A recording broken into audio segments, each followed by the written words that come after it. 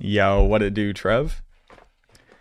Trev, we're using a new microphone setup. There's a whole bunch of new stuff happening. So you gotta help me. And by help me, I mean just make sure I don't sound like an absolute piece of garbage. And then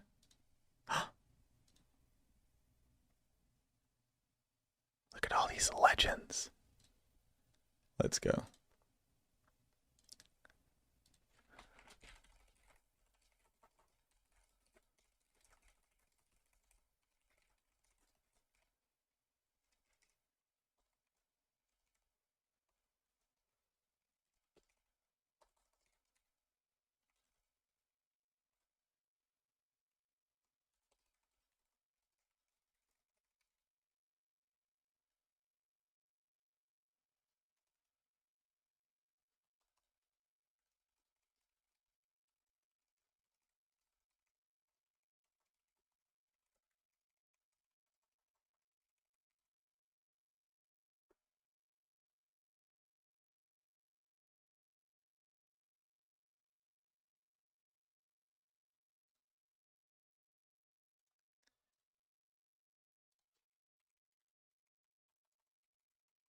You know when you gotta like go check if HelloFresh is like the thing?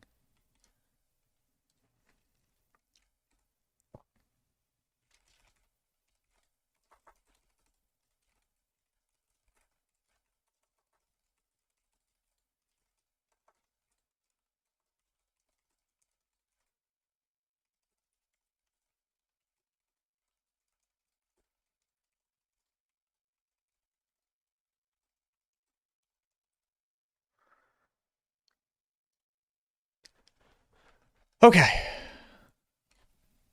All right, y'all. You're over here now. Welcome in. Yeah, what's going on, Morton? How you doing?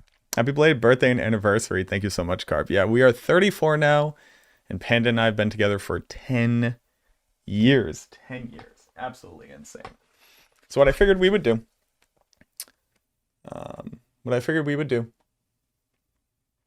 is get all the niceties out now. Can't wait to get back to review all the... Dude, the Spiritborn. When are you coming back, Trev? What's going on, Augusti? Let's just toss on some music while we're kind of chilling. It's always way too loud. All right, we'll put that down there for right now. Mike sounds great, by the way. Thank you. All right. So, you know, if you missed it, we had the opportunity to stream the Spiritborn live from Xbox Studio, which was kind of insane, if I'm going to be honest with you. It was such a cool experience. We're just going to be covering over my face right now, because why not? Put this above me. Also, shoutouts to HelloFresh. HelloFresh is a sponsor of the stream for this month. I'm actually really excited about this because I kind of wicked love HelloFresh. I've used HelloFresh a bunch of times myself. Now the promo that they're doing is for worldwide shipments. Anywhere you can get HelloFresh, this promo now works, which was something that wasn't the case the last time I did a HelloFresh campaign. You need centipede builds right now. Right now. Yeah, so what are people's first thoughts of the Spiritborn before we get into the live stream or the podcast? I'll be with Raxx and Wudijo and Chronikz. It's starting up in 22 minutes. Oh, do I have my little... Hold on.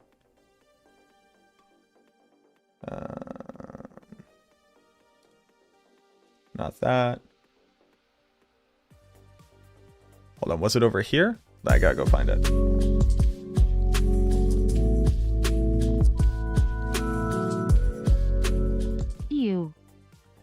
Yo, what's up, Violet? How are we doing? Not that one. Not that one. Not that one. Where is it? I made like a whole thing. All right, we'll go back over here and let me go try to find my picture. Not that one. Not that one. Not that one. Not that one. Not that one. Not that one. Not that one. Here it is. So this is layer.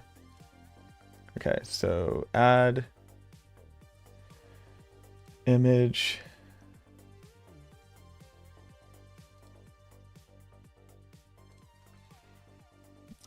Names. Browse. Downloads. Layer. And then hopefully everybody is just in the same place. And if not, I'll just scream. Thank you very much, Pilot. Appreciate you. Good to see you alive. Friday was insane. Looks awesome. The comboing of different spirits. The comboing of different spirits, I think, is actually too easy. Quite literally, I think it's too easy. First thought's not a paladin, don't care. Second thought, looks like a monk, which I don't like, but at least it's a cool monk. So, I'm sorry, is your first thought this isn't a paladin, so I don't care about this class? What up, Merrick?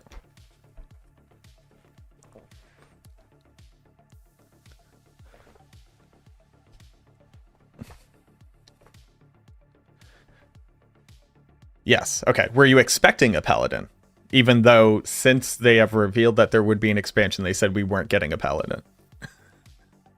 Or is it just that regardless of what they said, you are unhappy because it is not a paladin? I get wanting to have a paladin in the game, obviously, but... I love this. It isn't deep or interesting, the reason why there aren't paladins. There just aren't paladins in the world. They don't exist. Like, the lore matters at some point. Why is it too easy? Right, so the class mechanic is by clicking the class mechanic, all of your skills now fulfill all the requirements of all of your skills, which isn't... You would think that it's a puzzle, but it is not a puzzle. And I think that is literally too easy. Like, for me to change a single skill into a different skill, I need to use an entire aspect that requires me to sacrifice power on the Necromancer. The class mechanic of the Spiritborn is that all of its skills have whatever skill tag you want them to have for no cost. And my issue with that is that is too easy. Like, if it were an aspect that said, like, all your things are now whatever, sure. The puzzle is in the fact that there is an aspect which says that all of your skills now gain the tag of the secondary skill, or the secondary spirit that you choose. And I guess that's the sacrifice. But it's very, very cool. I just... It makes me envious.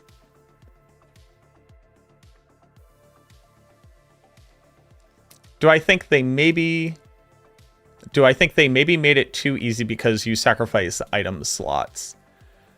That would be true if on other classes you legitimately chose to use 2 weapons instead of 1 weapon. Or at least for the Necromancer. And the fact that that doesn't really change my initial comparison critique. Not an aspect, it's a unique helmet. That's the same thing as an aspect, because it takes up an aspect slot. But sure, thank you for the correction. Like, mathematically and what you have to use to do it, that's the same. And it being a helmet is actually, like, kind of makes it easier. Because you're typically talking about a defensive or utility aspect in that slot. But yeah.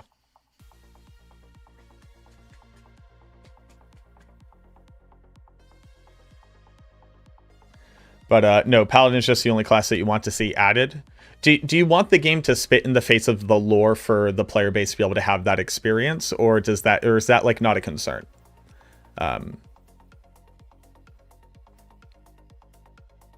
Like, would you be happy with getting a holy class that isn't a paladin? Or does it have to be a sword and board Zachamarite like thing? Because I'd like to really understand the if it's not paladin I hate it, which is like a pretty it's like probably like the coldest take on the internet right now, and has been for a very long time, is this game isn't real until it has a paladin. And I've always been very intrigued by that mindset and very confused by it. But for the Spiritborn itself, I loved playing it. The class is insanely good. It's insanely strong. It's so dope. And I hope that the player base has like a realistic expectation of what the life cycle is probably going to look like for it. Because I think they want it to be exciting, so they don't want to nerf it off the bat. But I would assume that after the first season with it, it will hopefully attempt to be brought into line. And I don't think they're going to be able to nerf it enough to make that happen, because I think it's like class mechanics are so powerfully, like so naturally intricate and powerful, that I don't think they'll be able to succeed at it for a while. LL finally fixed the stash problem? I liked Season 4 so much I leveled 5 characters to 100, and stash is really a problem even though I have 7 mules. CCD, thank you very much for the bits. Yeah, it's really funny.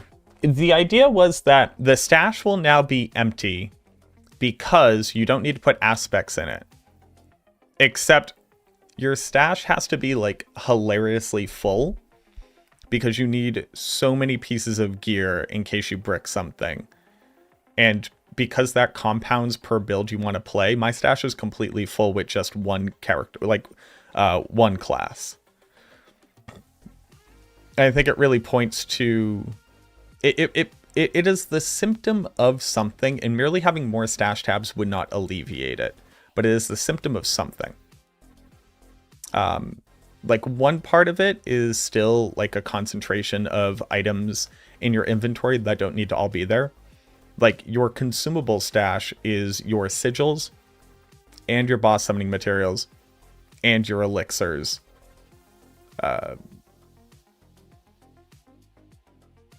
And like that's too much, right? Like that's just too many things. It could be something other than a little paladin. I want the sword and board fighter to me. Monks are a reflavor of rogue class, as very different flavor with the spirits, and that's cool. I see a lot of people kind of talking about this. I want a sword and board, and that obviously makes sense, right? It's a very classic motif.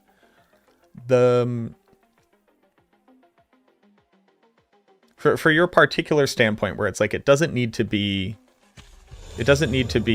a holy class per se, although most people are literally like, it has to be the paladin. In this story, so somebody asked about the Crusader in Diablo 3. The Crusader, the idea of the Crusader is that you are like a last of your kind, are you not? Like, what is the story of the Crusaders? And this is me showing my ignorance. Crusader Diablo 3 wiki.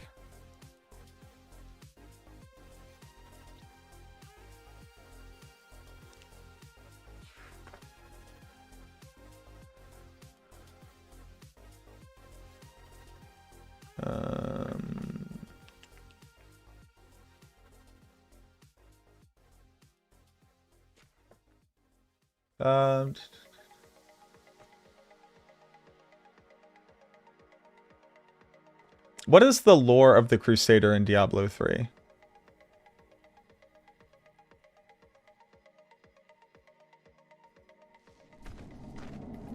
Oh, they are Zakarum. They pray to Akarat.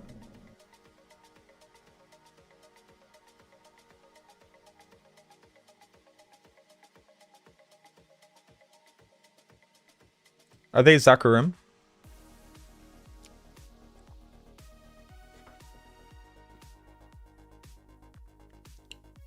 What's your thoughts on the stat squish? Do you think the casual play base is going to be upset with smaller numbers? What are my thoughts on people speculating that there will be a stat squish based off of level 30 limited gameplay in a developer build for the Spiritborn? What are my thoughts about that? One, it's pure speculation. Two, I think it's very interesting. The numbers don't matter, right? The numbers don't matter at all. What the number is doesn't matter. All you need to do is learn your new reference point for the new numbers. And the game needs to come down because they made it a system of multipliers, so all the numbers get too high.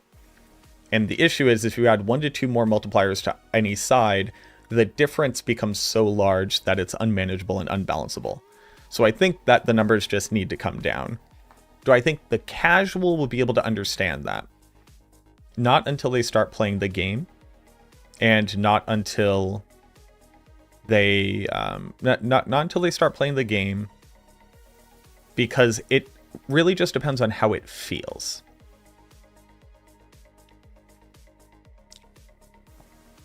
That's like, if I'm doing 1,000 damage now, but the monsters have 1/10 of their life, it doesn't matter, right?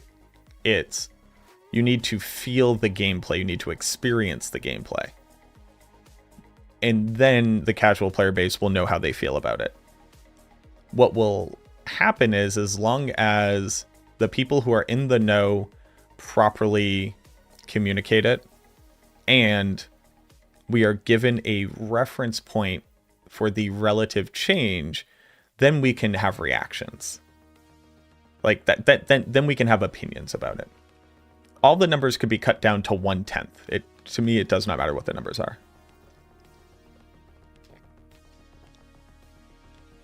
Logs, Rips, BM Hola, thank you very much for the follows. Just because I'm gonna be, I haven't done a sponsorship in a very long time. Awesome. Thank you very much, Grey Bush. I appreciate you for the 2 months. Thank you. I haven't done a sponsorship in a while. After the podcast, we're actually going to do a quick spot on HelloFresh, and y'all are going to help me order the box that I'm going to get home, and hopefully do a live stream of me cooking it. I've never done that before. I've never really done a live stream before. So I hope people are excited about it. But shouts to HelloFresh for sponsoring the channel. They're like one of my favorite brands to work with because the food is just like good, and it does offer a fairly like awesome option for people who can't afford it and who are like me, who like just suck at buying groceries and stuff. So I like full-throated endorse this product. I very much like it. But we're going to be doing a spot on that after the podcast. But shouts to HelloFresh. Look at that thing over there. It's in the description. It's in the description on YouTube, and ! HelloFresh on Twitch as well.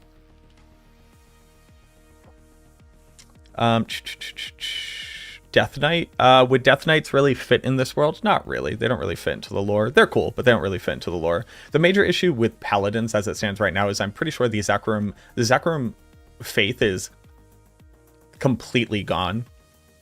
Crusaders and Paladins don't exist anymore. It doesn't make sense for them to be in the game world. The only Paladin that we could get would be from the cult of Inarius, the Church of Inarius, the Cathedral of Light. And that's what I thought we were going to get as the first class. But I really like the fact that they're going with a completely brand new thing in this world. Because what I find funny is, simultaneously, part of the player base just wants Diablo to just do what Diablo's been doing this entire time and doesn't want anything new, just wants pure nostalgia, just wants the things that they enjoy, which is not wrong, right? It's a franchise. You come to understand that from playing multiple games in a series in a franchise. While simultaneously, the moment that they do anything from any of the previous games, the developers get laughed at and said, "Kick W, you're just copying this. Like, you're just copying it from another game. Or this is just Diablo 3. The developers can't win. Like, they cannot win. If they do something new, they get made fun of. If they just do an old thing, they get made fun of. And I think that they have shown time and time again that they are willing to take what was good and find a way to bring it into Diablo 4. So I'm really glad that they made a hard stance on our first new class to the game will be a new addition to the franchise. I think that's a very good choice. What up? Hey, you Christo? How you doing? Do you think you'll play PoE? I'll play PoE 2 when it comes out for sure. What do I enjoy more, Last Epoch or Torchlight Infinite? I enjoyed Torchlight Infinite more, although I think Last Epoch has a more traditional ARPG feel for people who are looking for that. So I think a lot of people will prefer Last Epoch just because it's so much more a Diablo clone with like new age considerations for progression, whereas Torchlight Infinite is clearly a mobile first like hyper system game that is a bit less approachable. But I like playing Torchlight Infinite more. I like the combat more.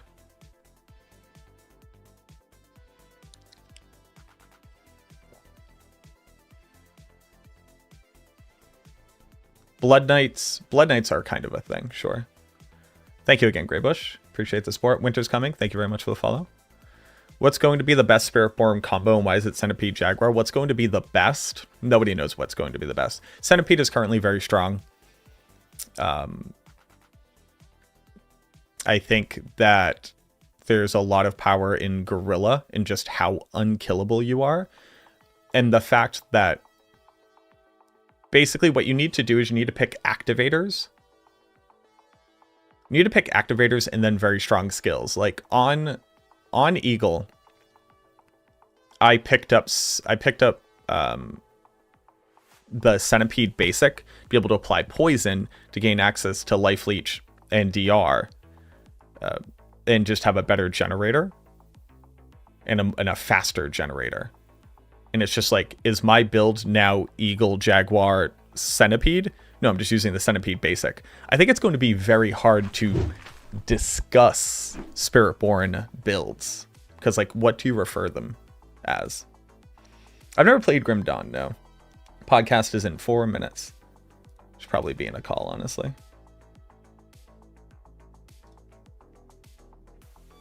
Yeah. Team Monkey. I'm big on Monkey. Monkey has so many things that just say use a monkey skill, become unkillable.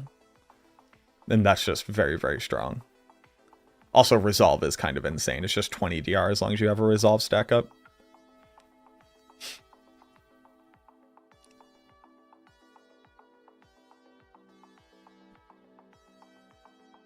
Also, it's hard to understand the mechanics of it right now, but all of the things that say take your thorns and apply them as damage is a very cool system that we'll need to kind of break down and understand, I think. I think those numbers will get kind of ridiculous very quickly. And I'm excited to see what that kind of looks like. All right, be good, Trev. Anything in Spiritboard that leads you to the hope speculate that they will do overhauls for the other classes? I think all the classes are going to see fairly significant changes walking into the expansion. They have to. I definitely think that the Necromancer and the Barb will get alternative ways of activating their Thorns. I expect Thorns to kind of have a unique application per class that can use it. If it's all just the same, then it kind of doesn't matter. Eagle is generally like vulnerable CC and mobility. Jaguar is like mobility and damage with ramping attack speed and crit. Centipede is life leech and damage over time. And then Gorilla is do big punch, get big barrier. Also big thorns. Let's go ahead and get set up for the stream.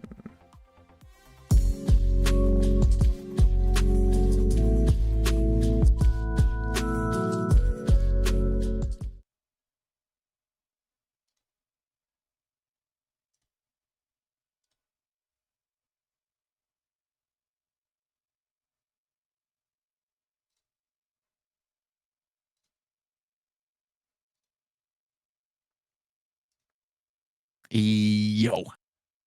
Yo, yo, yo, yo, yo, yo, yo, yo, yo. Ta-da.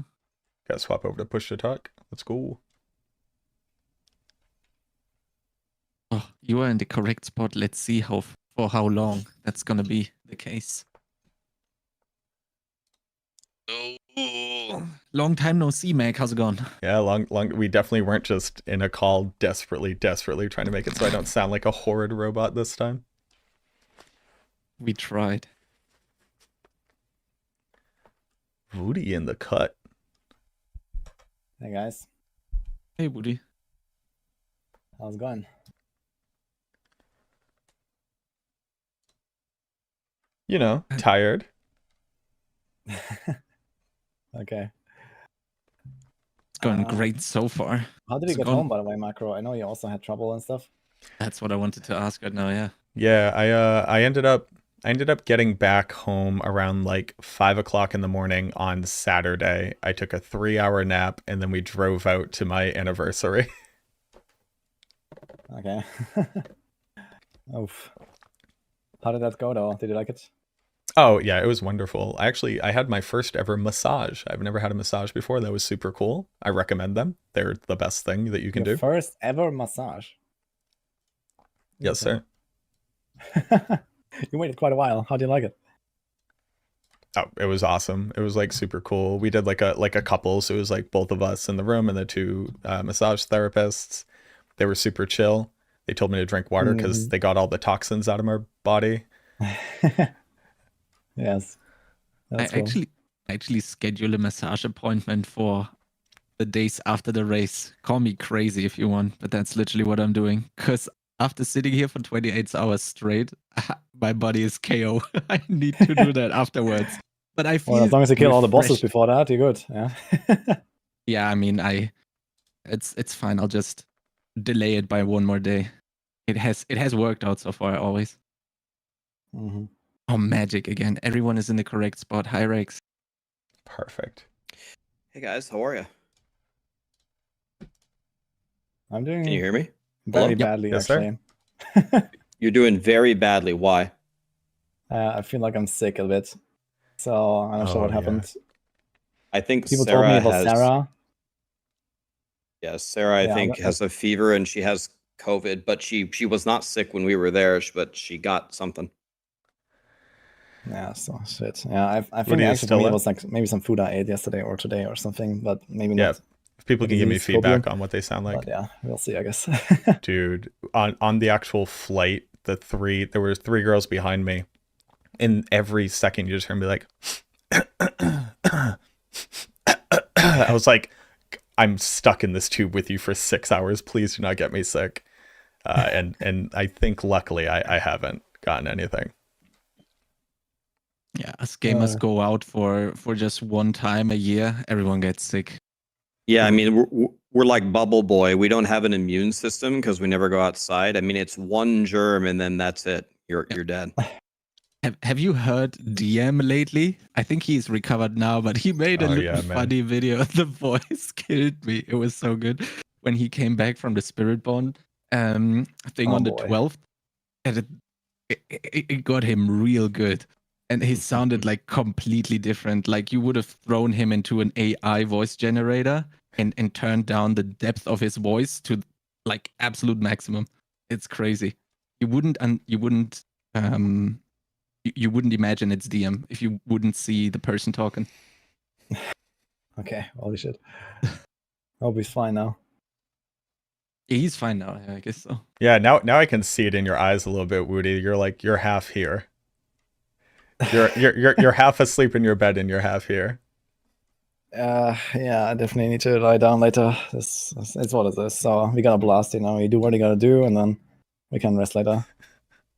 Someone give him a cucumber. Yeah, I could really need one. Meg, your background is flipped, but your shirt is okay. Every time. What do you leave me how? All right, hold on. Before we start, maybe we do a quick sound check for everybody just to make sure the settings should still be fine from last time. And while we're waiting for Meg, maybe Woody, you will start.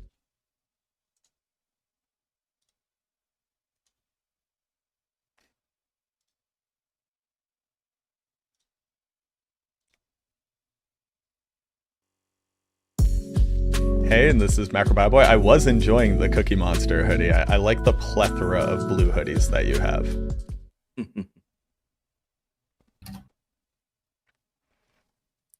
Okay, and that's Chronikz 1, 2, 3. Normal speaking voice, blue hoodie, Cookie Monster. Test. People keep saying that macro is lower relative to the other people, at least on my end. Yeah. So we can bump me up a little bit. We're trying our best. Hey, everybody. Oddly enough, we heard the feedback that my microphone sounded like hot garbage. Actually, hold on. Wait, I had you at 84. Now I have you at 100. My bad. Alrighty. I'm gonna continue to talk just real quick. Hopefully Chronikz doesn't have to touch anything, because this is how we get not garbage sounding MacroBioBoi. I think everything is good on my end, at least. Perfect. Yeah, I'm fine. Wonderful. So then let's start with the Maxroll Spiritborn podcast, although we're going to cover a little bit more than just the Spiritborn, but that's going to be at least the first topic.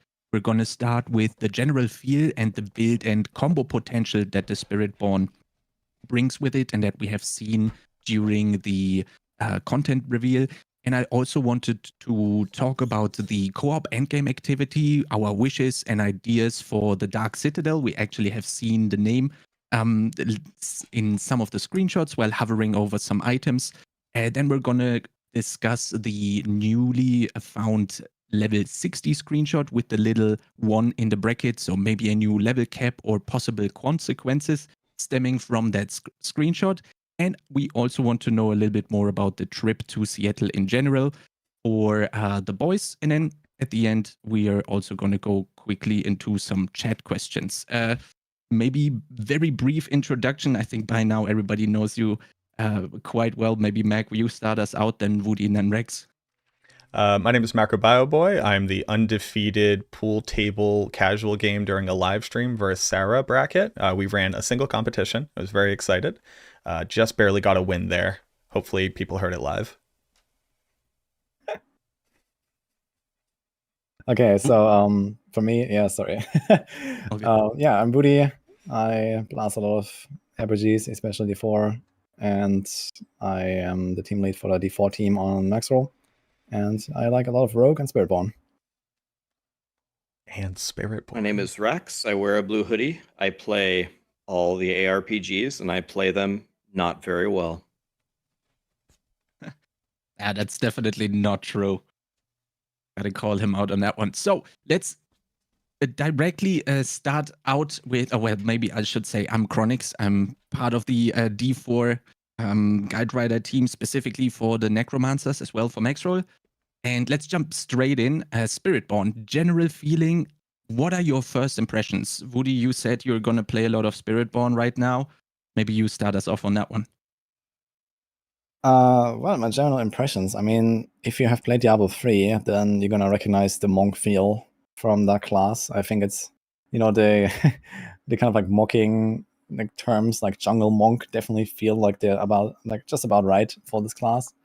And it's very fast, very agile. It has like these triple hit combos built into multiple effects, actually, not just the basic attacks. And yeah, it's very like combo heavy as well. Not in the sense that you have to press like many buttons necessarily, but like you can combine, certain scaling mechanisms. You can, combine the different spirits that it has and, build around those effects that it give you. And I think that really makes for a lot of like variety in the playstyle that will be appreciated by a lot of people, especially myself, liking like to theory craft a lot of builds. So, I'm going to be busy very long for this. Yeah, the thing for me about the Spiritborn that is the reason to be excited about it and it like going forward is it kind of reminds me of how the Druid was in the beginning, where a lot of the uniques and the different legendary powers enable you to do a lot of theory crafting, because you can make everything a gorilla skill or a jaguar skill or whatever. And there's going to be some really ultimate combinations that just give you infinite sustain and resources and staying alive, doing crazy damage. Once we dive in there and figure them all out, it's going to be pretty insane. One kind of like insider piece of info that I got from talking to some of the devs who have played more Spiritborn on like further builds and know a lot more than we do, is they said once you unlock a lot of the uniques later on in the game that we haven't seen, they really, really enable the Spiritborn to do some crazy things. So all of the different possibilities with its class mechanic and the uniques is going to give like theory crafters everything that they ever wanted. Before I walked in, I was hoping that the Spiritborn would be like a combination of the Diablo 3 monk and the WoW shaman. I'm not getting any WoW shaman vibes at all, which is sad. But I think the monk style and the way that it was presented is good enough for me to be very interested in it for a very long time. Mm-hmm. That's actually very interesting, and I'm not about to explain to Raxx how he feels about the shaman. I think there are a lot of skills on the Spiritborn that are akin to it being a spellcaster, which like it had a lot of that like elementalism vibe to me. Like you saw Woody's the combination of like the razor wing attack and the counter attack from Jaguar, which says as long as you have your counter attack up, they will infinitely like spin back off of you. And I don't know, there was something like very like almost like lightning storm-ish to that for me, but with bird feathers as opposed to lightning effects. But I mean, the class is cracked out of its gourd. I'm pretty excited for the first time that somebody says to me, but what if I just want to play a pure gorilla build? How come you will never make just a pure gorilla build? And it's because the class is a hybrid. Like I have no idea how we're going to refer to different builds on this class. Like, oh, mine's the primary Jaguar, sub Eagle, using poison, centipede alt, Thorns Fort Jaguar. That one's mine. That's how I'm building. Like, like how are we going to refer to these things?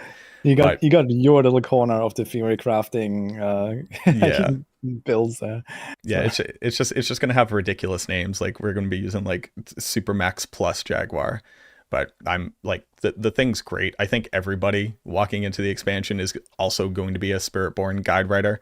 Like you're going to see so many people playing this thing and trying to crack it and all the different things that you can do with it. It's also kind of cool because since they have two specific weapon types that no other classes have, they have this design space where their unique weapons can be very, very powerful and transformative for them because they don't have to consider any other classes using them. And I think that's also pretty exciting from my outlook. Yeah, I was very confused when I saw the Spiritborn actually only having the one weapon and still having that little box on the right side below the jewelry basically. And I was, for a second, I hoped that you could also dual wield and therefore also get some variety that way. But it's literally only the staffs, and then you have the quarter staffs and the glaives. And the glaives, right? So it's and polearms actually. Polearms are also there. Okay, so you share these three things then, but they're basically the same thing. It's just about the different implicit then, from what I've understood, right? It's not like you can actually mix and match some form of attack speed difference like we had with the focus main hand offhand we don't know yet, but stuff, there might actually be stuff like, let's say, in the glyphs or the paragons, for example, like Barb has that, where okay, you wield an axe, you get this, you wield a mace, you get that, and maybe there's also like some more distinction coming later in the paragons. But yeah, I think personally it's kind of cool that they made like a two-hand only class. It kind of goes well with the theme, I believe, and it just feels very cool having a two-handed weapon. To be honest, I like it. So that's amazing. The other cool part about it is that the quarterstaff comes with inherent block chance or modifies block in some way. And that was something that when I was talking with Bjorn, Bjorn is like the lead class designer for Spiritborn. You saw him on some of our live streams if you tuned in. Bjorn's super great. Also, all the devs were phenomenal. I know we'll get into it later, but like top tier nerds, they had answers for every question that I had. Like they schooled me on lore. The people working on this expansion are like the best of the best of the best. But I was talking with them and I sat down and I realized, I was like, wait a minute. How does this class even benefit from block? Oh, wait, block is just the chance to block, and then the shield gives you damage reduction based off of your block chance. That's completely separate. Like that's a stat on the shield, and that's the only place that we've seen it thus far. So now that they're bringing block as just a concept to the game, and the quarterstaff will modify how block works for you, like definitely opens up places where like aspects can touch on your block chance and how block works. Your paragon can have nodes that say bonus based off your block chance at the time, because even one of your skills gives you 100% block chance for a certain amount of time. And then you can use that to increase your damage. There's like an 8.6 multi on a two-hander right now if they don't change the numbers, which I'm not going to freak out about just yet. But like, I don't know, man. There's so much that they're opening up just by adding this class in and having it have to work in the coding logic of the game. And that's one of the things I'm more excited for, is what does this mean for the rest of the game and the other classes and what they get to do. Yeah, so just to reiterate something that Macro just said, so you have the possibilities of changing the tags on your skills to interact with different things. So you're like customizing your character in terms of the actual build. But one thing that I saw a lot more, I mean, there must be other examples in Diablo 4, but nowhere near as many as I've seen on the Spiritborn class.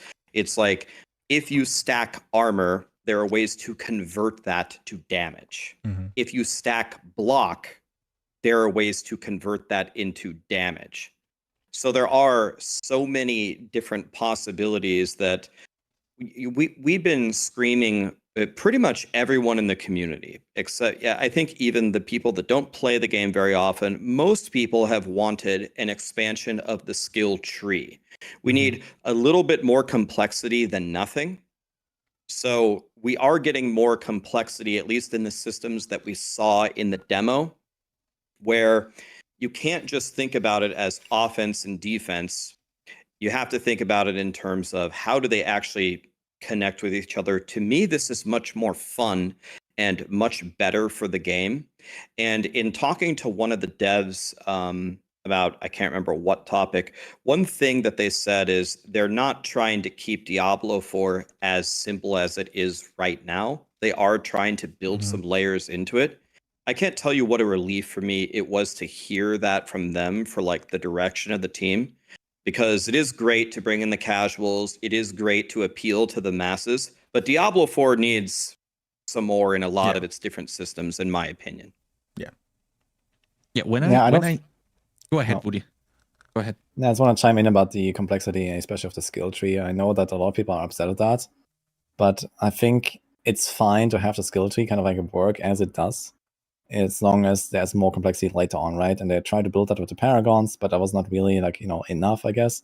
We had like some seasons in the past, like season 2 with the vampire theme, where we had like, for example, the vampire powers, and that was like a really well-received season, right? Because you had like these extra powers that are basically just like 5 extra legendary aspect slots, right? But they were kind of cool. They had like varying costs and like potential in some combos. And, there was like some extra complexity added during that season at least. And then kind of like we didn't really have anything like it again. But, if they add more systems, not necessarily just like expand the skill tree, but, there's something else that comes, beyond the Paragons, beyond the skill tree. And, something like those vampiric powers, for example. I think they can definitely like open up the build diversity and make it more interesting for everyone. And without really like, like shying away the casual players that log in, start a fresh season, and they see the skill tree. And I guess that's like one of the big strengths, that it's so welcoming with the skill tree. It's like, okay, you go down, category by category, and it is fairly simple. But then there's also still like this min-maxing you can do, and then there's other systems on top of it, which is very nice. Yeah, at the beginning of D4, I was actually bummed out a little bit that it seems seemingly a little bit too easy. But when you then thought about it, it is actually, in my opinion, a very smart move, delaying that effect of, for example, when you first time open your skill tree in Path of Exile, right? Like maybe 2 or 5% of the people, or a very minuscule amount, goes like, oh, wow, that's cool. But more than 90% just goes, oh, no, I don't want to deal with this, right? And delaying that moment to a further later date, after people have already invested and gotten familiar with the game, I think was a very smart move. But as Woody just said, we need something on top. We've talked about this in the last podcast as well. Like just one more little, and not even one more, but maybe multiple other little systems that build on top of that, and they don't even have to be present at absolute level 1, right? They can come later, and I just hope that we are going to move more in that direction now, because yeah, I think it's just a smart move of actually getting or keeping players in your game, right? And I'm also, you said the skill tree system, you wanted to keep it how it is. I'm a little bit going forward in the topic list here a little bit, but we saw the screenshot. There were some skill points, and it showed 69 skill points. Nice. And exactly. And maybe that is actually the added complexity on top of everything else, right? If we have another layer of complexity added in a skill tree, we obviously also need some more passive skill points. How do you think about that? So from what we've seen, what people have broken down, right, is the character was at max level at 60. It was like gold, and then it had 69 skill points. So theoretically, something is coming down the line. Whether or not that's what they were testing there or something that's going to be in the expansion, obviously, like none of us can like really know or speak on. But let's assume that it's just true. It's just real. We already know that they want to add more skills to each class's skill tree. And if you look at the skill tree of this Spiritborn, like if you go back down and look through it, the number of like modifying passives that kind of work for everything, as opposed to your bleed, crit damage, do 8% more vulnerable, like whatever it is, were significantly like bolstered. Like there was just more of them. And then on top of that, when you got down towards like the final nodes, the ultimate modifying passives was like its own skill tree, just kind of shooting off the side of the node. There was like 9 different options with 3 different paths to go down that just modified what happened when you used an ultimate skill. I'm expecting for us to see some of that kind of like retrospectively modifying what the current classes look like. And then on top of that, we literally would need more skill points for it to be like interesting that they would add more stuff. So I think that kind of coincides. I think it's coming. It makes sense. And my only fear is that it's just going to give us like a different spender on the other classes. And we're going to have to wait a long time before we see anything as cool as the Spiritborn skill tree. The thing for me, even before going to the event and talking to the devs, which they have shared some of their like future plans with us that we cannot speak about today. But even before going in, think about, what do we know about the expansion? Okay, we know how much it costs, and we know the release date, and we know that there's a Spiritborn class. In no universe do I think that that's all that they have for us. I was genuinely expecting there to be a bunch of other things, not just new additions to the game, but reworks of current systems.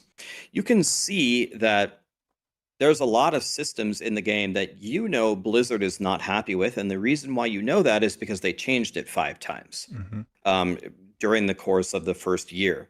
For example, we're talking about, we think the level cap is 60, and then we're building something up after that. How many times have they tried to adjust leveling up? Like, it used to be like a 140-hour arduous journey that nobody liked. So if they want to cap it at 60, was that the original cap of World of Warcraft? Seems like they're like drawing on inspiration that they've done in other games and making some changes. I'm also expecting systems that have had very little changes, like the Paragon system. The Paragon system, other than changing some multiplicative here or there, it really hasn't been iterated on at all. Right. And the Paragon is like, it's kind of like an illusion, right? If you gave me, Macro, and Woody a planner, and you said, go make a Centipede Spiritborn in a locked room, you got 1 hour to do it, and then we presented it to Blizzard, the variance on the Paragon boards themselves and the glyphs that we took would be so minor. You could take any of our builds and swap out the Paragon boards, and it would have almost no impact because it's just an illusion of choice. You pick the couple legendary nodes that you need, you path to the glyphs, you pump the glyphs, and that's essentially it for almost every class. So this is all to say, I'm expecting there to be more announcements that Blizzard is kind of holding back about the expansion. We don't even know anything about it yet in the public eye. So I want to see what they've actually got. Yeah, kind of same here as well. I mean, as you said, we know some things that unfortunately we cannot share. But yeah, there's like a lot of stuff that I think people are going to be excited about that I guess we'll hear soon. And we also don't know all the details. So I'm also excited to see like what exactly they will announce. But yeah, either way, there's definitely a lot more coming in the expansion. And this is like exactly what we alluded to earlier with like, for example, extra systems, extra progression, extra complexity, right? So this is obviously coming in the expansion. And I think anyone who assumes otherwise is just kind of like not really thinking enough, I guess, about what is going to happen in an expansion, right? As Raxx said, they are reworking a lot of stuff. So when it comes to reworking, Meg also touched on this a little bit. After seeing Spiritborn, I was actually a little bit shocked. I was like, okay, when I saw this, not only from a build maker perspective, but also just from someone who wants to log in and play the game, I was like, why do I want to play a different class than this? Like, what is the incentive going to be for me logging onto something else? Now, quite sure the developers are aware of that. What do you guys think? Are they going to? Raxx, go ahead. No, I'm sorry, I didn't Okay. interrupt. Are they going to get the other classes up to par? And how quickly do you think is that going to happen? Yeah, so I mean, I think everyone is, and I don't know, I could be wrong. Like October could come and the statement I'm about to make could be completely wrong. And I don't know anything on this. I don't have insider info that's contributing to this. This is all just my own personal feelings. I'm not worried about the other classes at all, man. Cool. The Spiritborn is an awesome class. It's very, very cool. They've clearly put a lot of work into it. I don't think for 1 second they're going to leave behind the other classes. It would not surprise me if one of the other classes, I mean, Barb has ruled the world for so long. It would surprise me if Barb is still the strongest class on the expansion. I think there's a 0% chance that the other classes are just going to get left behind. They will continue to get cool stuff. There's a huge difference between will the classes be at the level of the Spiritborn, and how does it feel? Well, the Spiritborn feels really good. It's new, it's shiny, tons of cool mechanics. So it gives you this illusion that it's better, but I don't think for 1 second that Blizzard is just turning a blind eye to the other classes. I think that's a 0% chance. Yeah, I agree with that as well. So it's so easy to just kind of like make new builds, introduce some new uniques.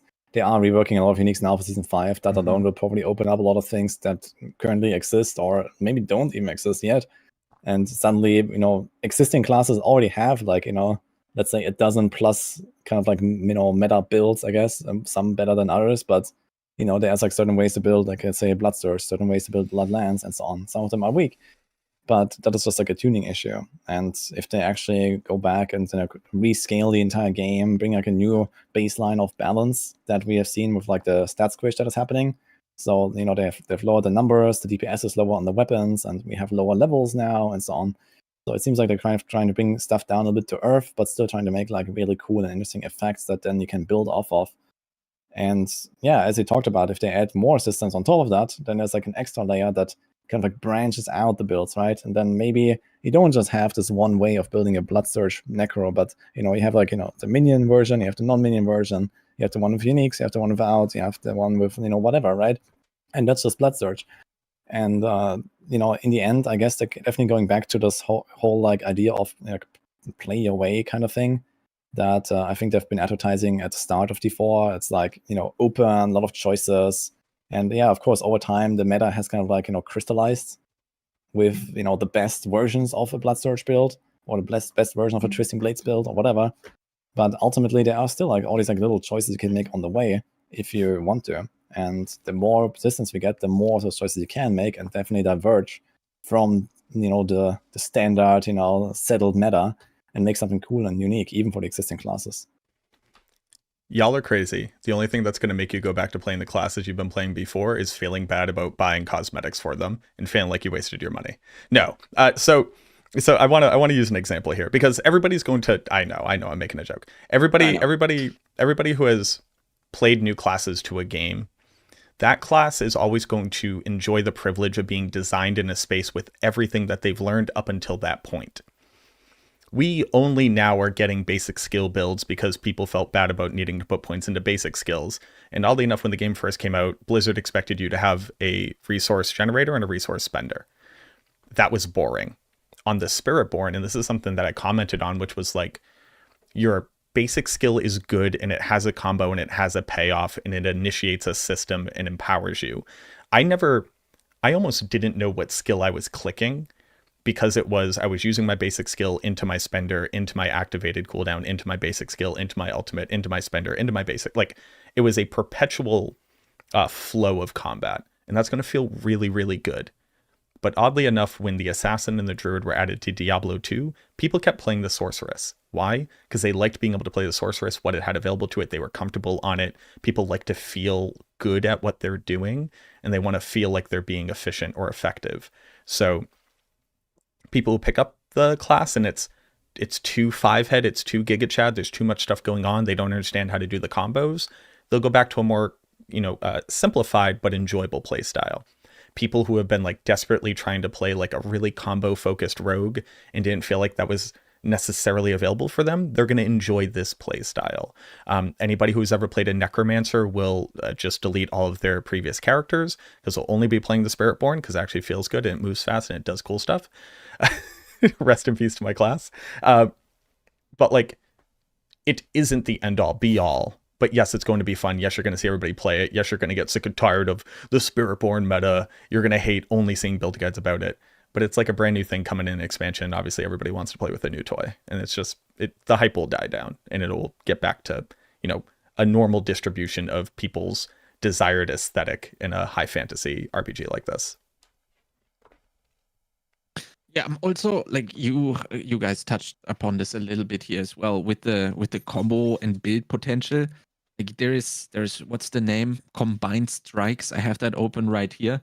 Each different basic skill you cast increases all of your damage by a certain number for 10 seconds. So not only are you getting a basic attacks build right from the get-go, but you're also getting a multiple basic attacks right from the get-go.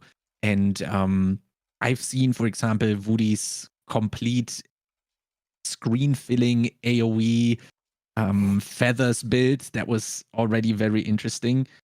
How are you guys feeling about the 5-head almost necessary to get something going on the Spiritborn? Has anyone tried even experimenting with a single spirit? Or have you always thought, I need to have double spirits to actually unleash the full potential of the class? And how did you feel about the complexity that this class brings in terms of making the build? Maybe Raxx, you start us out with on that one. So I think the complexity is just right, as we spoke about earlier. I think the complexity for everything else has been too low at this point. I'll tell you one thing that I'm specifically staying away from is when I got back, yes, people recorded videos of all the skills, all the passives. They went through the armory, this and that. They're missing the build defining uniques. But that is enough to get started to try to do like a single spirit or try to make some builds. I think that this is a complete waste of time. I think it's time that you have thrown straight into the garbage, because the build that we saw, I mean, we were sitting there at the lunch table with Bjorn, SPIRITBORN, the guy who designed the class. First of all, not only are we testing several build iterations early, there's a lot of things that we just haven't seen. So you're like trying to assemble like a Lego house with like only 5 of the 50 pieces, and you don't even have the right 5 pieces. They've actually been interchanged out. So conceptually, it's very cool. I think there will be certain benefits to going all one spirit, especially with some of the uniques that they describe that we can't talk about right now. We'll see how it plays out in the actual patch.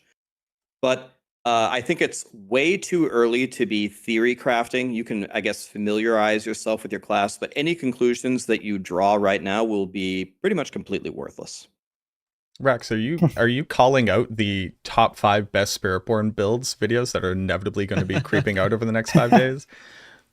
Don't do them like that, man.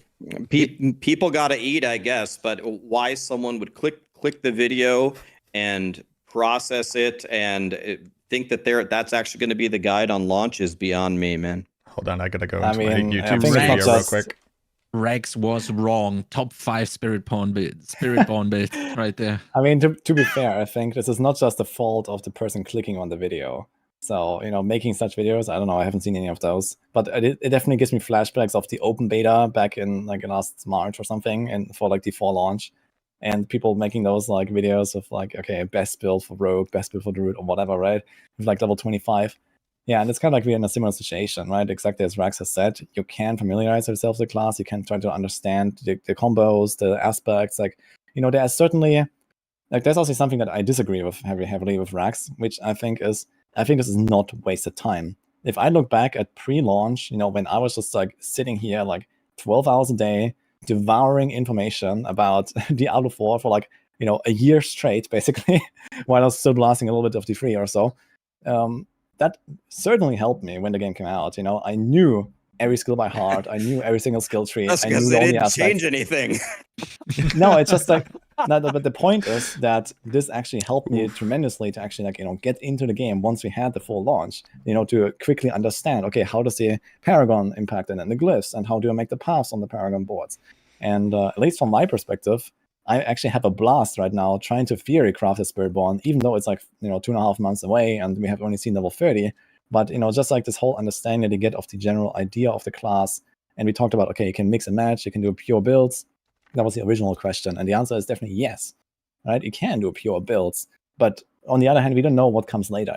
Is there going to be enough power behind it? Maybe you can do pure builds until, I don't know, you're kind of like in like, let's say, pit 100, right? And then if you wanted to go the extra mile to like pit 140, then you might have to switch out the build and make it more complex or something. But either way, I think from the theory crafting perspective, it's very interesting right now. I've already just sat there. Like, I had like 2 12-hour flights. I sat there not doing anything but looking at the Spiritborn, in my flights and trying to understand, the skill tree, trying to learn every single passive. And it's just really fun doing that. And I think this will not be wasted time, even if some stuff is changing, the numbers are going to be tweaked, something is going to get nerfed. Yeah, who knows, right? But I think it's just very useful. So for like the preparation of when the game actually comes out, because no one is going to know anything. No one has seen the Paragon and probably won't. And, the interesting part about it is like, the first week, for example, right? When everyone is going to blast the Spiritborn, like who is going to make the best builds? Who is going to make those guides? And those are the people that will be the best prepared, that will understand everything really quickly because they have, put in the hours beforehand. If you just start on launch, then you're not going to have a clue. You have to learn all the basics that I already learned like 4 months ago, basically. So I think it's going to be very exciting to see what's going to happen on that end. But from a theory crafting perspective, it's really cool. I think we could take the less hyperbolic stance that Raxx was putting out there. It's more so calling out this concept of like making declarative statements about what this class is going to look like when the game releases, and then like holding the universe accountable for those declarative statements. Nobody knows what the best build is going to be. So somebody says this is definitely going to be the best build, take it with a grain of salt, and that grain of salt being that person cannot be correct. As such, when we walk into the game and it turns out that build isn't that good, don't then turn around and get mad at the devs like, oh, this was supposed to be great. The numbers that I saw were super big. Why is it different? Well, it's because the stuff that we saw was outdated. To Wudi's point, everybody's going to be theory crafting this thing. And he is completely correct. Like, even if we walk into the game and it's like, whatever the attack is, this attack, they changed it so that like the multiplier is smaller or the base damage is smaller, or this effect has a minimized size. Or whatever, they add an element to it. It doesn't really matter what the change is. You at least had an idea of what it was before. And now you can say, like, with that understanding, I can then formulate an opinion about how good this thing will be. Let me go test that. But so this was like a long segue, but or it was a long trip away from the original question. Will there be pure builds? I think there obviously will be, right? But when you really look at the system of the Spirit Hall, you have your primary spirit that gives you your primary spirit's bonus and says all your skills are now this skill type. All your skills are now Gorilla, all your skills are now Big Burb, all your skills are now Godzilla Centipede. The secondary one tends to have a flavorful augment to what that kind of idea is. So like the big monkey says you can now have more resolve. Resolve says as long as you have a stack of it, you have 20% DR. And you could have more stacks of it. And if you have a certain number of them, you're now unstoppable. You don't need to use monkey powers to get resolve. You don't have to use the monkey spirit to get it. But it kind of feeds into the original concept, but modifies your things more fully. The thing that I saw was that I always felt better using a secondary spirit to augment what I was doing, because the primary spirit that I was using was lacking that ability. So like the Burb gives you ramping critical strike chance until you crit, right? That's that one. It gives you ramping critical strike chance until you crit, and then you have 100% crit chance for 2 seconds. That one feels really good for leveling. It feels really good to be able to put onto a build that maybe doesn't have access to as much crit chance. But I don't see me going Bird primary, Bird secondary, because like it's like it doesn't really add to what the primary Bird skills are attempting to accomplish. But I don't think there's realistically pure skills, only because if you look at any other class right now and you go, if I could add any skill tag to this that I wanted, would I use it on my build instead of what I'm currently doing? And the answer is typically yes. So I don't know. People are going to make them. I think that they'll be obviously weaker because they don't have access to as many tools as they could. Before we move on to the next topic, obviously every time the Spiritborn comes up, feel free to talk about it. Your favorite spirit or spirit combination after actually getting your hands on? Maybe at the top of your head, Raxx, you already know one? There's one and right it's answer. not because this one was just kind of the ruler of the demo that we played, but I think the one that I like the most is the centipede. I really like the idea of just poisoning and slowing and manipulating everything around me. It kind of feels like you enter the room and you're like the king of the jungle kind of there. I think that one. I think the eagle looks the best, like the little feather throwing with the blue lights flying everywhere. It just looks incredible. I think the demo didn't do the Jaguar justice. Like, it's probably going to be that's one of people's favorites. It's got the massive attack speed. It was just so underpowered. I was just hitting the bosses over and over and over, and I'm like, well, I could just summon a centipede and one shot these guys. I think the gorilla is going to be incredible for hardcore. There's something very satisfying running around just doing big smash and nothing can kill you. Very, very satisfying. I'm still going to stick with the centipede, though, after the inevitable balance thing and nerf it.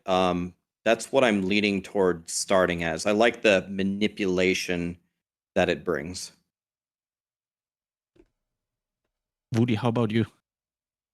Yeah, I kind of resonate with that. Like, just from the theme and like just the uniqueness of the centipede stuff, I really like it the most. It also has like this whole poison stuff that we are used to from the rogues, so obviously I like that.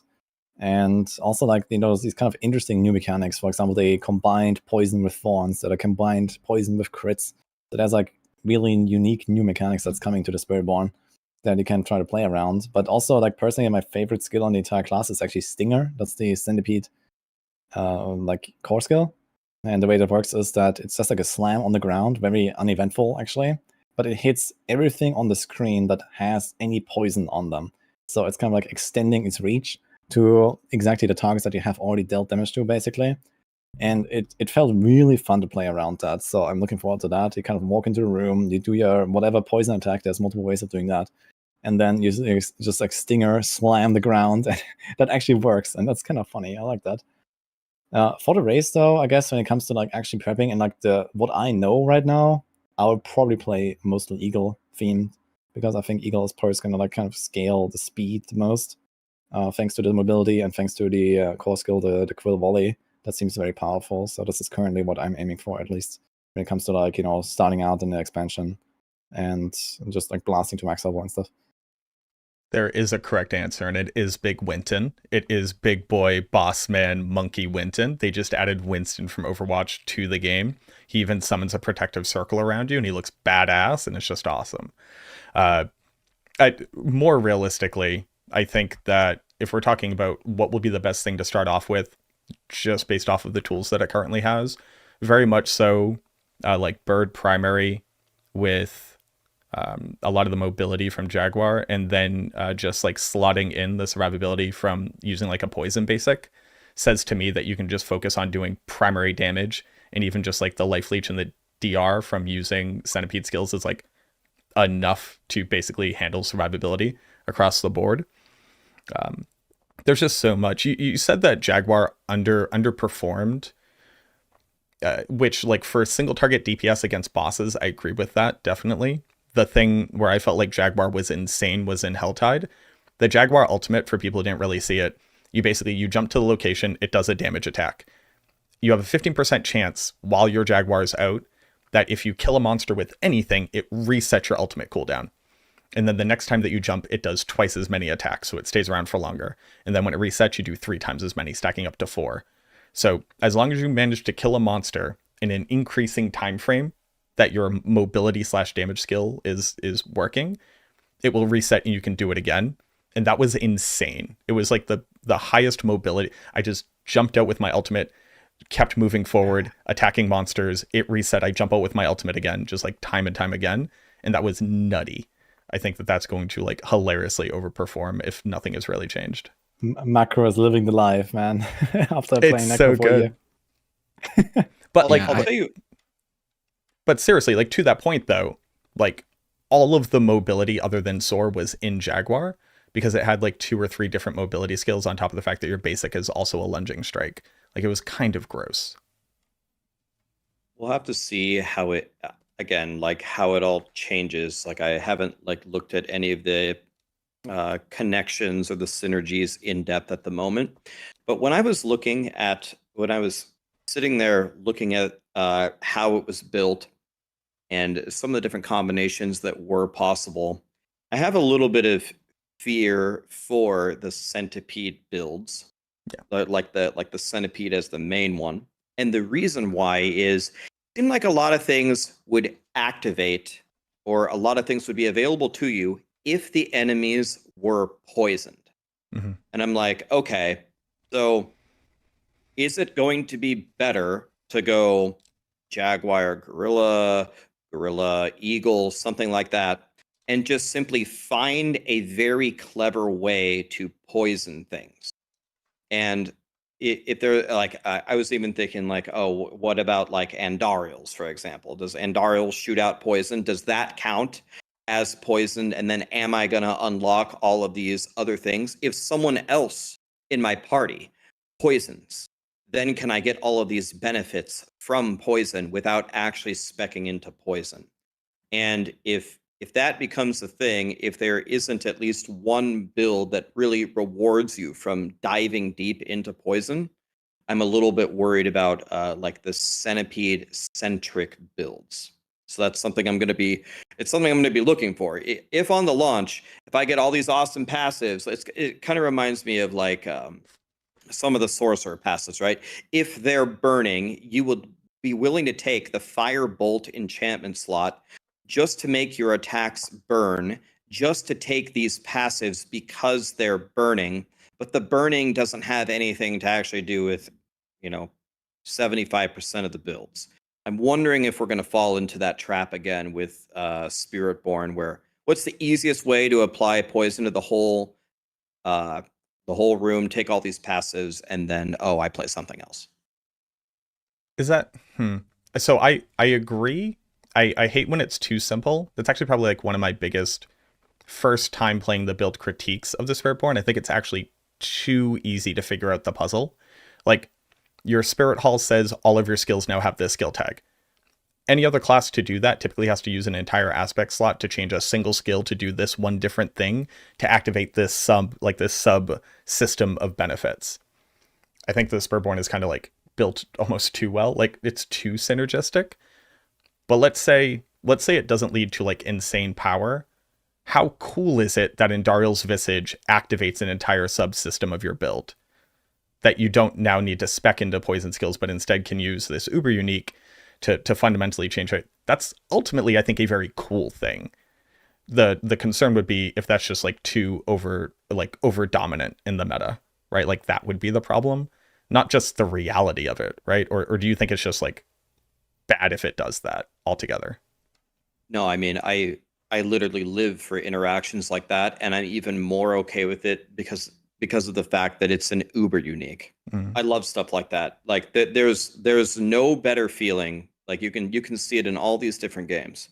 There's no better feeling than when you're playing Diablo 2 and you get that jaw rune to drop, and now you have an enigma and it feels completely different. Or when you drop the mage blood or the headhunter in PoE, and life is actually just completely different from there forward. If you get an Andariel's, it unlocks this ultimate build where you get all the poison stuff essentially for free, and you go the other spirits, and now you're just frying. I've got nothing wrong with that.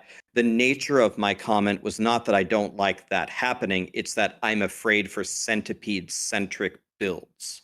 So I guess the main takeaway that I'm trying to deliver here is I hope that in the design, in the end game, that there is a reward for going very, very heavy into the poison. Because if it just turns into a stupid put the firebolt enchantment slot, take all the burning stuff, and burning never matters, we've lost an entire archetype that could have been there that would have been one of my favorites. I think Gotcha. it's like way Thank too you. early to really talk about this level of detail here with the builds. Like personally, and after looking at all the stuff that I explained earlier, like I don't think there's anything wrong or anything to worry about here with the poison builds. They do seem like to have very strong scaling in the late game, and there might be also ways to just play like a supportive poison, kind of like firebolt on a Sork, but there might also be ways to like pure poison with or without Andariels, and I have no worries about it. So I guess the rest is just like tuning on like some aspects or some skills that really matter there. That can always be changed. Yeah, I can definitely see both sides to that. Andariel's visage comment. What was, Woody? You probably know this. What was that helm that was also giving you the other tag on top of that would directly It's called Harmony. Harmony? There we go. Yeah. That's directly fighting against that helmet slot against Andariel's, right? So we would kind of already have a solution or kind of like an alternative to that mythic in the future. I hope that's going to give another solution to Andariel's, right? It's maybe not as strong, but maybe just get that build for the people that don't have access to mythic uniques earlier on, an option to play that build. That Honestly, you can this hopefully Harmony play in the end. unique helm, yeah, it seems very crazy. Just like looking at like from the perspective of what we know about uniques right now, looking at season 5 uniques, for example, that we have seen like a few previews of. Like looking at this Harmony helm, so basically what it does is it gives you an extra skill tag based on your minor spirit hall. So you can now have 3 different animal spirit tags on, and you get I think 50% extra bonus damage for each tag. So you guys get like a insane amount of damage multiplier on your helm. Plus it has pretty decent stats, it looks like. So it seems like something like that is clearly outperforming something like Shaco and Andariel or so anyway, unless you specifically make a build around Andariels, I guess, which may or may not happen. But it definitely looks like some very powerful item, and it's fine. They can like include some powerful uniques, and we have seen some other uniques that I've previewed. For example, the basic attack stuff, like we talked about, or like Macro mentioned this earlier. There's like the built-in combo potential already for the basic attacks, and now they also make like an item that actually allows you to play like a pure like a basic attack build right from the get-go, right? If you get that stuff, then or like the squatter stuff, then you can make that basic attack build right from out of the box, basically, that, for example, we previously didn't have until like very recently in Diablo 4, where basic attacks were just always useless in terms of DPS, with some exceptions maybe. And now we're gonna get delivered a package of, okay, you can play this core skill and this core skill and this one. And also there's like these other bunch of skills, and there's also different ways of scaling each of them. And there's also all these basic attacks that you can either use as a supporting skill or as a pure DPS skill. And then you can probably play each of those basic attacks as a, build defining skill, right? So it seems like there's like just so many build options that come out of the box with the Spiritborn based on what they have learned in the past 4 seasons. And I think that's really amazing. Like if you're going to launch, and it's going to be like, 50 different versions of all kinds of builds. And I think it's going to be really cool. Yeah, I think everyone agrees that we're really looking forward to to that part and exploring that and actually getting the hands on. I'm very curious how long the line at Gamescom is actually going to be. I'll definitely try to get there early and see if I can somehow get in front of the line there and get my hands on the Spiritborn to play that as soon as that's the case.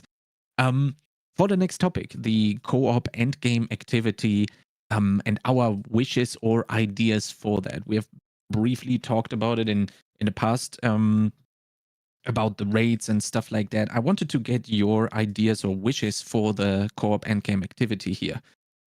Have you thought about it more in detail about it being mandatory to have other players in the group or co-op being a mandatory factor here? And what are your ideas? Do we go more into the World of Warcraft raiding section where it's like where you need to do a couple of things right and then you're good? Or do we go into the Lost Ark section where you have to know 10 billion interactions by heart and hopefully do them in the correct order?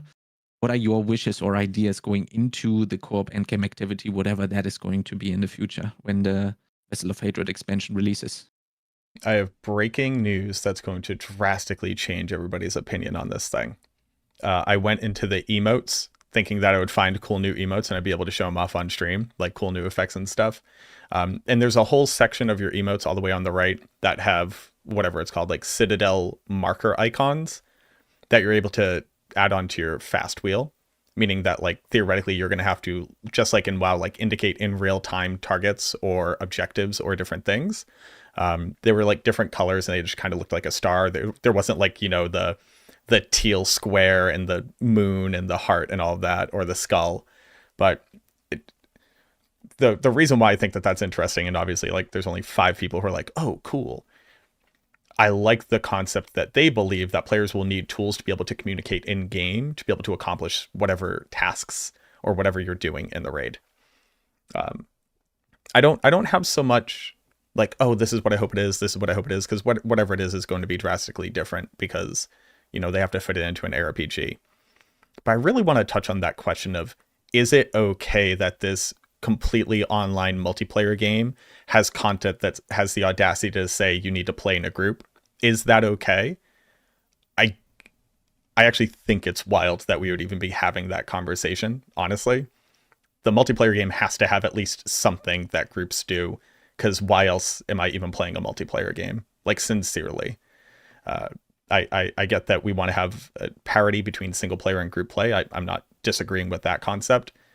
But at some point, it's got to be okay, and we don't have to like clutch our pearls that there's multiplayer content in this multiplayer game. Yeah, so for me, when I look at, so I've done a lot of raiding in different games, and so I'll tell you something from Lost Ark that I don't like, and I'll tell you something from WoW that I do like, and then some other things about this endgame activity. So for Lost Ark, there is a crazy level of toxicity in the Lost Ark raiding unless you have a set group. It's actually unreal. Mm-hmm. So you queue up for a boss. You have however many it is, 8 people. They'll kick you out if you are not the right base. And then when you get in there, then you have to like all agree to fight the boss or all agree to leave. And there's lockouts and things like this. And when you have 8 people like random and you're trying to explain things, the level of toxicity when you wipe like once or twice, even if someone says, I've never been here before, let me learn, is crazy. So I would hope in whatever system Blizzard has for like how you can leave and how you can complete the bosses, they've taken a look at how it feels to be a normal player trying to do these in Lost Ark. And as the difficulty ramps up, so does the toxicity. That's something that I'm hoping to avoid. One thing that I really like that World of Warcraft did, which enables you to use, one of your questions was, do you care like how simple it is, or do you care how complex it is? I like what World of Warcraft does, where you have like normal and heroic versions. where everybody can experience the content. It's not as difficult. And then, I don't know, the Uber Diablo in the final level of heroic rating or whatever the hell it's called. I think it should be damn near impossible if you want to clear it on heroic. And you need like a team, a really, really good teams synergize, play very well for multiple minutes to win. That would be kind of my dream. So there's something that I'm hoping for and something that I'm hoping that they avoid. Yeah, from my perspective, usually I play a lot of like solo Southbound with like the occasional grouping for like, boss rotations and stuff. But I'm just like more of a solo guy these days, I guess, when it comes to RPGs. And personally, I don't like the outlook too much that this is like only a group system. Actually, someone in my chat said that during Raxx's interview, it was confirmed it can be soloed. Is that true? So I asked them the question. I'm not sure if they 100% confirmed it, but I brought up the fact that we definitely need it to be, or I would really like it to be soloable. I don't know if they gave us a 100%. Okay, my chat is saying that yes, he 100% confirmed it.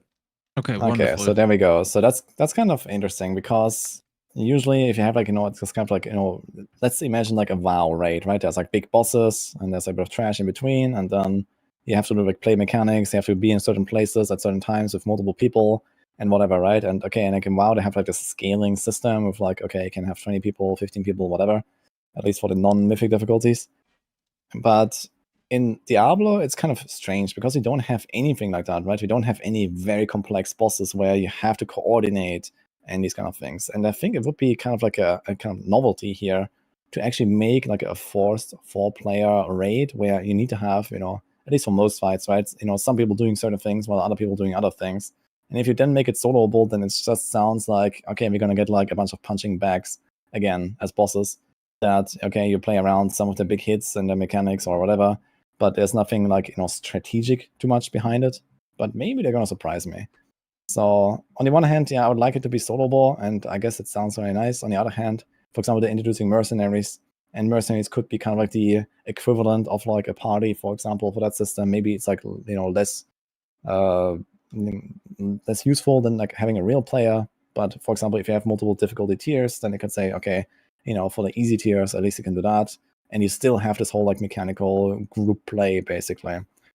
But either way, I'm kind of excited what they're cooking. I think it could be really amazing. Yeah, I personally love like fighting big bosses, and if there's like enough to it, then this can be really fun. Even if it's like just like another mega dungeon.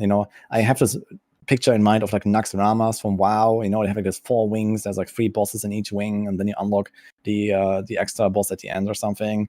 Like if you do something like that, and there's actually like this kind of like mega dungeon, you spend multiple hours, many hours in a week, for example, playing through it, coming back, continuing, or something like that. I don't know. This could be really amazing if there's like badass boss fights. I think it all depends on the tuning in the end. I think. One thing that I'll say, kind of in Blizzard's defense, I guess, is I would not envy being the developer of that system. Because I think unless you do an extremely good job, the solo people can come in and it works for casuals and it works for the blasters and it's challenging and it's rewarding and it fits in perfectly. I think people are going to complain. I think they're going to have to get a lot of things very, very. Hi, Callie. I see you. Yes, I played with you twice already. How many times do you have to play? I think I do not envy their position. I would not want that job. So I'm going to try to keep that in mind when it comes out. If it's even decent, I'll give them big credit, because I think that this game mode is going to have a bullseye on it, and I think I can just see the complaining from months away. To that exact point, like I want to use Infernal Hordes as like our newest cultural touch point. They put out this new roguelite system. It immediately got like a ton of backlash. 1, like it wasn't good enough. 2, it took too long. 3, it felt like it wasn't like interesting enough. Like it wasn't challenging. But on the other side, it felt like you couldn't do it on certain builds. And based off the conversation that we had with them, from the season 5 PTR, it's getting a pretty sizable overhaul to like how valuable is it for the player's time. And when Woody just said, what if it's a raid that you do over the span of the week. You come in, you progress it a little bit further, you get to this checkpoint, you get to this boss. Like, could we see something like that in Diablo 4? Made me incredibly excited. I've been saying for a very long time, I wish that this was World of Diablo, and I get mocked in everybody else's chat every single time. It doesn't change how I feel.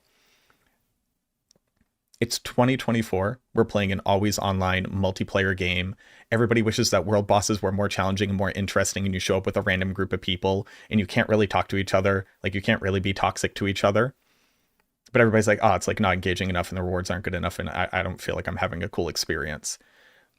The moment that this content comes out and people start having the reaction of like, whatever, just like absolutely shitting on it because it had the audacity to try something different in an ARPG, I also would not envy them. And I'm good, as long as it's good and they're trying to make it engaging and interesting, I'm going to be on the front lines of like, shut up and just play the game and just enjoy something for once in your life.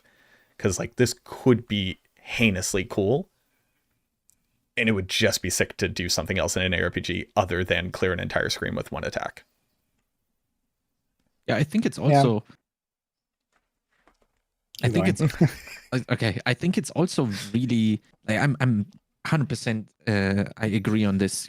I mean, we see it in all the other RPGs. Yeah, Path of Exile has iterated on their systems for the past 10 years or so. Every time they bring something out, they give us something. Well, it's 50-50. It might be cool, it might be awful. But then again, after like a week or so, it's fixed, it's playable at least. Then it goes away. They work on it in the background, and then they present it to you, and it's suddenly awesome, and you can't even remember how it was playing without it.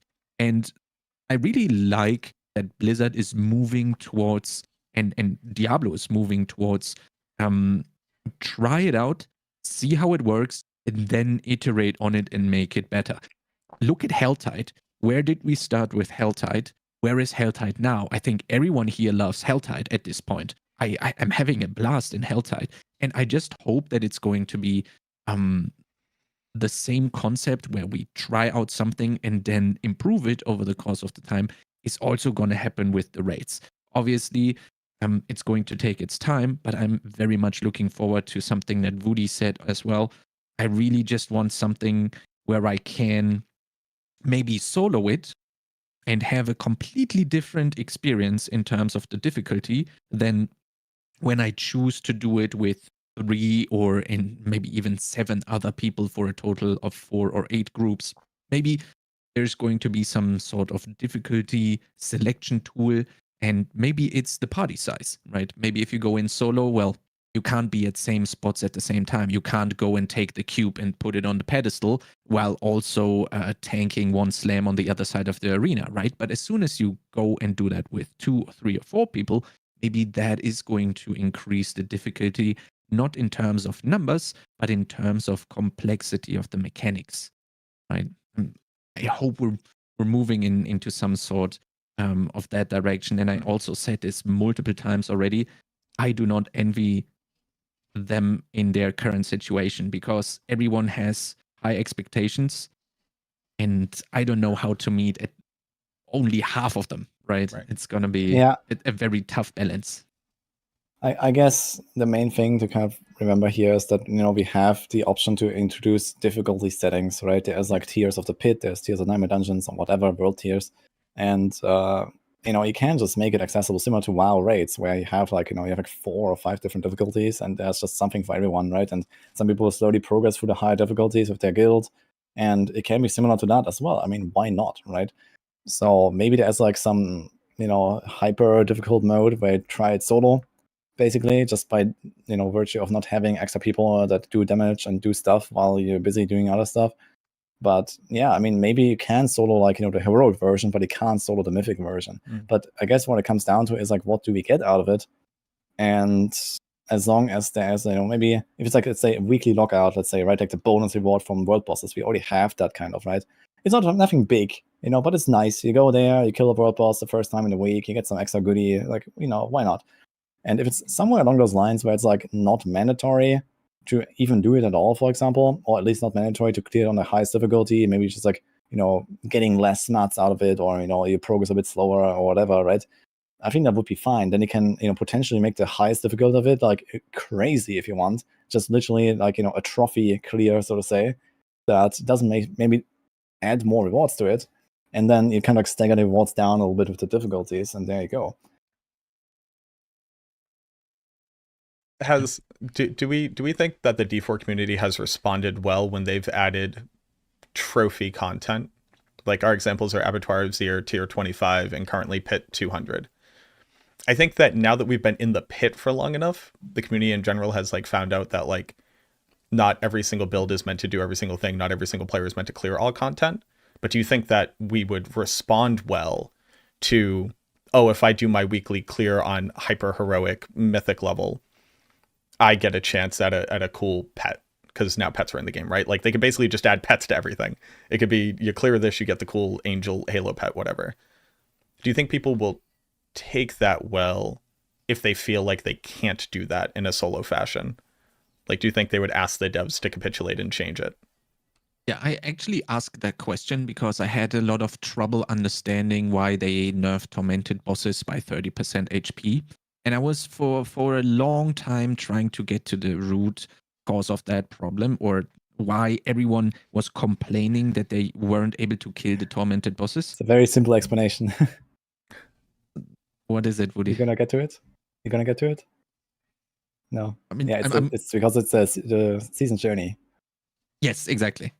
It's Yes. like it's people said I don't care about the tormented bosses, but I need to kill them for my seasonal journey. And that was that as the chat was like, yes, I only do them because of seasonal journey. For me, I don't even know what the seasonal journey is. I complete it or don't. It's not present for me. But I think if it becomes mandatory even in that sense of a seasonal journey, then people have a problem with it when they can't defeat it or complete it. So even if you attach a pet to it, that's basically also almost kind of the seasonal journey, or is it not? So, all right. Okay, so there's a lot of like philosophical ideas here. So when you make this like pinnacle content, like I think as you and Woody are alluding to, if you put it as part of the basic little journey that people need to do to get their reward every season, that's not a very smart idea, right? Because a lot of people can't do that. So that's fine.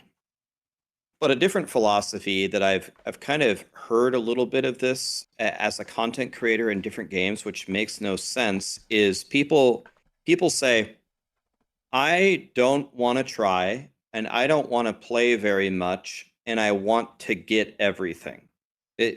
This doesn't work in video games, just like it doesn't work in anything in life, right? If you want to be an Olympic skier, the only way you become an Olympic skier is by skiing 10 hours a day for 15 straight years. And then they say, no, Raxx, you're the one who doesn't get it. I play games for fun, so I don't have to train to be an Olympic skier. And I say, okay, so you're a game designer. Let's flip the script here. If you're designing a game and the difficulties ramp up, how would you design it so there isn't an additional reward for doing the higher difficulties, or at the minimum, at least a leaderboard? And then the response I get is, Raxx, I don't care about that argument. I want everything for nothing. Not everybody says this, but a lot of people believe this. The simple fact of the matter is, there needs to be an incentive or a reward or chase items to try for. However they want to build that system is fine. If Blizzard says, we don't want to lock these certain uniques to the Uber bosses because then casuals can't make the build, fine, okay, I could go with that. But then they better do something like Macro said, where if you kill Uber Diablo on the hardest version, he has a 1 in 100 chance to drop himself as a pet. You have mini Uber Diablo as a pet. So, or something, or a title, or a mount that isn't an ugly, bloody horse, which is the same horse that you get for PvPing for 5 minutes. There needs to be an incentive. There needs to be a chase for all players. It's not just for the blasters. Sometimes putting in chase items can take a very casual player to whatever you want to call it, an average player, or an average player to a blaster, some kind of carrot on a stick to chase for. I am so sick of the arguments about I want everything for nothing on the easiest difficulty, and I better have the same odds as everything. I think it's just complete nonsense. We're just like we're swinging at a lot of people in the community here, but it is inherently true in a game that the purpose of it is to give near endless chase and personal feelings of progression. World of Warcraft is a great example. There was the insane title. You don't know somebody who had the insane title. I was one of the many people who it literally took me so long working on the insane title that before I got it, they nerfed it so that it was easier to get the insane title, and then I stopped caring about it entirely. I spent like a year working on this thing. It required you to get like every single reputation up to Exalted, which required you to have 2 opposing factions both at Exalted, and the only way to accomplish that was to sit in Booty Bay and farm this one particular NPC who had a very long spawn time, because the negative impact from killing it outweighed the positive, or the positive outweighed the negative. It was insane. I worked on it for a year. It was like one of the coolest things I was going to accomplish after the Seeker, and whichever one was that you have to do all the quests in the game. I also did that one.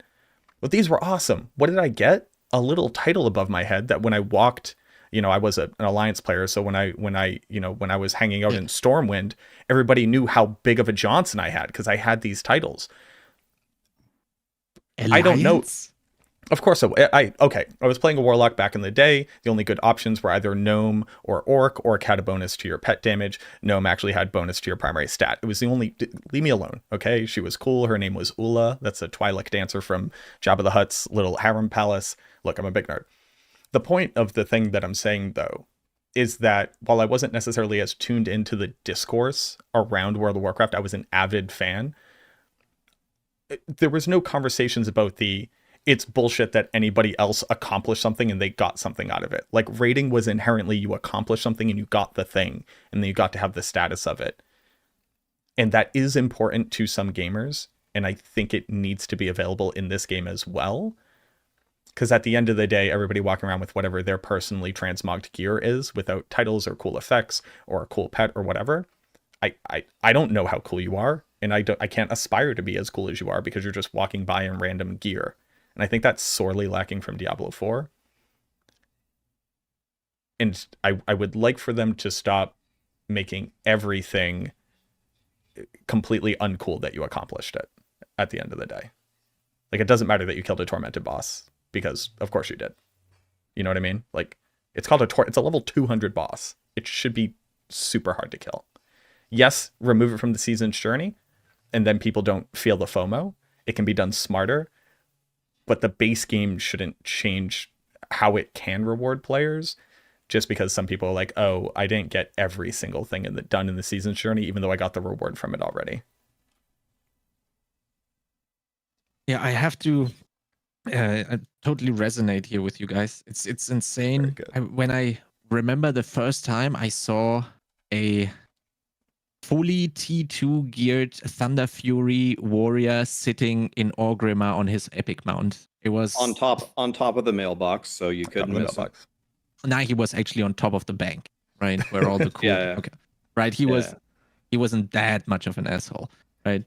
And I saw that guy with 13 years old, and I went and got my mom to show her. And it's incredible if you see something like that. Obviously, with transmogs and stuff like that, it is not possible to have something like this. But what it did to me was I wanted to be that guy. Obviously, with 13, it's a little bit different. Now we're all a little bit older than that.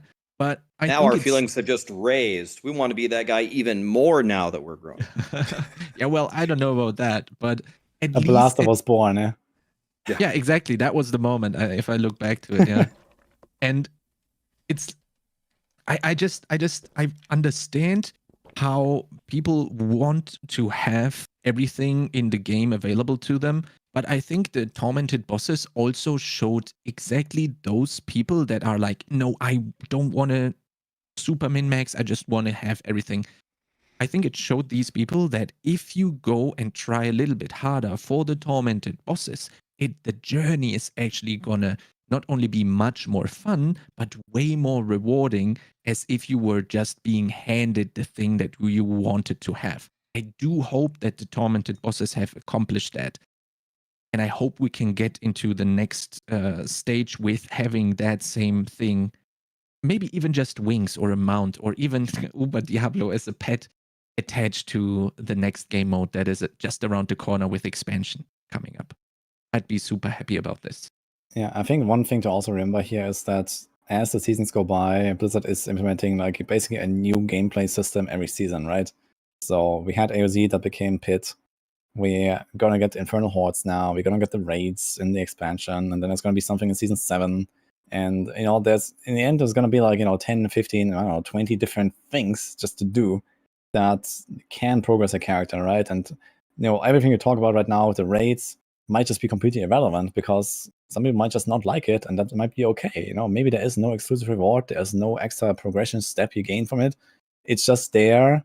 You get something cool out of it. If it might be like more rewarding than the typical blasting session for like a few hours, let's say, right? If you look at the reward curve, like maybe the raids are here, but you can only do it once in a week, and then everything else like Helltide is here, and if it's like a one-time thing for a week or whatever, if that is how it works, then it doesn't really matter if it's a bit more rewarding and people skip it and just do more Helltides instead.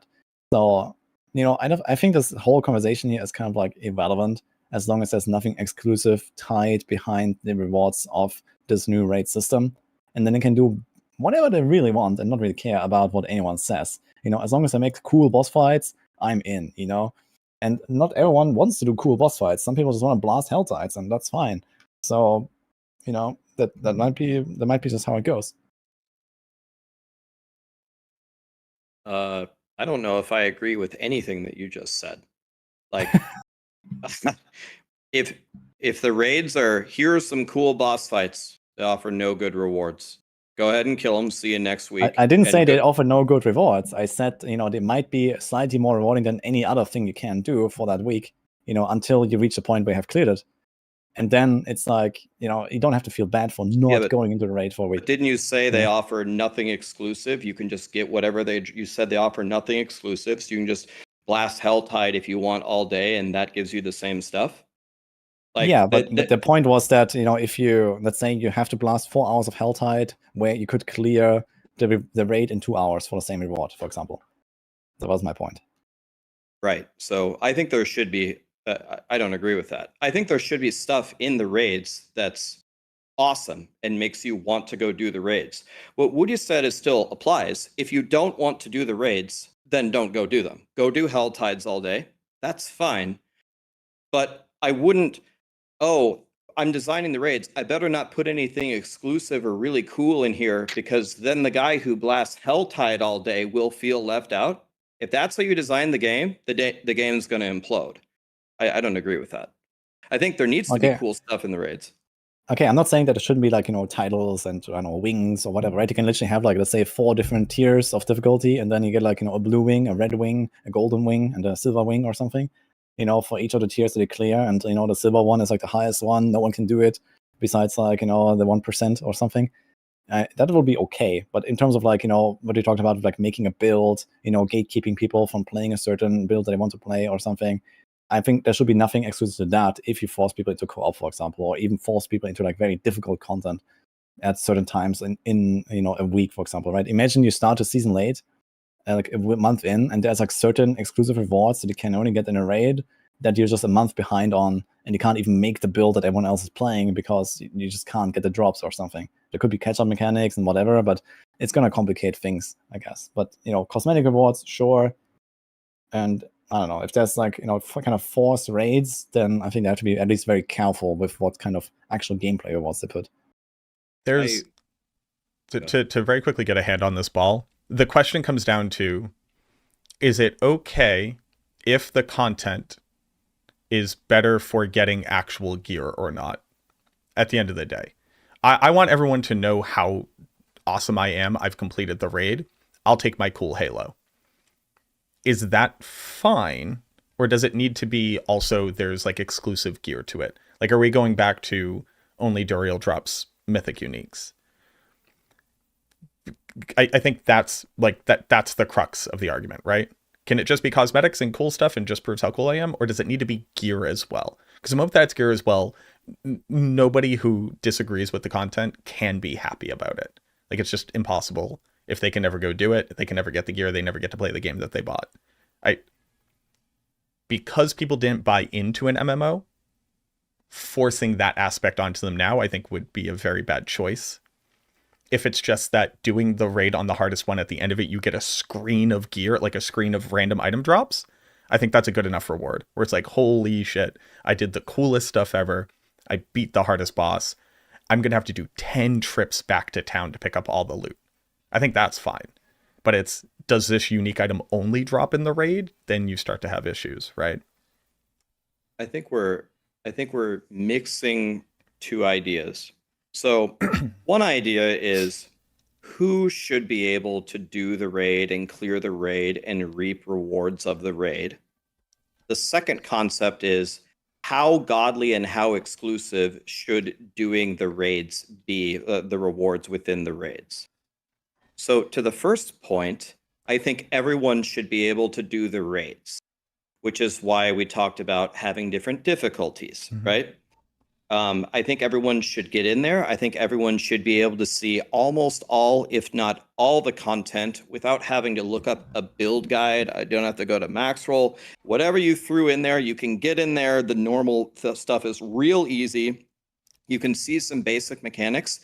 And again, diving into the second point a little bit that Macro is talking about, there can be exclusive rewards to raids. There's nothing wrong with that, as long as there is a difficulty that gets people within the raids. So you're asking me specifically, what would I do? I would put cosmetics and I would put new rewards in there. To Woody's point, if you don't want to do raids all day, you do the raids until you get on normal. It's very easy until you get the one unique that you need. And another thing to understand is Blizzard has said that they kind of like the buddy system within their systems.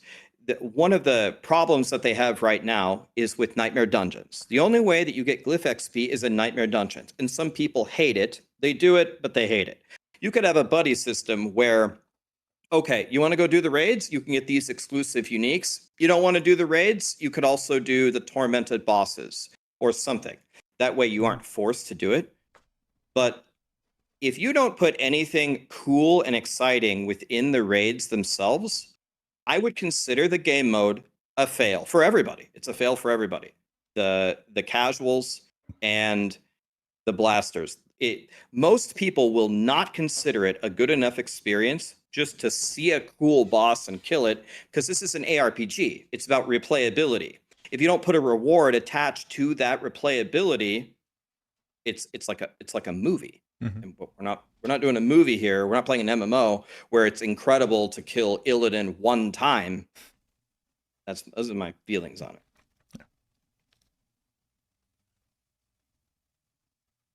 Yeah, I think we said it very well here when we said we don't want to be in their shoes when it comes to making that decision here, because it's like nearly impossible to cater to all the different types of players and make all of them happy.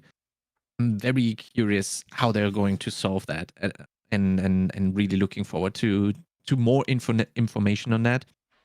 It's probably going to be something completely different from anything we've discussed. It's just going to be like a hard dungeon, and like at the end it's like time based, and we're going to be like, oh man, hey, we really talked a while on that podcast about this, huh?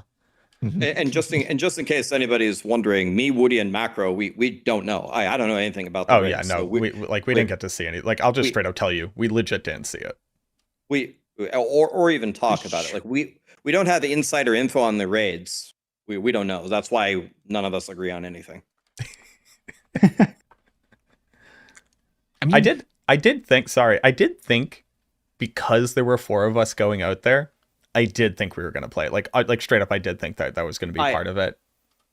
I didn't, but the reason why I didn't is I asked them ahead of time. I said, "Are you flying right. 4 of us out to do raids?" And they said, "No." I'm like, "Okay, well, All right. I guess I'll go jump off a cliff. I guess." That's fine. With Thor. Yeah. With Sora. Yeah. Best skill. Oh, no. Okay, well, you just said it there, Raxx. Your trips in general. I've been in the streams. I've saw all the CrowdStrike influence on all of your guys' demise there. How were you guys feeling? Start the hanging out with everyone, the Xbox Center in Seattle, and yeah, just meeting everyone in real life. What do you guys have to say about that? I feel like we all have like 1,000 stories about each thing. Do we just want to like maybe like more quickly go around on each concept? Because I want to start on the Xbox Studio. Because that was insane to be like behind the scenes and see everything and how cool it was and how much it sucks to be on that stage live. Holy, it was like 4,000 degrees up on that stage. It had so many lights on it in a completely black room. Yeah, so starting with the Xbox Studio, I guess this is already kind of deviating from the topic, but the first thing that I want to say about the Xbox Studio is how genuinely nice all the personnel were. We walked in, there was a ton of food. There was a giant Xbox fridge where when you opened it, it made the Xbox noise, and it's just got infinite everything. Another thing is, it's something that most people won't care about this, but I'll speak to it anyway because it needs to be said at least one time.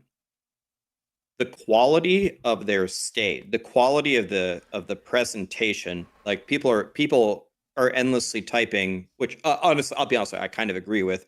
Oh, the art is so stupid, the lore is so stupid. Right. I get it. You just want to see gameplay, you just want to blast. But I'm talking about the actual. I'm talking about, yeah, I see that, Macro. I'm sorry, the truth hurts sometimes.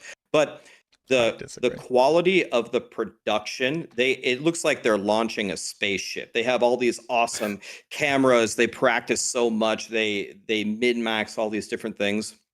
I really appreciated the effort and the care that they had in order to make everything work. They set up a bunch of stations for us. They had all the tools and the resources that we needed to succeed. So from the Xbox Studio perspective and everyone that was involved, I really appreciated it, how they treated me. I felt like a king, even though I'm not a king. So they made me feel awesome. Absolutely. Yeah, I definitely resonate with that. So what Raxx explained is really cool. And yeah, I mean, it was just like also amazing sitting in that room. Okay, at least for me, I had like the best streamer room there. I posted a picture on X, if you want to see that. I took a picture of what the room looked like from behind the scenes. But there was also like this incredible studio with like 10 lights around me at the ceiling, and then there was a cam, and the microphone, everything was set up, and I walked in. It was really cool. And I definitely felt like a professional for the first time in my life. Yeah. So that's not like a king, but like a professional for 2 hours. Better word for it, yeah. Yes. They had a dog as well. They had a dog. Oh, he was a little corgi named Carl. Yeah. Carl and I were best friends. I spent more time with Carl than pretty much anybody. Yeah, that was also amazing. Yeah, so generally like very professional, very like I walked in there. I came too late actually because I missed my first flight when I went there. I kind of just arrived directly in the studio when everyone was already like chilling out, and they had to like re-record the announcement and stuff like that because it just arrived at that moment. And they was just like, okay, let's do it again. And like we were done in like 10 minutes or something. It was cool. So definitely very well received, and it was very enjoyable. And also, of course, later on when we had done the show and we were getting ready for dinner, and then we were like all kind of like going together with the devs and like hanging out at dinner and just talking about everything with the game. Like I learned a lot of really cool stuff about the original development of Diablo 4, for example, and behind the scenes stuff. That was really fun. To like exactly segue off of that, the idea of the developers. So like obviously we all get a lot of opportunities to speak with the developers. It's a privilege that we get to enjoy. This was sitting down with, so like Brent, like the lead exec on the expansion itself. We were eating lunch, and it was before we were going to be doing the live streams. And I was like, hey man, I have like a lot of lore questions, you know, RIP to Raxx not caring about the dialogue, but I have a lot of lore questions that like my chat has asked me. I've always really cared about, like, D2 is my game. We're going back to my game. Like, can I sit down with you and just kind of like grill you? And he's like, yeah, absolutely. And maybe 5 or 6 questions in, he's now teaching me things about the lore that I was unaware of, because I haven't made it all the way through the Sin Wars trilogy yet. And it was like the level of, God, like, to us, this is just like an expansion coming out for the game that we like, and that's hype, and we get to make content about it. These people are putting out their art, and it's so obvious how much they care about it. Like, sitting down to dinner, talking, you know, from every member of the team, the dev team, the, you know, like the IT team that was helping us with like the setups, the community management team, you know, like Bloodshed and Pez Radar, their boss, like sitting down and talking to these people about the industry, about the game, about the expansion, how we fit into that ecosystem, how they saw the event, was levels of like insight that helps me to appreciate the fact that like this is more than just a video game that we play. And I would not, like, I would have just done that the whole time. I would have just sat in a room talking with these people about the game for as many hours as they would be willing to listen to me. And luckily they were incredibly gracious, and they never seemed to run out of answers for the questions that I had. And they took every concern or balance, or I found a bug, right? Like, unironically, I did spend time hitting the training dummy in the new Kuros Bazaar, and I was like, hey guys, I found a bug here. And like Bjorn walks over and he's like, oh, let me, you know, jot that down, etc.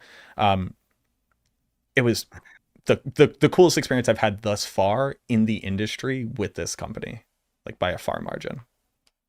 Yeah, so I've been playing Diablo since I was a little kid, and I've been doing content creation for many years. I feel like Adam Fletcher, Pez Radar, the community manager, I've talked to Adam about so many different things over the years. Bloodshed is now one of the main guys over there. I've streamed alongside Bloodshed. It was actually really cool to have me, Woody, and Bloodshed in the same room. I was like, wow, like this was the D3 category for years and years and years, not to diminish any other streamers, but we were the ones that were just mercilessly blasting. I was like, wow, here we are. This is incredible.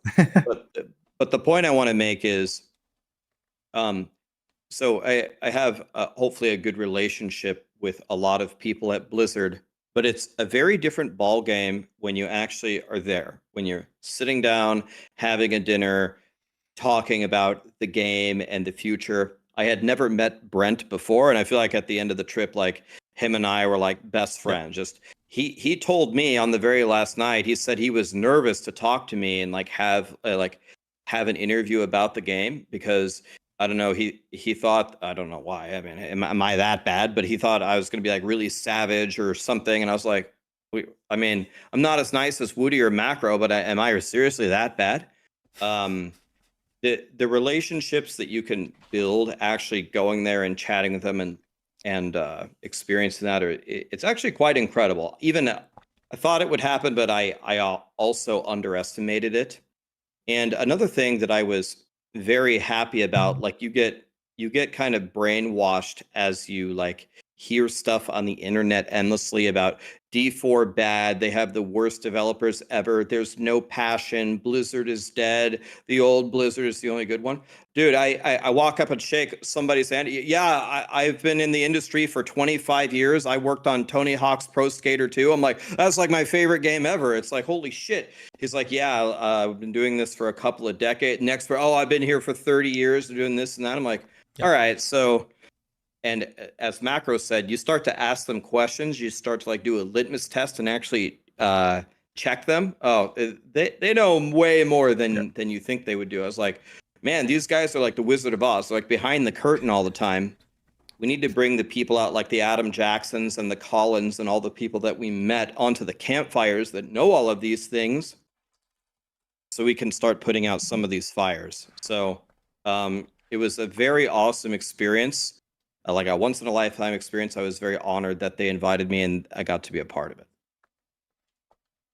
Also, shout out to the fact, and this is, we kind of touched on it, Raxx has a full head of hair. I'm revealing it.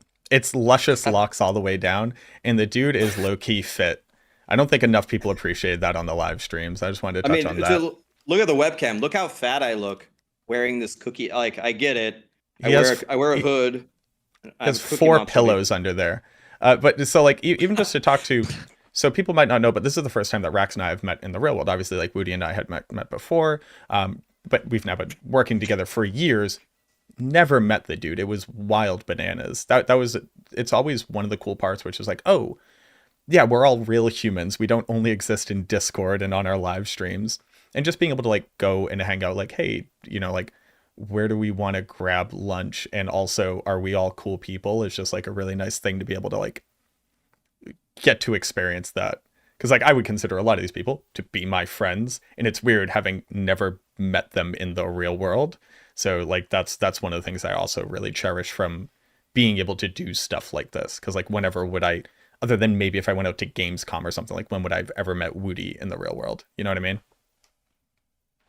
And Macro kept telling me, he's like, yeah, I'm 5'8", I'm really short, and and he, like, Macro, this is a compliment. He looks kind of like a small guy on his. It's like the opposite of me. I look like I'm Jabba the Hutt. He looks kind of like a small guy on webcam. I sized up Macro. I'm like, Macro's pretty buff, and Macro's almost as tall as me. It's like, dude, if him and I had a gladiator match, this should actually be pretty close. This would be fun.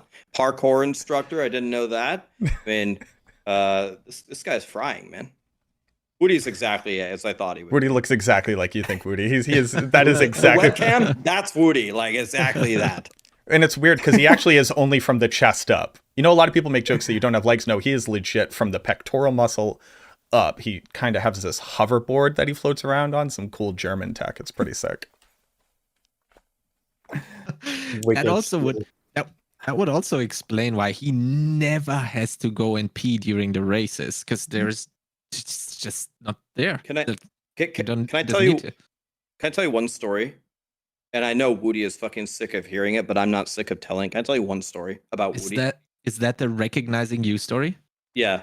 I mean, yeah, I know okay. I've never heard it. I've never heard it. Let it rip, baby. I wanted to ask that one, so I'm glad you're talking about it. No, please go ahead. Yeah, I mean, I'm going to say it another 50 times. Okay, so Woody lands. He comes to the Xbox Studios. We already recorded a video. Okay, now we got to redo it. Fine. Woody and I are hanging out. We go hang out by the Halo games, and we're shooting each other with the guns. Haha. Okay, we have the whole day. We go to the setups, da-da-da-da-da. We go back to the hotel. They say, all right, everyone go to your rooms, then we're going to go out to dinner. Okay, get changed, come on down. Fine. How long do you know Woody? Like how long have I known him, or how long were we together? Like in how long do you know him? Like forever? Like what's the time frame you know him for? I think I met him years? maybe 6. I knew of Woody a long time ago because he streamed a long time ago. So, but Woody and I actually think the very first time I ever talked to Woody was in Anna's chat. I was chatting with Anna as a new streamer, and Woody was there, and that's the first time I ever actually spoke to him. But easily 5 years plus, right? It should be exactly 5 years. 6 months. Yeah, something like that. I think I had like this break, you know, in the middle seasons, let's say, or in the free, and then like I came back in like season 19 with a vengeance, kind of, and this is also where I remember like first time really interacting with Raxx, and we were blasting, like, you know, Raxx was already like established at that point, and yeah. So just to preface Raxx's story here a little bit as well, right? Yes. So I know Woody. There's not a content creator I spent more time with on Woody as far as competing on his team, and max roll, everything. There's no person, not even close, right? So we go back to the hotel. Everyone go to your rooms, get ready, and come back down. Okay, fine. So I come down to Sarah, and I changed out of my blue hoodie. I'm just wearing a regular shirt. And I think I rocked up to Macro first. Macro turned around. Oh, what's up, dude? Okay. And I see Bloodshed. Hey, man, fist pump. Adam is there. Brent is there. And I could see Woody kind of at the back is just kind of observing. Okay. I'm walking through. What's up, guys? Dinner. Let's go. And I walk up to Woody, and I'm right in front of him, and Woody's going. And I'm looking at him. I'm like, that's a weird face. And it took me about 1.5 seconds of looking at this. And I was like, oh my God. Woody is wondering who is this guy that everyone is fist bump? He doesn't know who I am. Like it wasn't the look of, wow, Raxx looks different without a hoodie. It's, I don't know who this person is. And I go, Woody, it's me. And he goes, oh my God. And he goes, now that is branding. That is branding 101. He's like, oh, dude, I got to get a picture of you, man. That's unbelievable. So Woody literally completely perplexed at who I was as a human being just by wearing a regular shirt. It's true though. Like I did not recognize you for like a solid like 10 or 15 seconds. So I was just like, so it was like, this is you. You have the hoodie. You have it on your thumbnails. Everywhere. So this is just Raxx. So to my defense, he looks very different under the hoodie. That's we such got a cool selfie story. then. Actually, Sarah took a picture of us. So I have a picture that I cannot show to anyone. It's ND8, but it's there. So I'm gonna cherish it. One of these days you can post it. That's such a cool story for sure. When you told that one while I was in the stream, I was laughing like crazy. That's so cool. Yeah, I actually didn't recognize me at all. I'm looking forward for that subathon where we need to reach that top goal, huh, Raxx? I was talking to Woody about that. I was like, I've never done a subathon in my whole streaming career because it doesn't make sense, right? We just blast. It's like, oh, sub to me, so I'll blast more. Nah, bro. Yeah, it's kind of strange, right? Because it doesn't. It's like, okay, you wake up, you stop blasting, you go to sleep. You wake up, you stop blasting, you go to sleep. Like, what's the difference to a subathon exactly? Well, they have to watch you sleep. It's the kink portion of it. At this point, that's the only difference. And they can anymore, pay extra for that. Yeah, yes. it's the voyeurism. It's kind of funny you bring up that concept where like being a streamer in like the ARPG space is just like kind of so inherently different than streaming in even a lot of different game spaces where it's just like, where are these other people streaming 24 hours a day for a week straight just because there's like a kind of an update to the video game? It's really, really insane. And it makes subathons completely useless. I guess you could like watch me read a ton of books for a subathon or something. But like nobody wants to see that. There's like when Woody hears 20 hours, he thinks of a normal Monday. And he's like, Monday. Yeah, that's like, on the schedule. Monday. What are you talking about? What kind of subathon is that supposed to be? To Streamer 1, it was the ultimate 5-year anniversary stream. To Woody, it was Wednesday. Yeah, it's just how it goes, You wake up and you start blasting. So, what can you do? I'll tell you one thing. Macro missed, but only because he had to catch a flight, which he never caught. He never caught his flight because rip airports. But rip airports. You missed the bowling. You missed the bowling. I was so upset. I wanted to bowl. Dude, you missed us bowling with the dragon thing for the little kids to throw the bowl down a straight. You think like we go bowling with Blizzard, we're going to be professional, right? No, we got the 4-pound ball. We're throwing it as hard as we can. No, we got the dragon. What would you even call it? The stand, like the dragon tee, the dragon slide, and we're putting English, aiming it at the gutter, putting English, trying to spin it down the lane at like absolute children. Dude, you missed the bowling, man. What is this dragon slide? What's that? It's got to be like a learn how to bowl like kid apparat, like a wiffle ball tee or something, right? Yeah. So like basically like a plastic slide for the bowling ball. Okay, yeah, so I get it. Kids can just push it down. So you just put it on there and then it. Okay, yeah. I get it. And if you put it dead center and you let the ball slide, it goes straight into the left gutter instantly. So it doesn't even work. So we're like, okay, angle it here, English, full power, engineer it down, and then like after like 16 I'll tell you my favorite thing. After like 16 throws, Filthy Rich finally hit like 4 pins with the dragon slide. And then when we got to the end of the second game, we're putting away our shoes. Woody came up to me and said, yeah, if you look at the total scores of the pins, my team beat you. I look at Woody and I go, Woody, are you fucking kidding me? We threw half of our throws down the fucking broken dragon slide. Are you gonna like take a picture of that and post it on the fridge and feel good about it? Yeah. Bro, we were throwing them down the dragon slide. Dude, we weren't really doing teams. It was just like a joke I made there. So I know. I know it's a joke. But still, I can't believe you said it though. We're just rolling it down the dragon slide for half of the game. I guess that was like my German attitude coming through a little bit. Just deadpan joke delivery. You want to... I don't think we should spend too much time bemoaning the fact that the internet turned off for 6 hours for airplanes. That was pretty cool. The grand irony being that I had to leave early. So I was going home for my 10-year anniversary. We had a whole weekend set up. So I was going to take a red-eye flight, which for you Europeans means an overnight flight. I found out that Germans have no idea what red-eye means. I've been asked by 2 or 3 different Max Roll German team members who are like, was ist das? And I'm like, it's the overnight flight. But I needed to take an overnight flight, so my flight was going to leave at midnight, and I was going to get home with the time dilation from flying west to east by 8 in the morning. I got there.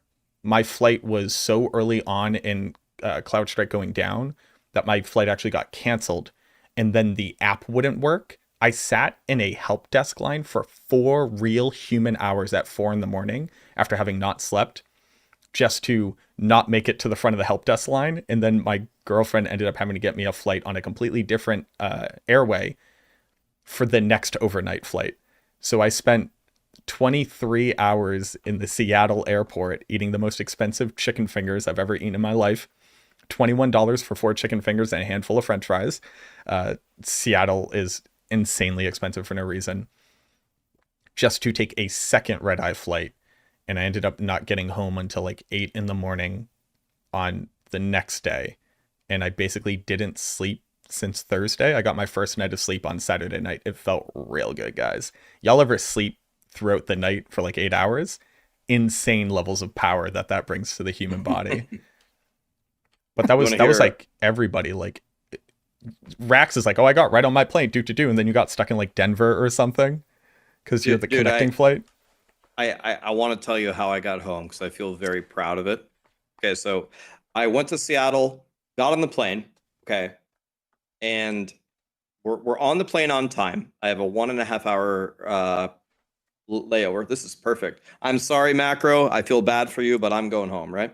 The plane stopped for an hour on the runway. So I'm doing the math here, and I'm like, okay, however it was set up, it was not possible for me to hit my connecting flight. It wasn't mathematically possible. The pilot comes over the intercom, and he goes, all right, we had to wait an hour. I know that screwed over some of you. I'm sorry about the computers being down, but I'm going to fly real fast in the sky. I could probably make up half an hour for you. So I'm going to give you a shot. I'm like, okay, I like that. He did that. He made up a decent chunk of time, but then there's also taxiing and stuff. And they had everybody raise their hands in the airplane of who has an immediate connecting flight. And it was me and only a few others. So all the people at the back of the plane let us up. They let us out, but all of the first class people didn't care. So by the time there was like a big delay, by the time we got to the first class seats, all 5 rows of them on both sides were completely empty.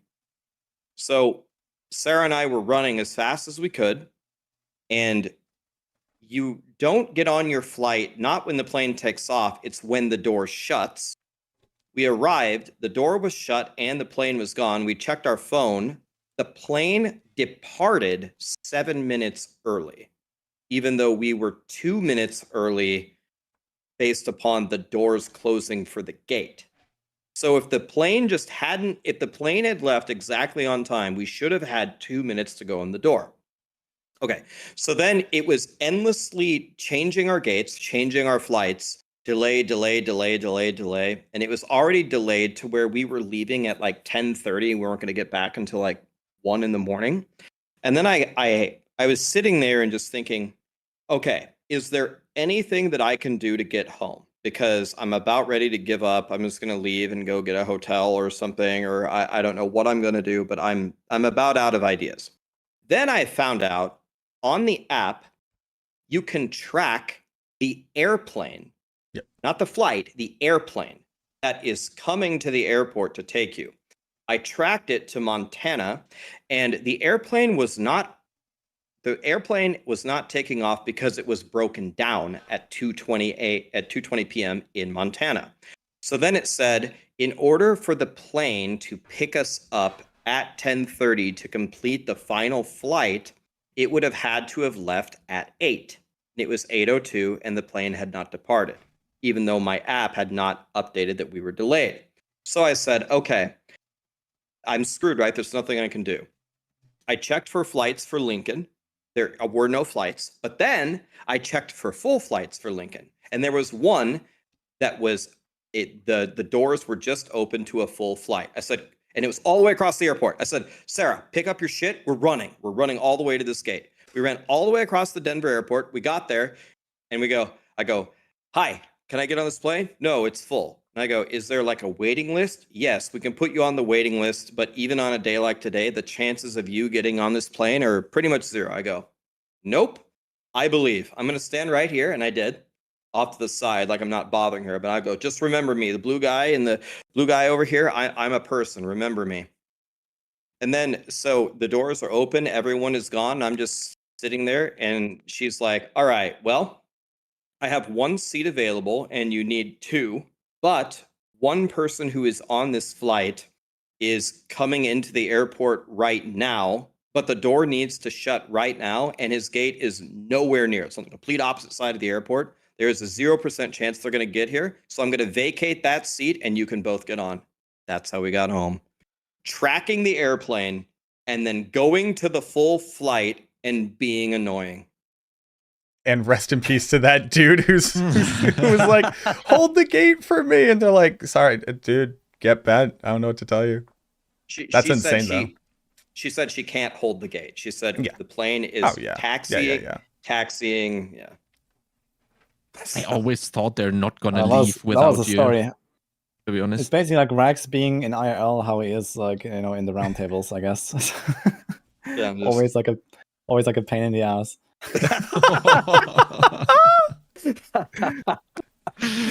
But he's our pain in the ass, and that's what's important about it.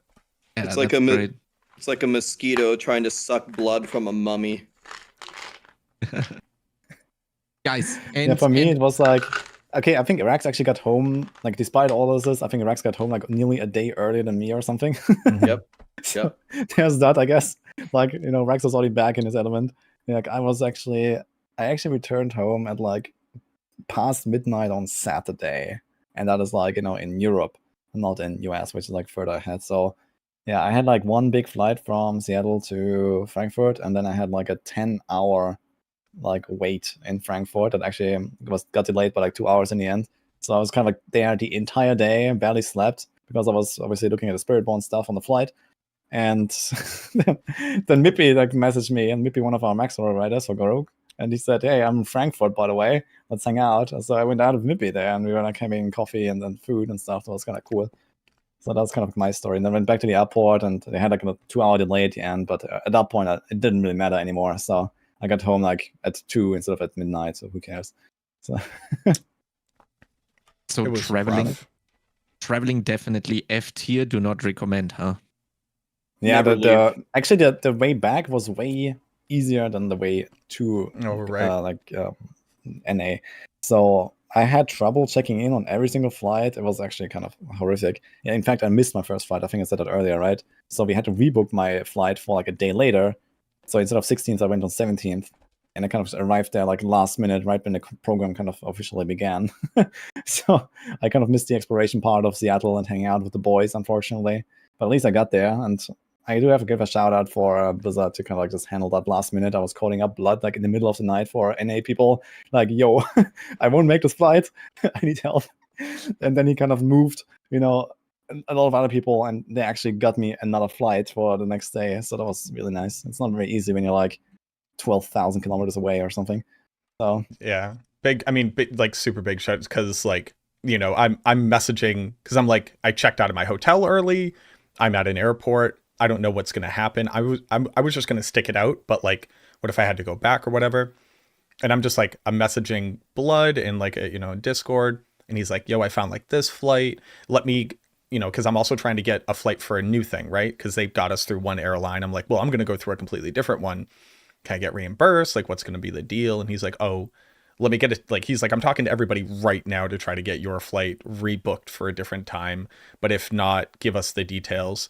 Like, they made it, they were like, this is a shitty situation. They're also all trying to get onto planes and get home. They have devs stranded out in Seattle, and also like staying up to date with whatever information I had and trying to coordinate with me. They did an exceptionally good job of trying to handle that chaos with whatever limited resources they could, because it's like they can't make the planes go in the air, but they can damn sure try to help you, which I think they did a really good job with that, honestly. Yeah. Chad asked me how did I miss my flight. So I thought I was going early. I live 8 miles from the airport. Okay, like on a good day I can be there in like 12 minutes if I want. So I called a taxi in the morning. That was like, I don't know, I think like around 2 hours before or something. You know, it's a small airport, and you can go from the check-in to the gate in like 2 minutes if you want. So there's on one terminal. So I tried to call a taxi. The taxi took like forever to arrive. You know, usually it's like 2 minutes. At this time it was like 15 minutes until they actually found one and sent it to me. Then the traffic was horrific that day. I don't know what was going on. And then I arrived at the airport and was still like, okay, like 1.5 hours, easy peasy. You know, usually the airport is very quiet. And it was just like packed with a million people.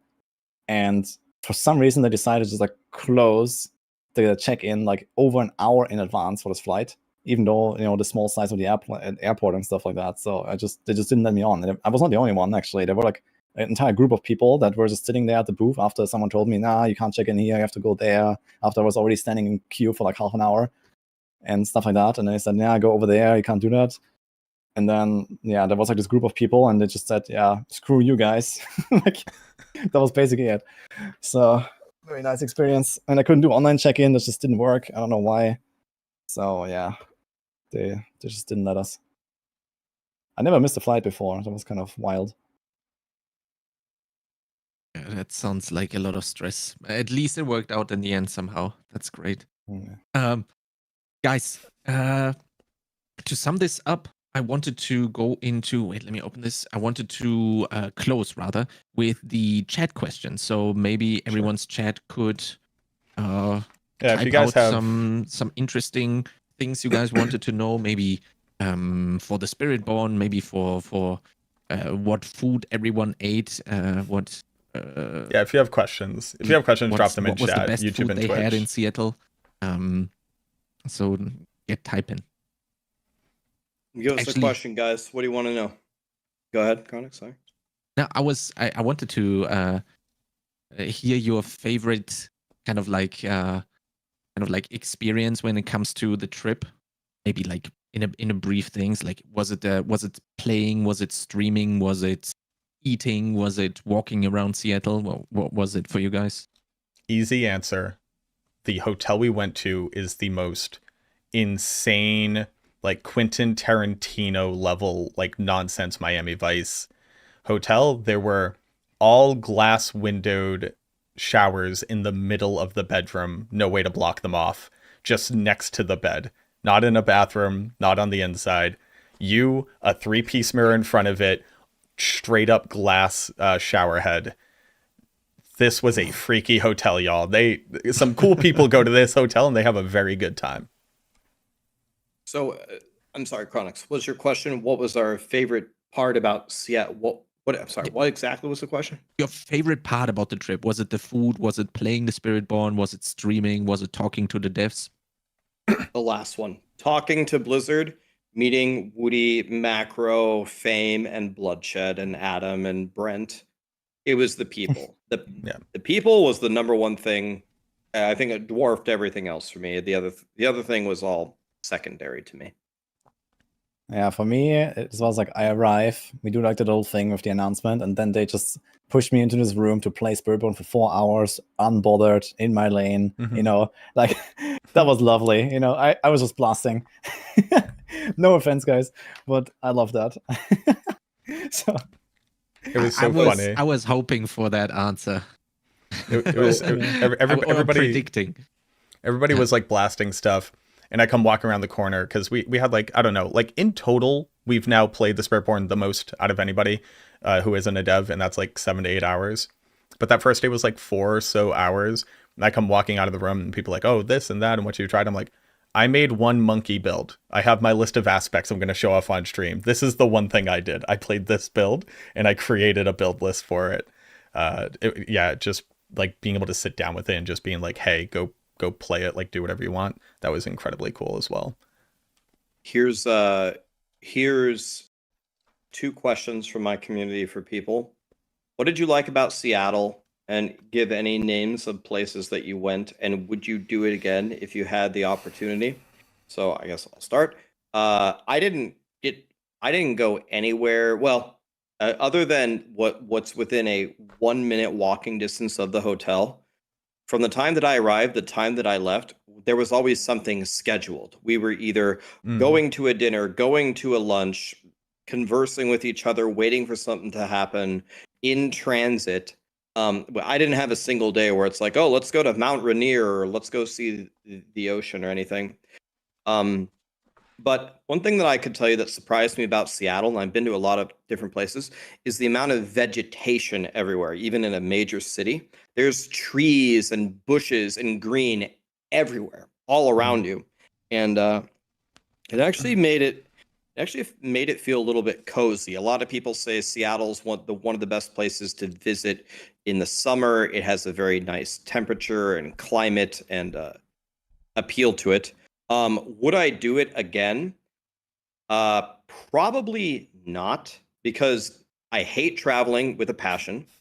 And it's like a once in a lifetime opportunity. People love traveling. People love the opportunity. I totally get that. That's not me. I just want to sit in a corner and do nothing.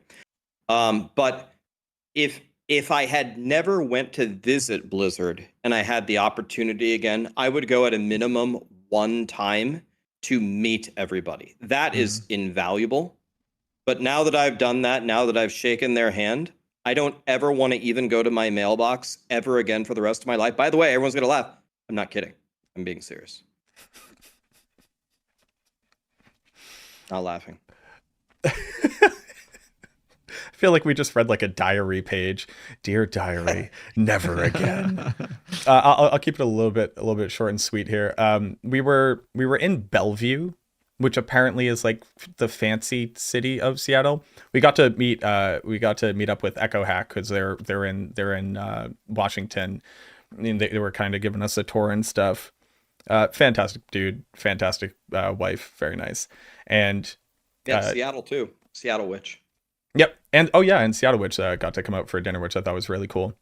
But we were in Bellevue. I went out for breakfast in the morning because apparently nobody else wanted to get up and go eat breakfast because they're all like aliens or something. And I went over to a place called 13 Coins. It was like a 24-hour. I thought it was going to be like a diner because it was like 24-hour food service. But I walked in, it was like all black, backlit, black leather, like mahogany tables. The waiter was this like weird, like California surfer attitude. He's like, what's going on? Let's get it. Let's go. What do you need? And I'm like, breakfast. He's like, I got it, boss. And he just kind of like surfed away from me on this little vibe. Not the most expensive food, which was pretty sick. It was about $18 for like 2 eggs, some bacon, and some toast, which was very reasonable in that city. But it was pretty nice. It was cool to just like hit up a place and be like, what are people eating around here? Would you do it again? I would never go back to that city. It was so heinously expensive for no goddamn reason. Like, I live in Boston. Seattle was just like Boston with less stuff in it, but nearly like 50% more expensive for no damn reason. Unironically, I'm miserly with money, so that was a big no-no for me. Yeah, I guess luckily, like most of the stuff was just covered by Blizzard, I guess, with like the dinner and whatever, right? So it was not really such a problem.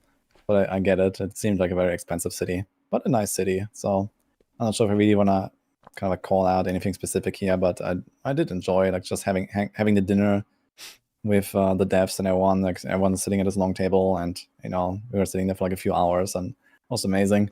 Talking to like Brent and Bjorn, they was like sitting basically right next to me. It was cool.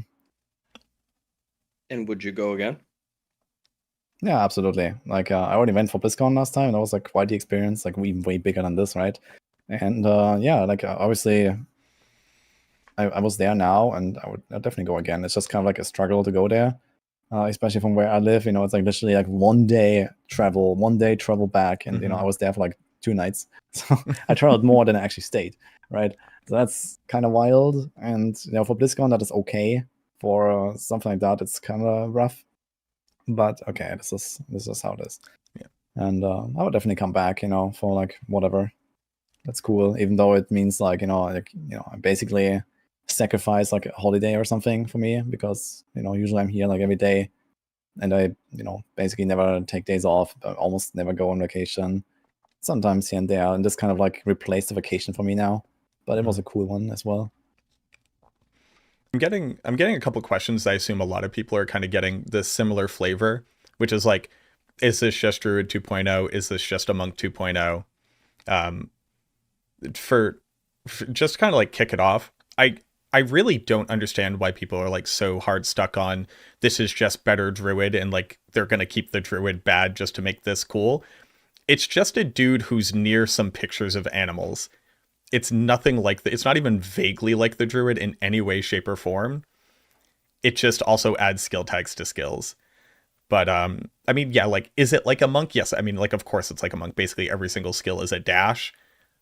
And then I think that's kind of where the similarities stop. I think they've done a pretty good job of making a unique game experience for a class that we haven't seen in the franchise before. Yeah, I agree with that. It doesn't feel like Druid at all. Like people just look at the picture and like spirits and oh no, but it's not Druid in any way. It doesn't feel like Druid. It does feel like a unique experience out of any class in any game, MMO or ARPG. It definitely feels the most like a Diablo 3 monk. I'd say it's about 70% feel-wise like a Diablo monk. I think there is enough of a difference, though, in how some of the attacks work, where it does also simultaneously feel unique. That's my interpretation of it. It feels 0 like a Druid. Doesn't feel like a Druid at all. Not even 5%. Mm-hmm. It feels completely different to play the class. I got a question here for my chat that I can throw in. Will every one of us play SPIRITBORN, and what happens to guides of other classes if so? So I guess I'm probably like the one to answer that, and that's I said to everyone on the D4 Maxwell team, okay guys, you can go play the SPIRITBORN when it comes out. I understand everyone wants to have fun, but of course you're not going to neglect the other classes. We still have Macro on the Necro and Condis on the Barb and whatever. So we're definitely going to make sure that once the dust kind of settles in like the first week or something, we're going to update as much as we can, and then kind of like go from there and make sure that everyone gets a bit of time trying to the new class, the new thing, and then maybe they can like switch between them and their main or something. So that's kind of the idea, I guess. I'm really much looking forward to what the current classes are going to look like when SPIRITBORN releases as well. Like we talked about this during this podcast, right? It's going to be very interesting revisiting what we have been playing with over the last year. And especially all those new changes are also going to be really interesting to me. Not only blasting the super new thing, but also looking at how does my class, or how do the classes that I've been playing the last year, how did they change and how do they feel now? Did something shift? Do I like something way more now than before? That's also going to be very interesting to me. I got to be honest. I think Woody hit it with the comment on the dust will eventually settle. It's a new shiny toy. Very soon after acquiring a new shiny toy, it is no longer a new shiny toy. All classes will be given equal attention and updated properly for all time on Maxroll. You never have to worry about that. For me personally, the way that they would have completely attached me to the SPIRITBORN forever is if they had made it like a WoW Shaman. It feels close to 0% like a WoW Shaman as someone who has played it for 16,000 hours. But it is very much like a Diablo 3 monk, which I do also love. Mm-hmm. So when the dust settles, I plan to be mainly a Barb SPIRITBORN main, because those are the archetypes that I like the most. But like always, I'll play all the classes every season. There's also the part where it's like, because you literally like 4/5 of the player base has no idea what I do because all I play is the Necromancer. And I very much intend on changing that with the Spiritborn because oddly enough, like there are other classes. My major issue is I just haven't legitimately enjoyed playing the other classes. Not in like I think they're bad sort of way, but they didn't necessarily have like the game feel that I wanted, which is very hard to explain. But y'all know with a class that changes every single skill based off of which spirit you've chosen and changes its mechanics, all you're going to see out of me is sitting in New Kuros Bazaar at the target dummy, just being like, boop, boop, boop, boop, boop. This doesn't work. Check it off the list. Boop, boop, boop. This one does. And it's very, very exciting for me to have a thing like that where everybody's kind of coming in on the ground floor. You know, people are like, oh, you got to go play the Sork. We need you to go make Excel sheets about the Sork. I'm like, first off, some of the smartest people ever play the Sork. Northie is over there playing the Sork. I promise you he's already tested it. And one of the things that kind of holds me back is feeling like, oh, I can't really contribute anything valuable to this because I already know there are a ton of intelligent people who have like already done all this work. This is like a brand new thing that lets me experience that discovery period in a video game again. And I'm really excited for that. That being said, though, everybody's going to want to play Spiritborn. And Chronikz and I are going to have the Necromancer all to ourselves. Nobody else will even be covering this class. If you need info on it, you got to come to us, baby. Okay? That's the secret. That's the sauce. That's what having a niche means. But no, I'm very excited to try it out. But no, we're not going to abandon the classes all of a sudden. Like just put them in the character graveyard of non-meta. I'm sad you leaked our master plan, Macro.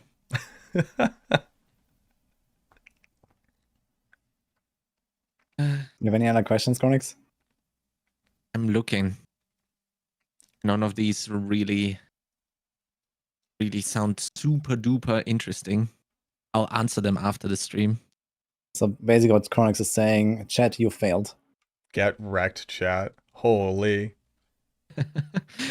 I gotta be honest. We've been kind of like category hopping here a little bit, and I hyped everyone up for the next couple of ARPGs already, or the next ARPG already. So probably everyone is right now playing Path of Building right now, or fishing, or something like that. I don't know.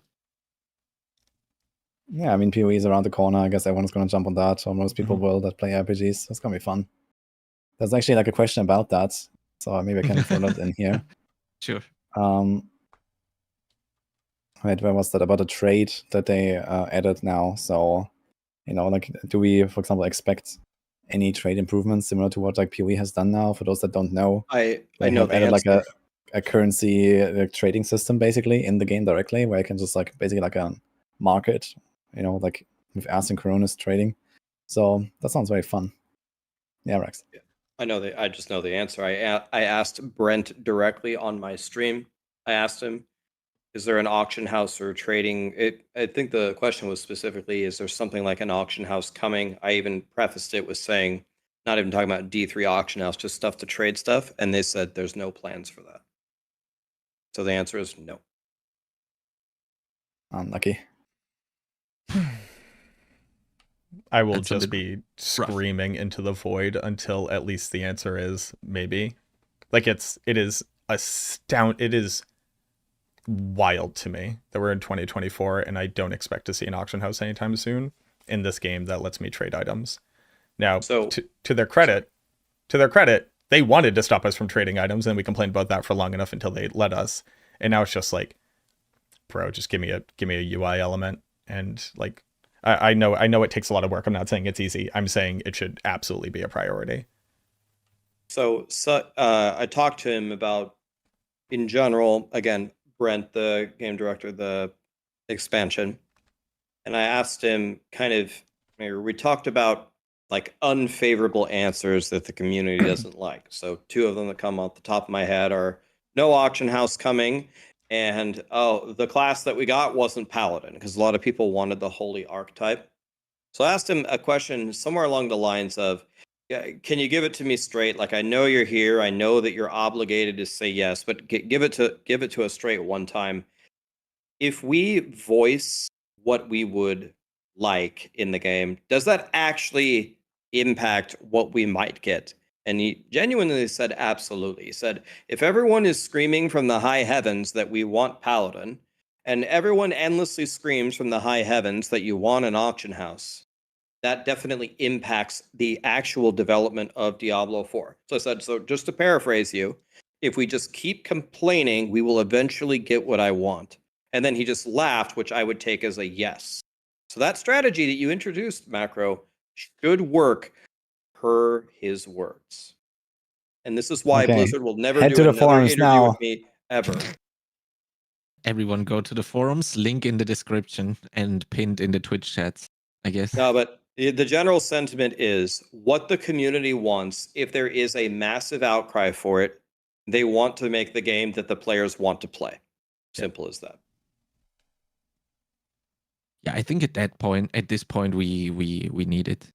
It's just super important for quality of life and also for the progression for quite a lot of people, probably, when it comes to like items for tormented bosses. Maybe you don't like the pit, but you still want to do them. Oh, I can sell maybe my stuff that I find in the Helltide and go buy the Stygian stones, for example. I don't know, right? I mean, offers an alternative way of acquiring stuff with doing the stuff you want and then buying the stuff you don't want to do, right? I think I can describe the phenomenon in simple terms for all ARPGs and MMOs, whatever. If there's a basic function of the game, entering a dungeon, trading, killing a boss, anything like that, if in order to do this, I need to tab out and use some other program, the design is flawed. If I'm doing the thing in the game, not in the game, it's over. The only exception that I can think of is I like to play these kinds of games, whether it's WoW, PoE, Last Epoch, Diablo 4. I like to have my guide for the whole build, all my skills, all my Paragon, all my gems, all my 6 links. That is very helpful. I don't expect you to put a build guide into the game. But if it's a basic function of the game and you're making me tab out to something else, I'm out. Like I'm instantly disengaged from it. I can download it, I can learn it, I can become an expert in it. WoW add-ons are cool. I don't want them to get actually add-ons actually just put you go to a third-party thing to put add-ons in your game so you don't have to go to the third-party thing. You know, so it's like if you're designing it, if there's a core function that you have to tab out to do, you've disengaged me instantly. Meanwhile, Raxx blasting PoE all week. I have my 99 Bone Shatter POB on my monitor, and that's it. Yeah, I saw. Fair enough. I saw your speedrun attempts, Raxx. You need to download Lilocan UI. It's gonna help you learn all the little tricks. Really? Okay. Message me that later. I don't know what that is, but yeah, I'll show you in a second. Or after the podcast, rather, I would say. We had actually one question. How was it hanging out with Fame? With Fame regardless. We kind of like left that out. She was also part of all of this, right? Yeah, for me, I didn't really know her much before. I just like kind of knew her name and she's like around. So personally, I didn't have like much of a connection to her or something. But she seemed nice. That's basically what I can say. It was like, I think she was actually like, yeah, sometimes, like we were like hanging out or whatever, standing there talking. And yeah, I mean, it was nice meeting her for sure. I don't really have that much to say, to be honest. Yeah, Fame's cool people. For people who don't know Fame, anybody here who you've watched, Fame has twice as many hours live streamed of this game as like any other person on this planet. They do like 12, 16-hour days every single day, regardless of how hyped this season is. And they've just been doing that nonstop since the game came out. I'd only learned about Fame because she was going to be attending this event. I was like, oh, I should probably go know who this person is. She just like, she plays every single build. She does every meme build. She does everything into her own work. Because I was asking her about it. She was like, well, it's, like you got to play this stuff, because if you don't play it, how do you know that it's bad or good, or like what can you learn about it? She was super cool. The major issue is that, especially as you see us in like these types of podcasts, we're all very loud and opinionated and will endlessly discuss any single topic. So it was a lot of us, because we've also all been like friends now for a while, right? And all talking and in different situations together. There was just like so much of us just being like, and another thing I've thought about this game, and we're all long-winded, so let me explain the entirety of the details of it. But she was super cool, was participating in everything, she was everywhere that we were at, right? She's a cool person. I would recommend checking out her content, because I'll share this little behind the scenes. Pez Radar Adam Fletcher really, really likes watching her content, because she has a endless narrative going the entire time that she's playing. She's talking about what she's doing. She's talking about the skill choices that she's making. She's talking about the monsters that are ahead of her. She's talking about what she's doing in the town, the items that she's picked up. It's basically like Diablo ASMR for all intents and purposes. It's an audiobook. And Adam's just like, I love that. It is like constant Diablo stim. It's like fantastic. She's a cool chick. I have just looked this up, and I have recently looked up how many hours Woody has, so that I understand how small of a blaster I actually am when it comes to like streaming the game on Twitch. Woody had, at last time I checked, 2.8k hours. Just to put this into perspective, Fame has 4.1k hours. Okay, that's ridiculous. It's no cap, dude. Homie does nothing but play this game and then eat cheese to keep playing the game. It's actually crazy. That's her words. That's insane. Like, Woody's hours are already crazy, okay? That's, oh my God, I didn't know this. That's crazy. 4.1. So Fame is a very nice person, very soft-spoken. She's a blaster like us. One thing that I was going to mention this, and Macro already spoke about it. One thing that we had to keep at the top of our mind was we need to pause to let Fame give input, because the moment that a topic begins, our passion level and our volume level from the people here rises very rapidly, and the boxing gloves go on, and we want to fight. And anybody who's not ready for a fight can just become a spectator at a certain point. So it's a personality thing that we need to work on, not that she needs to work on. So we needed to make sure that we got her input and dialed it down a bit. Okay, do we have any other questions that stand out to you guys? Not from my side. I think we're good. No, it's just like a bunch of stuff that, like, one, we either cannot talk about, or two, like, just legit didn't see anything about. Like, there's like the speculation about like, oh, but I saw Juggernaut's number was lower, so like, are we getting a stat squish? Like, what's going to happen? I was talking about this early on stream, which is like, one, I don't know the details, but two, the numbers don't matter. Like none of this matters. Like, any of us trying to tell you like what it's going to look like in the expansion based off like character power, or what the Paragon power will look like, or what gear power will look like, they could cut everything down to a 1/10 of it. I think they should, if I'm being honest. Like, the numbers are too damn high, but like, it doesn't matter, because we don't know how the monsters change, we don't know how the content change, we don't know how the difficulty changes. So it's like, how are you going to feel about being weaker in the future? I don't know, dog. I literally don't know what the content will look like. Numbers going down is not like indicative of a system that you can actually analyze. We don't know how everything will shape up, but I think we could cumulatively say as a team, without spoiling any NDAs, that there are certainly things coming to Diablo 4 very soon that you can be looking forward to. Yeah, we can give you that very cryptic teaser, and I'm pretty sure you guys are gonna like them. Answered that last question that just came up in chat, so thank you for that one, Raxx. Well, I guess thank you so much for you guys, Mac, Woody, Raxx, and also Kelly. Actually, I have to include her in the YouTube titles as participant at this point, I guess. Thank you guys so much for your time and also your input. I really appreciate that. And yeah, I hope to Yeah. see you guys Is that how next you time do it? around for the next podcast. Is it this? Thank you guys Thanks so for much. the That's how you podcast, do it? guys. Nice to meet you this week. GG's. Yeah, much Yeah, love, thank you, everybody. guys. Have fun. Cheers. GG's. Stop this. Stop this. Alright. Stop. Is anyone gonna stream here, by the way? Oh, it's just macro now. Hey, what's Like, good? we have Yeah, Macro's forehead. I'm and gonna my be forehead. streaming. Yes, I'll be streaming. Okay, yeah. So it's time to write macro, guys. I'm feeling sick. I need to go. So Be good, man. Don't die.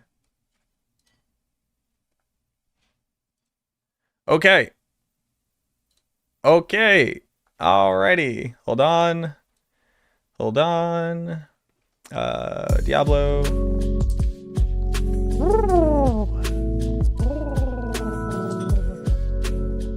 I need a snack.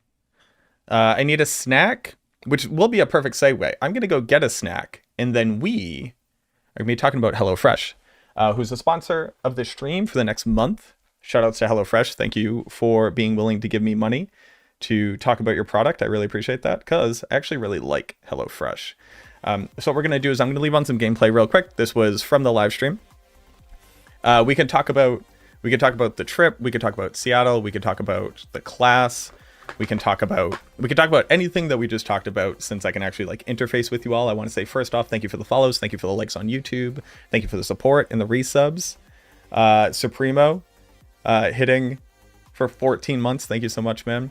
But if you had more questions, let them know in here. Then we're going to go take a look at HelloFresh. I want to show it off to y'all. I have a code that's in the description, ! HelloFresh. It's in the description on YouTube. If you use that, the code now works worldwide. Woody, thank you. You just showed up to me being a corporate shill. But shout outs to HelloFresh for sponsoring the stream. We're going to be taking a look, and I want chat to help me pick out what I'm going to order, because I'm going to try to cook it live on stream when the order comes in. So we got to try to pick the wildest stuff for me to try to cook on a live stream, which is something I've never done before. And then you could check it out, see if you guys like it. It's a pretty cool service where you basically order kits of food that come with instructions on how to cook it. Everything comes fresh. The food is fantastic. I've like never seen anybody be upset at HelloFresh. And I, in fact, still have a bunch of their recipe cards from the last time that I ordered them myself. Because oddly enough, the recipe card keeps working even if you don't keep ordering the food. So let me very, very quickly reintroduce myself to everybody here. If you're new to the stream, if you've never seen me before, my name is MacroBioBoi. I'm the Necromancer class lead for Max Roll. You were just watching me talk nonsense on stream, but thank you very much. I'm going to grab a very quick snack. I'm going to run ads now so that we're not interrupted later. Because Woody is dying because that kid's sick. I'm dying because I haven't eaten, which is no bueno. But hold on. Activate this. Home. Stream manager. Run my ad now so we don't get interrupted later. Hey, if you're watching over on YouTube and you haven't already, leave a like on the video, on the live stream. That helps me out a ton. Thank you, thank you, thank you. Damn, a ton of y'all already did it. Shout outs to y'all. That's like 75%. It's more like 78% done. Thank you. Appreciate y'all. But I will be right back. Get your questions in there. If I miss them, just at me. Okay?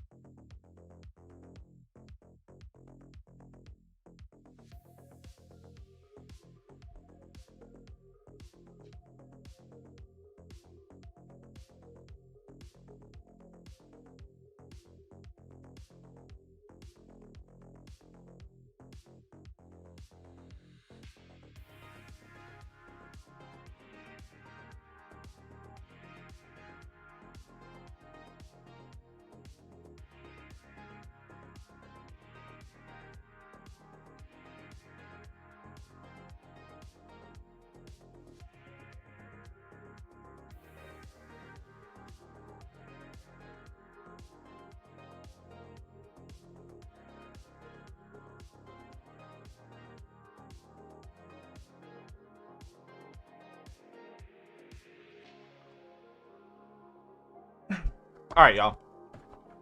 Okay. Okay. Let's go. What do we got for questions?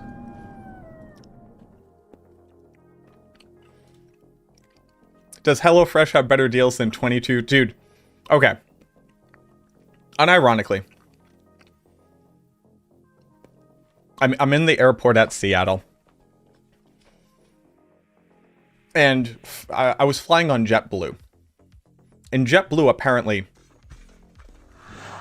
has, like, no flights that go to this airport. They had, like, 1 or 2 flights going from Boston to Seattle that go to this airport, like, all day. They're in this weird offshoot terminal. It's like Terminal S all the way over on, like, in the corner all by itself.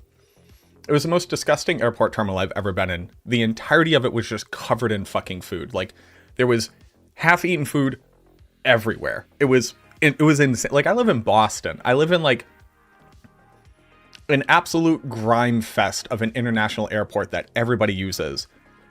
And this, it was gross. I had to, like, clean seats before I would sit down to try to nap for a half hour. Also, shoutouts to Articuno there. Shoutouts to Zapdos. And I'm like, okay, let me get food. You know, it's breakfast. I've now been awake since... I had been awake since Thursday morning, so I'd woken up at like 8 o'clock.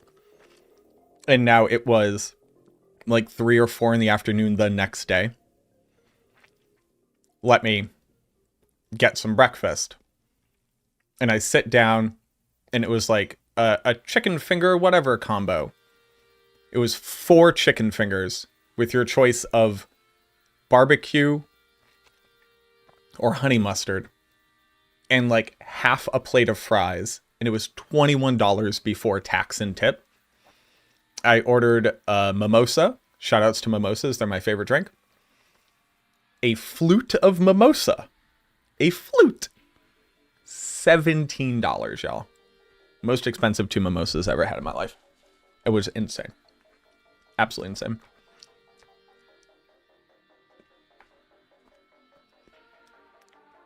I'm pretty sure devs don't want the auction house because of dangers of becoming laundering or structuring site. I think that people don't know what auction house means. There are in-game auction houses, and then there were real money transaction auction house. When I talk about the game needs an auction house, I mean like World of Warcraft, where you can go put in an item, look up what that item has sold for in the past, and then list an in-game currency value and then trade. Nobody wants the real money transaction. We're never talking about the real money auction house when we're talking about an auction house. That's the weird thing. That's the anomaly. That's the outlier. That's still used for laundering. Neopets is used for laundering. That has nothing to do with whether or not people should be able to trade in-game with an in-game UI. I've traded Neopoints for D2JSP Forum Gold to then trade for an Oculus in Diablo 2. At some point, any part of that could have touched real money. Not for me personally, but like, that has nothing to do with whether or not the game should trade items and have a way of trading items.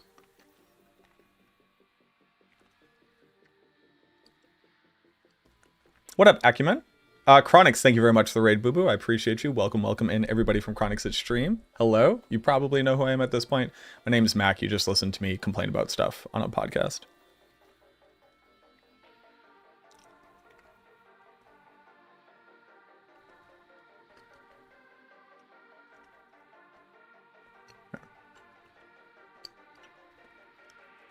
Do I like Warhammer 40k? I don't personally play mini games. They like minis games.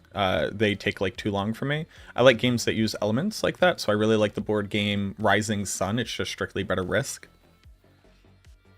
I've read like the Warhammer like fantasy book. Like I've read the story of Nagash, like the Necromancer. That was pretty cool. Log in. We look over anyone's build on D4 Planner for Spiritborn. No, I would not look at people's random Spiritborn planners to be like, what do you think of my build?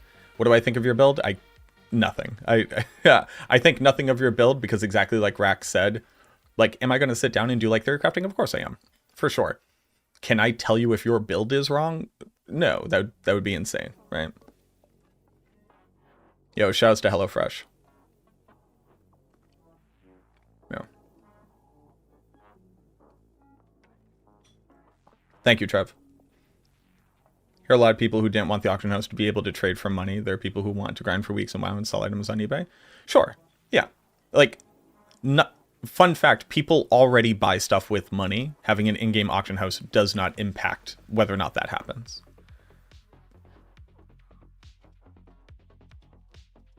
Chronikz is doing a great job hosting the Max Roll podcast for sure. RMT is basically crypto with extra steps. No. Crypto is just a form of decentralized currency that people choose to impact, usually via clout, to have relative value according to like a market which defines that value. Real money transactions is when you pay money for a thing in a video game.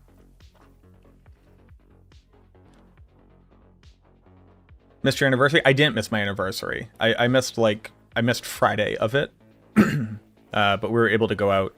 We had a great time. It was really awesome. Got a massage for the first time in my life. That was super cool. Yo, shoutouts to this bird build. It looks like I actually felt very weak while playing this bird build. This was actually sick. Like this looked kind of good. I just couldn't really figure out the essence management, but it's because we didn't have any tempers. And I had tested a couple things with essence cost reduction tempers because I had found them while I was playing solo. Do I feel like the new class leaves every base class in the dust? I don't really think that anything occurs to a hyperbolic level like how that question is phrased. But while playing this class, I had concerns that basically were like, hey, this class kind of does everything and feels good and has answers for everything, and that's not something that we see in other classes. It seems like the other classes were kind of designed to have give and take. There's kind of no downside to this class other than it's kind of inherently based off of build up. Like I think the downside of this class is if you do not play hard, you won't get a lot out of it. And I guess that's a downside. But what that basically says is that it rewards people for gaining better skill in the game and being more knowledgeable about how their build works. And that's the same for all classes. And this one just seems to be able to do that much easier. So it doesn't really feel like the class has like a downside to offset its good sides. And in that regard, are we going to see more just straight up power and good on classes? Like the Necromancer was built thematically to be slow, which is something they've obviously are now trying to move away from, but it has negatively impacted the design space of the class since the inception of it. But yeah, so my friend Trev makes a really good point here, which is like, we played the Spiritborn. I didn't play the other classes. I don't know what's happening to the other classes. We shouldn't assume that nothing is happening to the other classes because that would be insane. So other things are absolutely going to change. for the other classes. And they're going to be impacted by the systemic changes that are going to happen as well. But that was one of the questions. The audio is way better. Awesome. Glad to hear that.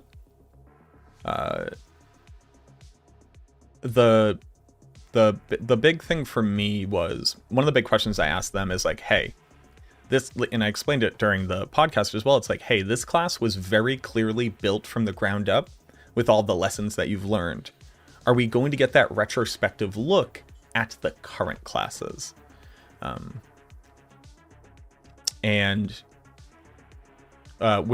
don't have any insight into what is going to happen, but the short answer that I got from them was basically, of course. And we're looking, you know, we've been figuring out how that's going to work. Excuse me. Vanilla classes in D3 didn't change a lot in Reaper of Souls, but D3 had also been out for a grip before Reaper of Souls came out.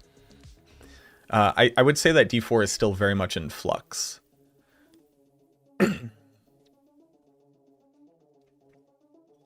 Am I gonna try PoE 2? Of course I am. Yeah, for sure.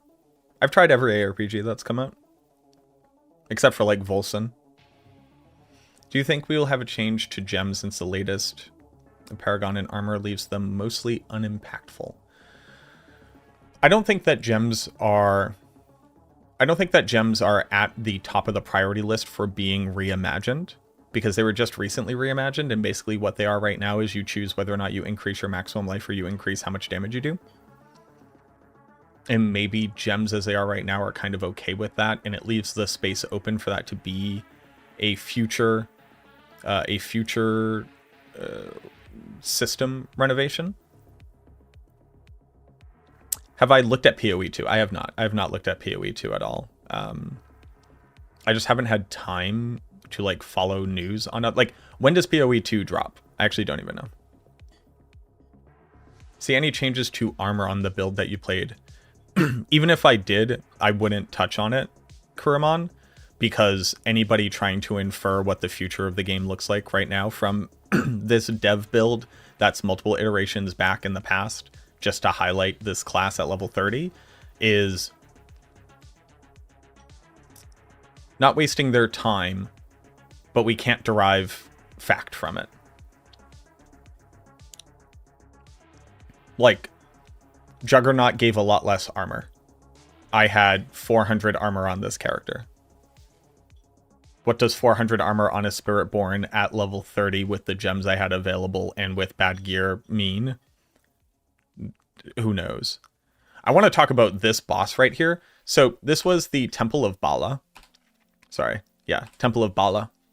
It's in the northwest section of the Pardanahantu that we're able to see. You go through. It's a massive, like, it's a huge stronghold. You go through, you go to these different areas, you destroy these pots of poison that they're like synthesizing from humans. Like, they keep talking about like sacrifices for this poison. And you break the pots and it summons these little mini bosses. And then you go to the middle where there's like this leader encased in this like natural machine of essence suction. I don't know how to describe it. And you free him and he's like, all right, I'll have to kill you too. And then you fight that boss. And then you go up here, and this is Signrat and Skerg. They're the brother of Blaze and brother of Bile. And this felt very, if people played like Enter the Gungeon, this felt very like the Bullet Twins, where each one of them has a different attack pattern. And then when you kill one, it heals the other one and empowers them. It also, because they just kind of naturally sound like Psycho Raiders from Borderlands, it had like a very Borderlands feel to it as well. Hold on, let me do this. To me, yeah. Or kind of like Enter the Gungeon if you played that game, where like you can hear their voice lines. I'm also talking with like Elodie. They both kind of do what they do. She's like a big dev spoiler, for the I'm gonna lore. kill one of them, and the other one's gonna get real mad at me. And all of a sudden, it kind of becomes a bit of a bullet hell. And I just like. But like they each have these AoE attacks and these different patterns. One stands back, the other one is really close to you. Yeah, so it's the Eagle build. I had to swap and like the voice actors for them to me The sound Vigo exactly like basic Psycho skill wasn't Raiders giving me from enough kind of, like, stopping Borderlands. force, and then I swapped over to Just that the kind of, like, Centipede for healing, unhinged, now that I was maniacal using laughter. The poisoning basic skill Yeah. to kind of get an idea of how. And then you heal him, and then it becomes mini bullet hell all of a sudden. The first time that happened, that killed me because I wasn't expecting it. But now he has all of the powers, so he has the blaze charge effect, and now he also has the poison. They have gone above and beyond to make interesting bosses with actual mechanics and actual, like, in-game effects that you have to care about. It's a very, very good fight. Eleni was super cool. Eleni was super duper cool. Huge lore buff. Really excited about the game. She's a Necromancer main, and she's used my guides. That came out earlier, or that came out later in this stream. So I was like, oh yes, like, what's your main class? She's like, oh, you know, I actually play Necromancer, and if I'm not mistaken, I've been using your build guides, and I was like, fuck yeah, that's awesome. Yeah, but shoutouts to Eleni, she was super cool. So that said, armor capped at level 60. Now, again, what does that mean? Like, unironically, what does that mean? Because we don't even have confirmation that there's a new level cap, right? Now, I have seen stuff coming in the future. Can't touch on anything. But, like, let's say there is a level 60 level cap now. What does armor being capped at that point mean? Because if it's capped at 1000, it means all the numbers have to be different. If all the numbers are different, and we don't know if they've changed the functionality of it, there's nothing really to derive from it. What is the point of eternal characters if you're always on seasonal characters? For you, nothing. For other people, they like to play eternal characters. Also, thank you for the follow. Lost Stream, thank you for the follow. Dante Diamantes Molotov, thank you very much for the follows. I appreciate y'all.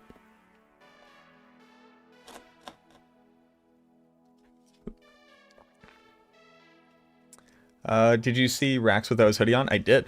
Absolutely. Yeah. Yeah, thank you, Crip. How you doing, boo-boo? Perhaps maybe peek the detail stat. Did you perhaps maybe peeked the detail stat charts? See the tooltip if block chance was additive, or if it had the clause of more you have of the stat, the less impact more of the stat provides? No, I didn't. But I believe that block chance is additive because you get up to 100% block chance, which you wouldn't be able to do if it was reverse multiplicative. So from one of their most recent videos, you can see that the character is at max level, and that max level is level 60. I will neither confirm nor deny whether or not that is true, but you see it in the video. You'll be good, Royce. Will it be Helltide a new part of map? Yeah, actually, where is it?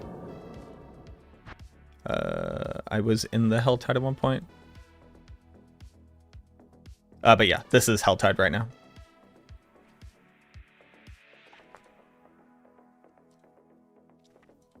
I think I actually did Helltide. Oh, this was in, this is the Traven Call. I'm so excited to see this quest line. Yeah,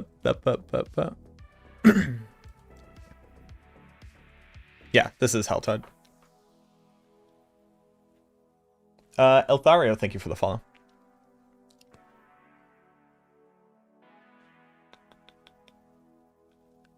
Heard they changed how lucky hit chance works from per attack to spread amongst per cast. Who said that?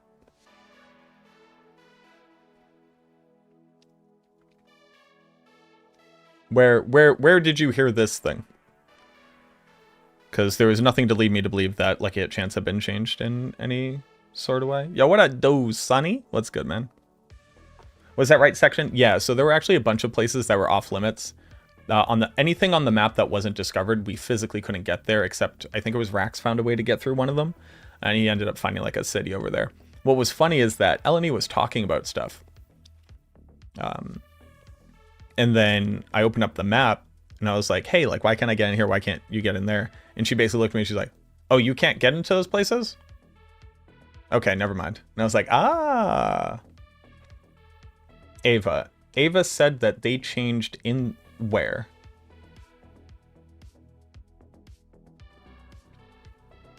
I'm also not necessarily sure what the question means.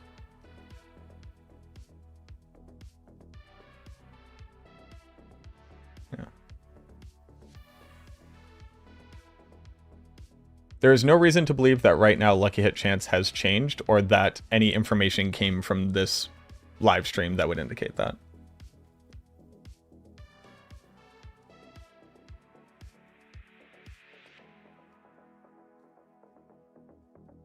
Big Monkey. Big Monkey is so good. LNE was very cool. With the new boss mechanic, yeah, so there has to be, like, I did not see this, but there has to be, like, a new world boss, definitely, right? I'm assuming, like, some kind of, like, big jungle cat boss. That'd be cool. PTR for Rogue. I have no insight into this thing. What we might be discussing is how some skills lucky hit chance was functioning incorrectly. I do not know. They did not fundamentally change anything about how lucky hit chance applies.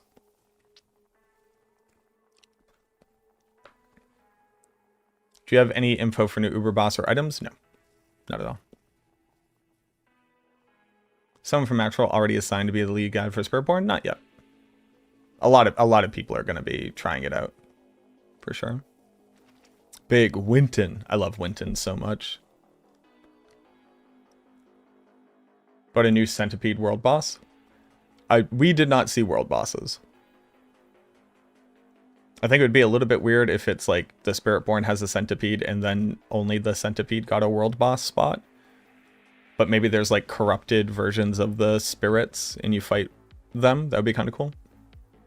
My favorite new monster? That's actually a really good question. So I don't know if I'll be able to find one.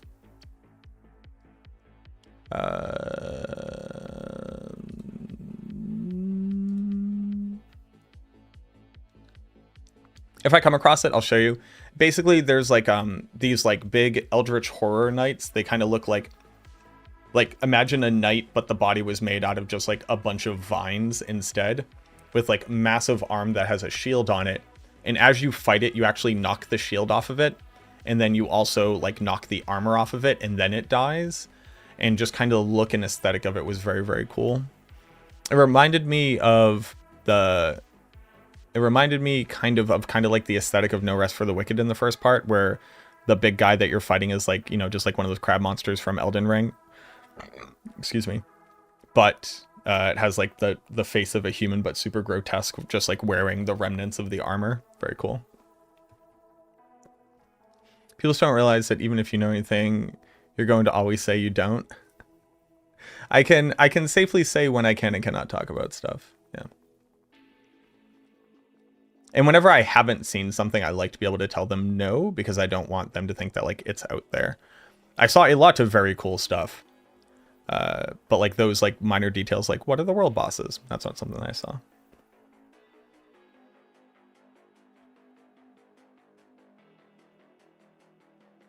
Does that ring true to you based off what you saw? So the quest line here is like a full expansion's quest line in a single area, right? So it inherently has to have more story to it. And the other thing that we didn't see is we didn't go down into the Durance. And I think we are very much going to be going down into the Durance. So what I would not be surprised is if this region basically has like an underground region in it as well, with like its own hub and its own like mini area. I would not be surprised if that was true. In fact, I'm going to call that right now. I did not see anything like that. I did not go into the Durance. I do not know this as a fact. I'm calling it that's going to be true. Yeah, so you can skip the campaign up to the new area, and then you'll have to do the new areas campaign.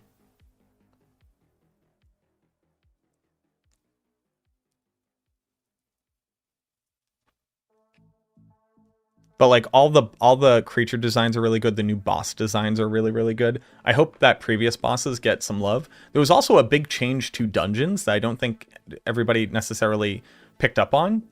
Dungeons now have a mini quest in them. So it's, you go into the dungeon and there will be an area with a locked resplendent chest behind it that if you complete the thing while going through the dungeon, you can go and get. So for the people who wanted to be able to like explore dungeons and have more to find and do, they've added that in, and you can still just like go to the end of the dungeon, fight the boss, and do whatever it is. But basically, I'm pretty sure I asked, and Bjorn told me that yes, the dungeons will now have these little mini quest sections in them that you can go do for more loot. Yes, Chronikz. It is 18% to your minions. You gain 12%, they gain 18%. They do not gain your 12%. I was going to send that off to you. I'm glad somebody brought it up to you. He's her dad, right? Who, Mephisto? Mephisto is the father of Lilith, yes. The anniversary was great. Anniversary was fantastic. This was, I think this is the build once I actually put the stuff on it. But like just a ton of mobility, permanent barrier uptime. Felt really good. Good AoE clear on the third hit of Crushing Hands. That's the spender here. Using the dash, which feels really, really, really good on controller. They actually did a phenomenal job there. No problems, though, so.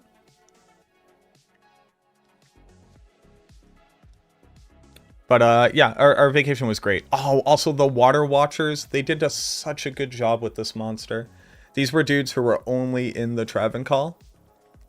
And the first time one popped up, I like squealed. Unironically, I was so excited. Yo, be good, Sonny. I appreciate you. Also, there's a no mobility aspect that just says, as long as you are moving, you continue to build up stacks of it, up to 30% mobility. That just reward you for continuously moving and not just standing still. And I think that's very, very cool. They've mapped a lot of the game to this idea of like, sorry, I felt a texture on my nose and now it's all I can think about. They've built a lot of fluidity into the design for this class and also for like options for mobility and stuff like that I'm very excited to see what that looks like for other classes. But yeah, I just stopped fighting there because I was asking a question and it's just like, oh, I'm unkillable. I have permanent barrier. Seen season 5 post PTR teasers from Rob and Dawn. Yeah, I was I was in that meeting where that information came from. Yeah, a lot of good changes. It's hard to say what everything will look like when we haven't seen the unique items yet. And that those teasers were not everything that's coming, obviously. But I'm excited for the patch notes, which should be, theoretically, we should be having a campfire like soon about that. I don't know when, but soon.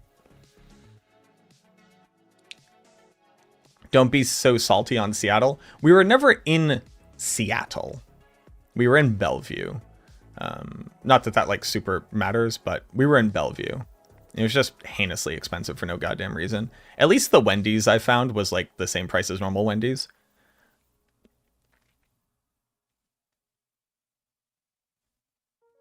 But my understanding is that Bellevue is just the more expensive Seattle.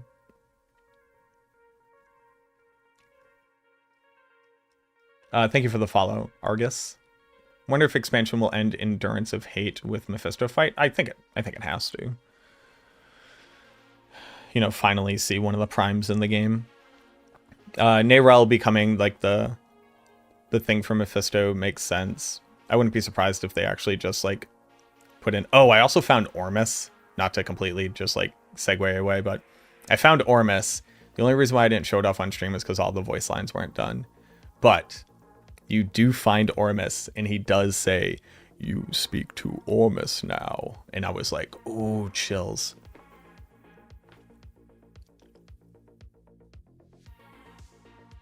Yeah. How's the anniversary weekend? It was fantastic, yeah. It was shorter than it could have been. But yeah, we got to we got to have our anniversary. We got to enjoy it. It was very fun. It was fucked getting stuck in Seattle though. Did he give you a useless ring? He did not give me a useless ring. I didn't get to see whatever questline was attached to him. The Necropolis was super cool. Necropolis Stronghold, which like doing the Stronghold itself, I think a lot of people are going to be pretty pissed off by it. but the actual story of it and the little skeleton armorer was very cool.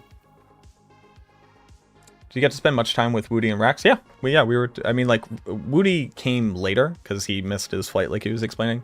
But anytime, I mean, like we were together the whole time that we were with the devs, and that was basically nearly 100% of the time. So like, got dinner together, you know, ate lunch together, kind of like hung around. This trip was like very, like Raxx said, it was like very regimented. It was like very go. Oh yeah, Trev, you missed the whole story, dude. I was stuck in Seattle for 23 hours because my flight got canceled. And I just like I didn't sleep from like Thursday until like Thursday morning when I woke up till the Saturday of being up where we went for our anniversary. Like Friday I got in at like 5 a.m. No, Saturday morning I got in at like 5 a.m. and I slept for like 3 hours and then we had to drive up there. But yeah, I mean, like we were all together, like us, Fame, you know, Rax's significant other, Sarah, the devs. We were basically just together the entire time. We also did the live streams. If y'all didn't see it, we did live streams on Rax's channel.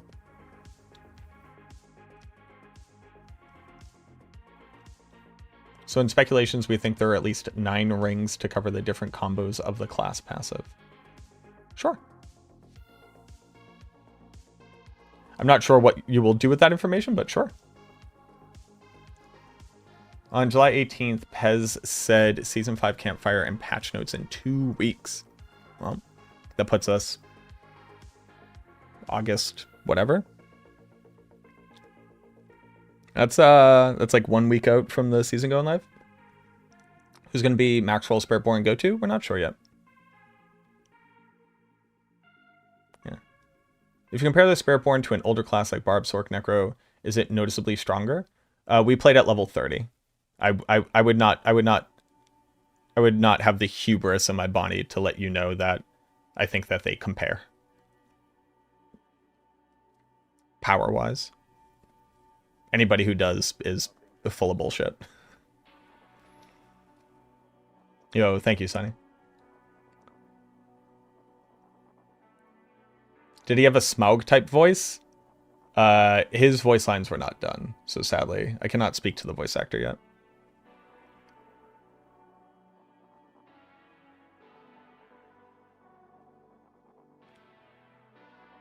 Yeah. I actually asked Eleni. There's a really good clip. Hold on, I'll try to find it.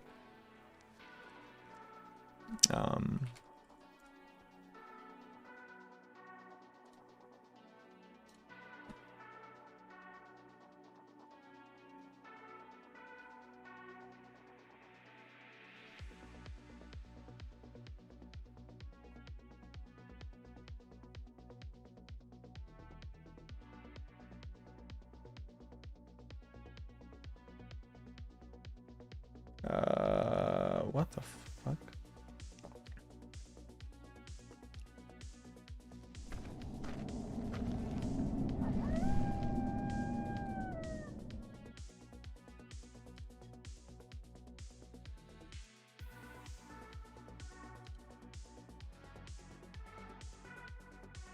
What? Okay, that's garbage. Hold on, I'll find it. I'll find it. Thank you for the follow, by the way. I will come thank you personally in a second.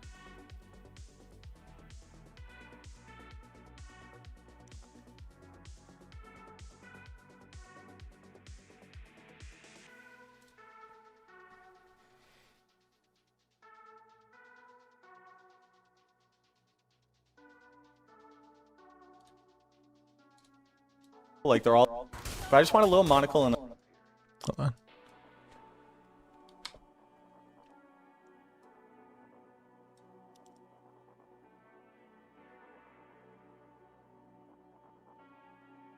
Please, dark gods, let me have this. Thank you. But I just want a little monocle and a little top hat. Yeah. I mean, Yes, of course, everybody wants to see a skeleton with a monocle. Of course. And if you don't, You're not. Why don't Yeah. you Why are you see why are you playing Diablo 4? like, what's wrong with you? Like, how dare you? Come First on. and foremost, let's shame.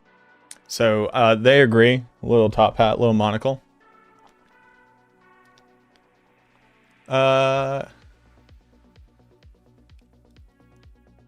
What's your rough plan for the expansion? Start at Spiritborn level 1, restart the campaign from scratch, grind some levels in Helltide, then jump to the new part. Don't campaign at all. Well, you have to do the campaign. Like, you have to do the new campaign. Like, you can skip the base campaign, but I'm not gonna not do the new story. It's probably start off as a Spiritborn level 1 and just do the new story. I don't really have like a plan. I'm not really a person to make a plan like that. I just want to experience the game.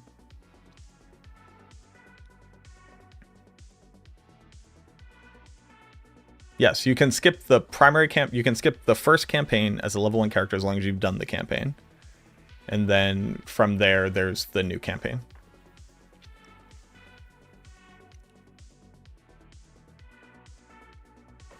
Like, one of the things I kept asking them, like, you're going to give us a Winston transmog for the new Winston summon, right? Like, obviously.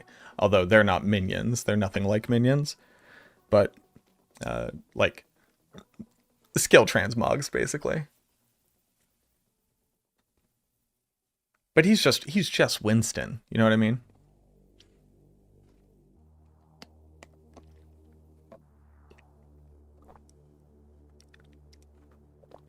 But this is, like, insanely good. You deal 100% of your thorns damage to enemies you hit and gain barrier of 10% of your maximum life up to 40%. Just casting a gorilla skill. Any gorilla skill, just casting it. You get that bonus. I think it's pretty cool.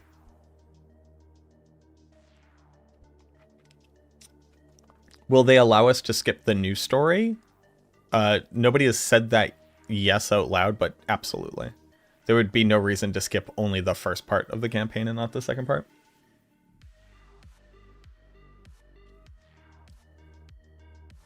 Yeah.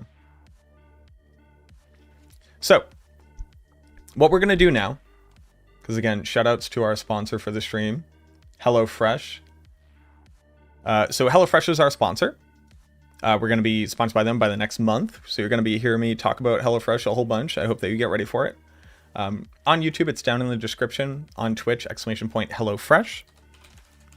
HelloFresh has a great new offer. The cool part about this is that the offer now applies worldwide. So anywhere where you can get HelloFresh delivered, you can get this offer. It's the typical like normal package, which is by signing up with the code, you get like 10 free meals. The cool part about it is if you lock in with this code and you keep your subscription up, HelloFresh has appetizers now, and you will be able to select a free one with your box every single time that you get HelloFresh. So if you've never gotten HelloFresh before, this is a great time to lock in. Now, nobody likes watching somebody be an absolute shill, right? So I made it better for you. You all are going to help me pick. Holy, that is bright green. Hold on. Hold on real quick. Hold on. Maybe it's because of this.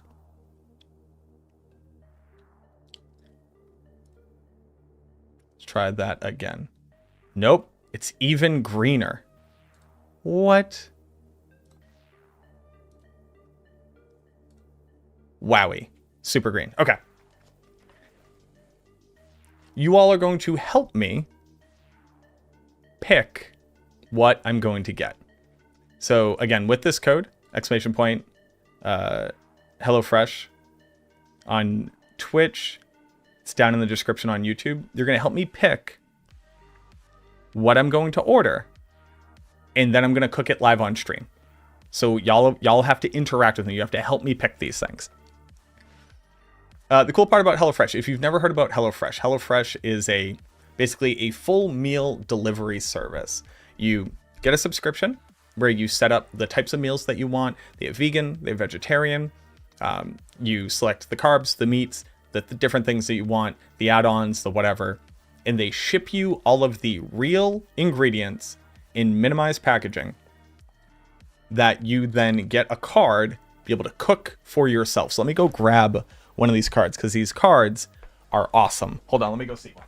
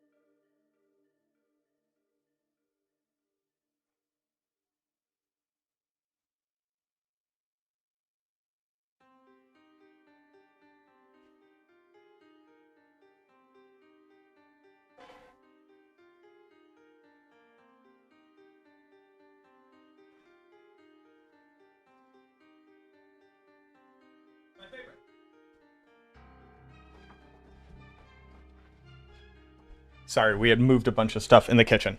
So, these are the cards that come with it, right? So the green screen, let's turn off the green screen for a second. Filters, chroma key. Okay. So these are the cards, right? So it's like, here are the ingredients that are going to come in the order for you. Here's what it should look like. This one is the glazed pork. Glazed pork tenderloin. This is the first time I ever really ate tenderloin. It was probably one of my most favorite things that they've ever shipped out. And it tells you, it gives you like a prep time and like a how long and like what you should expect. And then it just goes, no joke, step by step. This is what your world should look like. This is what you cut. This is what you get. Then you do this. Then you do this. Then you do that. And then you have your meal. And when people are like, and it's just that simple, it is. It turns out most people can cook. You just don't know how to cook. And then it's like, well, cool, now you can cook. So that's awesome. It's very, very good. I love it to death. I've had a couple different versions of these types of like systems, whatever you want to call them, services. And HelloFresh has definitely been my favorite because it's like, just like getting a meal in a carton and then microwaving it. Like, it kind of doesn't matter how high quality it is. For me personally, it feels like what I'm eating isn't particularly good. And the cool part about this is like, I just know how to make this now. Like, when I'm hungry, I just make that rice and I get a tenderloin and I just make that. So even if it turns out that's like, it's not your favorite thing, or maybe it doesn't work for you, or maybe like your living experience changes or whatever, you just have this forever. Because I got HelloFresh, I just have this forever. And it's like this little personalized, easy to follow. I don't have to go through like a Pinterest board to get a goddamn recipe and then read through like 9,000 ads before it tells me when I add the pork to it. Gonna do plenty of damage. What's up, Meat? What's your question, Meat Pro? Is it the meals? They're like 15 to 20 minutes. I don't think I've ever really which part of it? It's like the prepping of it. I don't know. It's like an hour. Like an hour for like a whole real meal. This one you make like an entire glaze and stuff like that. So that adds on a little bit more time. But like some of them are super simple. Like the rice, right? It's like, oh, cooking the rice takes an amount of time. But if you know you're going to be making this, you just like take your vegetables, you throw them into some saute and you just kind of leave them there. You just set the rice, and then all you really have to cook is the pork. And pork is a little bit temperamental because you don't want it to get all dried out, although I eat food like an absolute monster. But like, did you just have some kind of leftover meat and you just wanted to make the rest of this stuff? 10 minutes, 10, 20 minutes? But if you're like, it depends on the thing too, because like there's burgers. You're going to see a lot of different stuff. But like the burgers take no time. The potatoes take the longest time because you're roasting potatoes. But it's definitely the meals. And I don't want to talk out of line, but I want to say that you can also select for time. Then if you use my code, you just get free appetizers for life. Great. Now let me go ahead and do this very quickly, because I got to order it.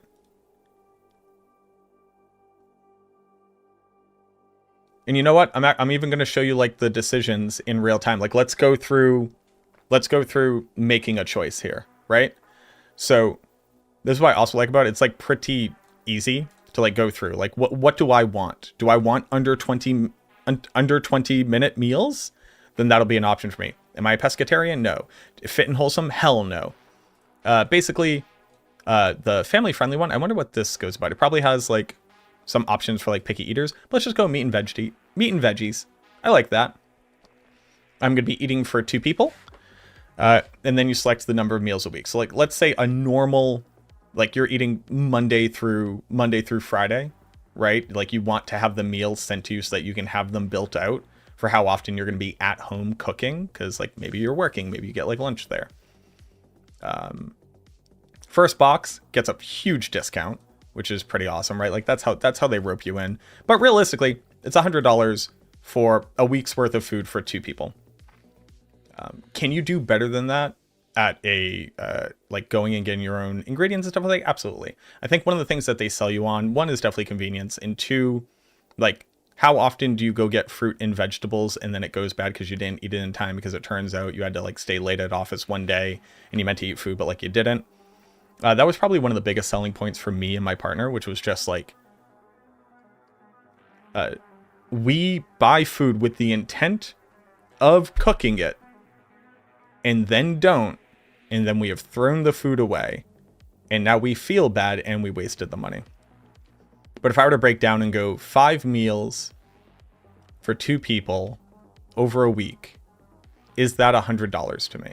For me, yes, that is $100 for me. Nobody should be trying to break the bank here, like living outside your means. Absolutely not. But I'm going to do this one. I'm going to do 3 meals a week. This idea is that like you're going to be able to like cook on the weekend and you're able to cook like sometime throughout the day. Bada bing, bada boom. It's going to run me like $30. It's $60 for that thing. Sure, let's do that. We'll select this plan. This is my plan. This is what I want. We'll go over here.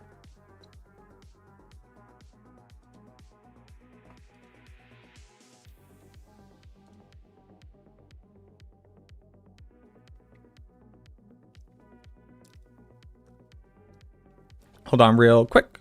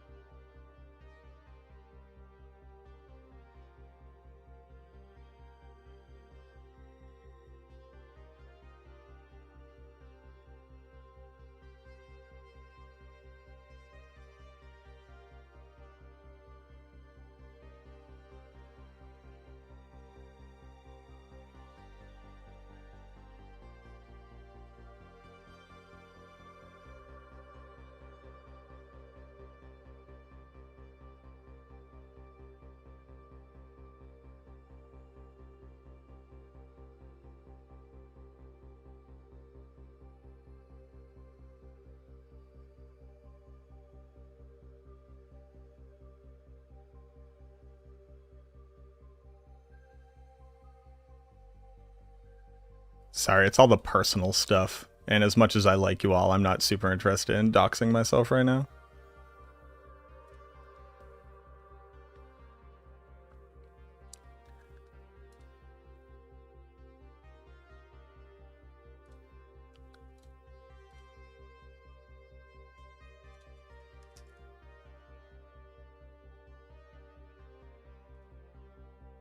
As much as I like you all.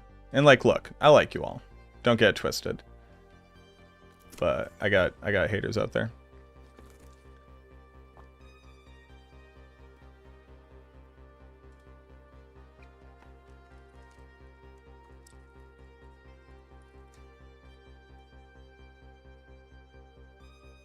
Okay, so now we have to select. I need to make sure it's not doxing me at all points. Okay. This can be paused, probably. Shoutouts to Bjorn. It was super good. Here we go. All right. Is the pork the only one that I've tried? No, I've done like 5 or 6 different meals. I'm trying to think of all the things that I've tried. Oh, Dick, they have a shepherd's pie. Like a lamb shepherd's pie, which was insane. That was so good. That one's on the longer side of what you make. In fact, maybe I can change, choose that one again. Okay. Estimated delivery by this Friday. Oh, snap. That's coming soon. Okay. We picked 3 meals that you thought that you would like. Huh. How do I like... What's this? This is cart. We just picked 3 meals we thought that you would like. No, I want to change the meals. I want chat to help me select some stuff here. Chicken schnitzel. Chicken schnitzel is very good. It is also hard to just have vegetables. It's like, I'm going to use these vegetables. And then if I'm going to get them, I have to get them frozen and stuff like that. Do I like spicy food? I like all food. The only thing I don't really like is fish. Okay. I love the cavatappi. I'm a big Italiano. I'm a gumbaz over here. I'm a pasta fagioli. I'm a little gabagool, huh? Stuffed jalapeno sounds very good. That sounds very good. Let's just look at the options. Sweet sesame salad. I wouldn't mind. Let's get a salad option. Let's definitely get a salad option. I've done the burger. The burger was fine. Also, we have to pick the thing that I'm going to cook. Dill chicken. Ooh. Churro waffle and bacon brunch board. Gouda stuffed beef meatloaf. What? That's insane. All right, so here's what we're going to do. Wow, that's... Hey, guys. The first time I did HelloFresh was a very, very, very long time ago. They did not have this many options. So here's what we're going to do. I'm going to close my eyes. I'm going to scroll up and down. And you tell me when to stop. And we're going to pick one of the things from that, okay? In 3, 2, 1. Stop. Okay, so we got 6 options here. We have yakitori style steak skewers. That sounds cool. 1 pot chicken sausage and bean soup. Not a big fan of that. Not a big bean guy. Herb butter grilled steak with potato salad. Now, so here's the only problem. I will be eating this steak well done. Feel like I didn't have much input. A couple of people said stop. Look, I'm doing the best I can over here. Mushroom and chive risotto. Hard to make. Turkey and Gouda brioche sandwich. Sandwich is a fun term to use there. Barbecue pineapple flatbread. All right, so we have to pick one of the meals from this. Well done. I know, dude. Yeah, I know. I'm fucking weird. Leave me alone. I'm on the spectrum. I don't know what to tell you. Skewers. Okay, so we have 1 vote for skewers. What are people feeling? What are people feeling? Just whichever one sounds the best to you. Yakitori, we got 2 votes. Twitch chat doesn't care about food at all. They just want to yell at me about eating well done meals. Do you vote? No, I don't put ketchup on fucking steak. Risotto. All right, we got 1 for risotto. We got yakitori. We got mush and chives. Mush and chive risotto. Okay, we got 2. Yakitori. Reverse air, and you can enjoy done and still tender steak. Sure. Yeah, I don't have time to do that. We got yakitori. People are just grossed out about ketchup on steak. So I'm thinking we're going yakitori. We have 2 for risotto, you monsters. That's another for yakitori. Risotto vote, yakitori, yakitori. We're up 8-3. Nobody cares about the steak and potato salad, which is great because I hate potato salad. Thank you for not wanting the chicken sausage and bean soup. That's not for me. All right, we're doing yakitori skewers. We're going to add this one. Tastes even better with... Ooh. Do we want chickens? Oh, okay. Well, hold on. So they're giving you these appetizers, right? Which I think I should get 1 free with the thing. So do we think the yakitori is enough food?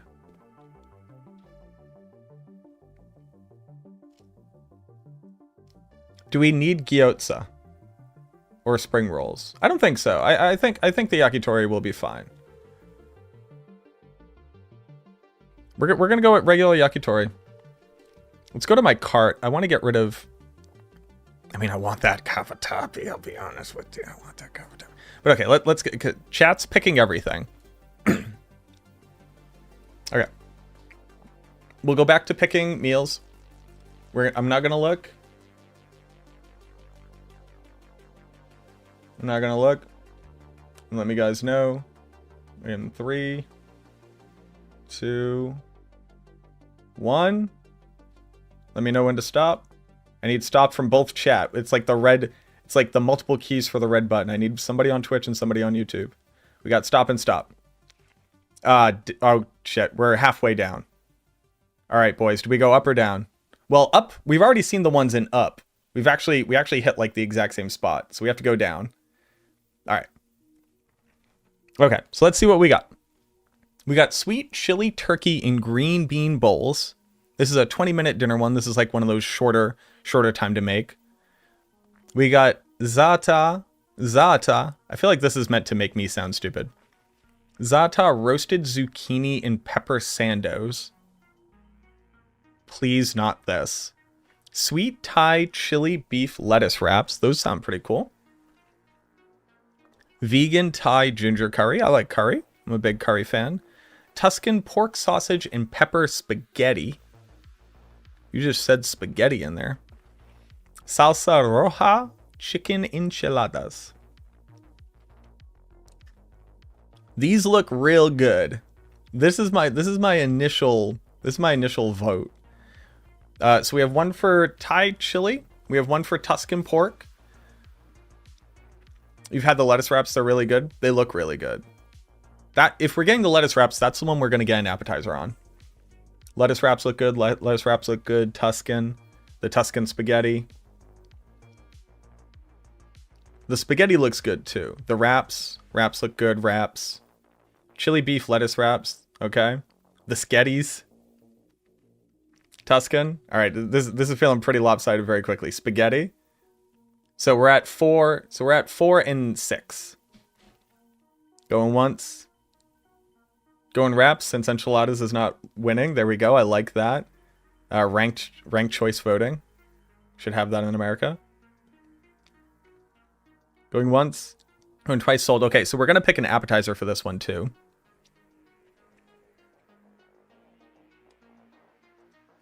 Add. Can I... Wait, hold on. Add here. Add one in your box. Yeah. Oh, there's not like an appetizer included with that? Huh. Why is this now different?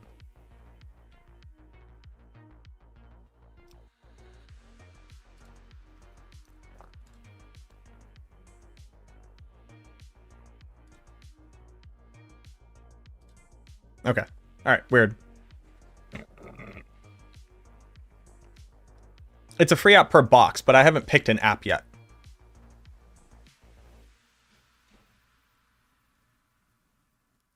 Yeah, I'm gonna pick an app too. I'm gonna pick an app for this one. All right, we're doing our last one. All right, everybody. We gotta pull the key.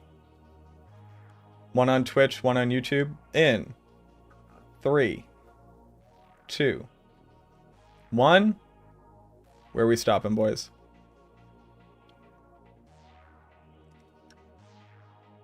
The suspense is oh no, we have ads on Twitch. All right, Hey Look said stop. I need one more though. I need somebody from Twitch, but we're in ads. Oh, Garm got us. Let's go. Okay, chat. Okay, chat. Okay. I've never been this excited about picking food. Okay? Make the right decision here. Okay? All right, everybody? Make the right decision here. You heard me talk about gabagool. Now let's talk about the options. So these are the ones at the top here. We have crispy kickin' cayenne chicken cutlets. I love chicken cutlets. Chicken cutlets are very good. We got a cavatappi beef ragu. A ragu. I can't roll my R's. I am Italian. Leave me alone. We have a saucy beef and cabbage stir fry. That sounds terrible. I'm not a big cabbage fan. Braised birria style beef tacos. Now, I'm not going to be like dipping it in the sauce and frying it. I'm not an old Hispanic mom, so like my hands aren't immune to burning. We got the poppin' jalapeno beef stuffed peppers. Those sound pretty good. I fuck with jalapeno. Although jalapeno aren't like very large. Yeah, they look like they're kind of like those look like bell peppers, right?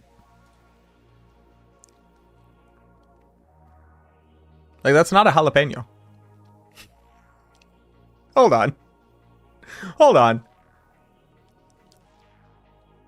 That's not a jalapeno. All right. And then crispy chicken Milanese with burrata. Burrata? Burrata. How do I pronounce this? Okay. So there is a right answer. There's a right answer here. Okay. There's a right answer. There is a correct answer. Let me see the votes. Just remember, Cavatappi's right there. Just remember that, chat. We got one for Cavatappi. Perfect. Thank you. 100% Cavatappi. Cavatappi. The jalapenos were chopped. Oh, okay. So the jalapenos are part of like the beef mixture. Cavatappi, you can have it. The cabbage. Jalapeno. All right, we're not going to do cabbage. Jalapenos. Suffer. Okay. Go the cayenne chicken. The cayenne chicken looks pretty good. I don't think that's a bad one. Cavatappi. Cavatappi because we're nice. The ragu, the cavatappi. Y'all are good. The Milanese. What does Milanese mean? I don't know this word. Cavatappi, treat yourself. All right, bada bing, bada boom. Add. Okay. Oh, customize the meal. Do we want to go with chicken sausage or ground beef? I think you go with ground beef, right? Like I don't want chicken sausage. I'm gonna have a derivative meat form as my meat insert.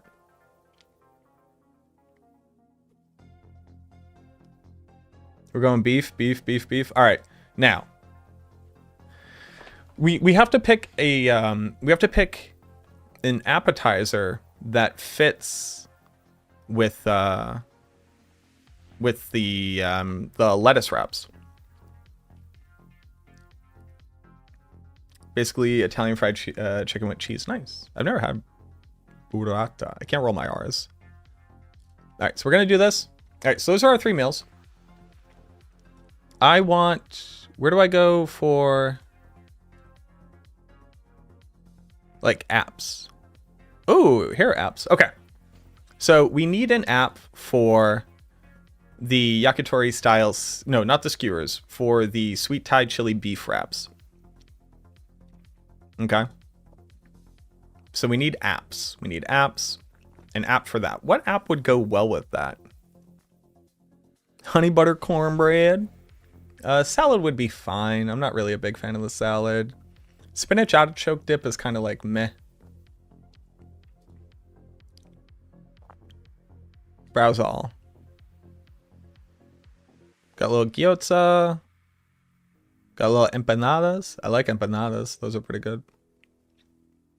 Not salad with the lettuce wrap. That makes sense. Maybe a little empanada. I like. Mas is better. Thanks. Yeah, that's it. Beef empanadas. It's already a lot of beef though. Like so it's beef and like a lettuce wrap, right? With like sweet Thai chili beef. Got a crunch, kind of has a veggie vibe to it. I kind of want something heavy with it, right? Because it's kind of pretty light. Chicken and beef, just put them together. Why not? Oh, a little charcuterie. That one's expensive though. I mean, it's a whole charcuterie, so it's going to be like multiple like smoked meats, but it's like $17. That's roughly what, I mean, that's like a little bit cheap for like a restaurant around here. That one's not my favorite.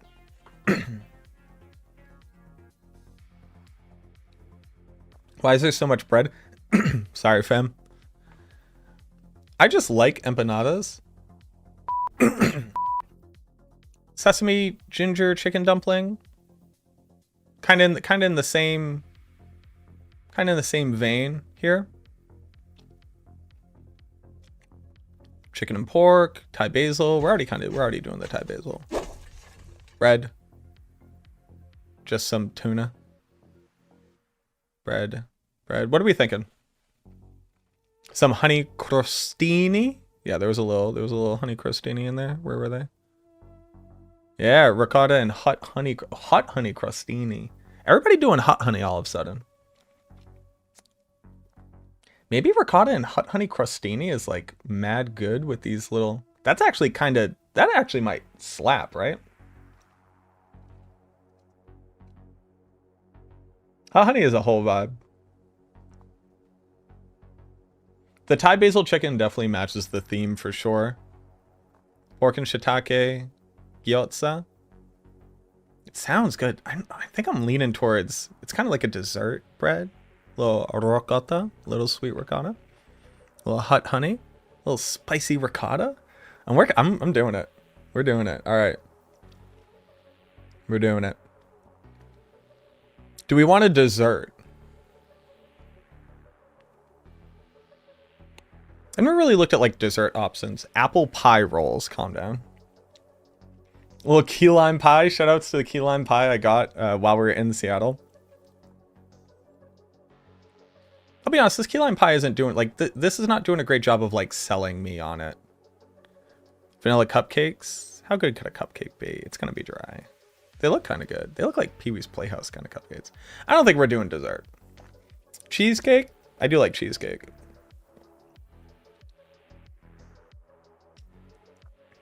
We have Velveeta brownies at home. The story arc of the Velveeta brownies will live on in infamy forever. Might give you a dessert for free. They might. What about the white chocolate raspberry swirl cheesecake, which I am now immediately getting? Okay, I'm getting this cheesecake. Great.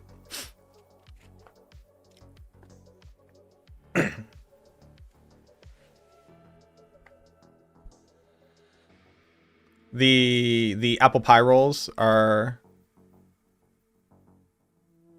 decent for carbs. Cheesecake is a pie. Cheesecake is... We can't do this again. Okay. So that's going to be our order. Yum, your selection is saved. Thank you. So we went with the 3 that we got. We went with white chocolate raspberry swirl cheesecake and ricotta and honey crostini to go with the sweet Thai chili. I think it was a good setup. Sandy already made the Velveeta brownies. Okay, so promo code taking off $30 here. This is going to run me $62.89. Let me see if it's going to dox me.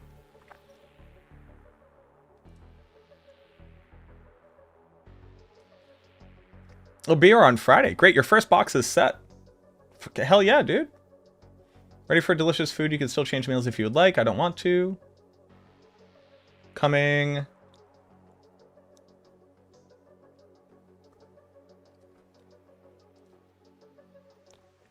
Ready for your second box? Oh, okay. So it's trying to set up. Okay, let me just make sure it's not doxing me. So I just want to show you a little process, right? So great, your first box is all set up. It's going to arrive on this day. Be ready for delicious food. Ba, ba, ba, ba, ba, ba. This is how much it came to. Gives you the breakdown of how much it came to. Oh, apparently this one was... Apparently the yakitori style steak skewers were like a premium one. Oh, I didn't even know that. So this would actually be... If I just picked a regular one, this would actually be 20 bucks even cheaper. So this would be $42 right now. Okay. So just keep that in mind. There are going to be some options that come with an additional... You know, now that I think about it, I think it showed it. I think it wicked showed it. Now that, like, I think about it, like on the screen, I was seeing some additional prices and stuff. So they have like some premium stuff. So this would be even cheaper. This would be $42.89. So just keep that in mind if you're doing your own boxes or you're doing your own orders. Keep that in mind there. Rate your second box. Do I want to set up? So right now it would be like, do you want to set up your second box? Do you want to choose other meals or you just want to keep it going? I'm going to say skip second box right now.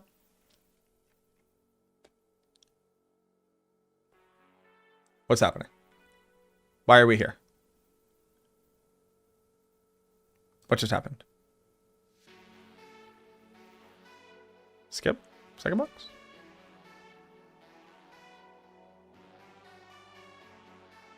I don't know what this is trying to do. Going to skip. Edit delivery. Oh, okay. Okay, so you when you go to skip it, it brings you to like the basic UI for this. Okay. Skip this week.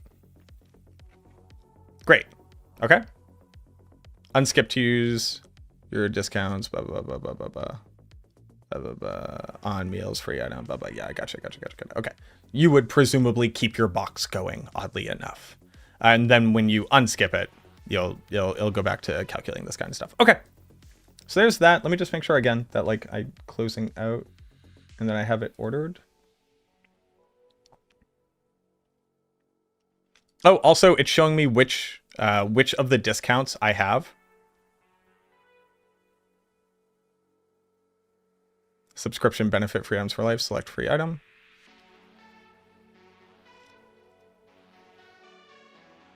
Oh, this is where I select it. Oh, I wanted this one. Okay, so then let's close out this one. That's what I needed to do. Okay. You just have to like activate it. Sure. Okay. Save. So now I'm getting that thing for free. Although the list of free stuff was actually kind of big. It was bigger than I thought it was going to be. Probably should have looked through all of them, but here we are.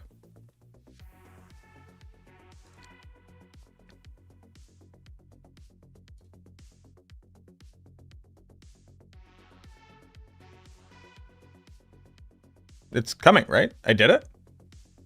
I think I'm done.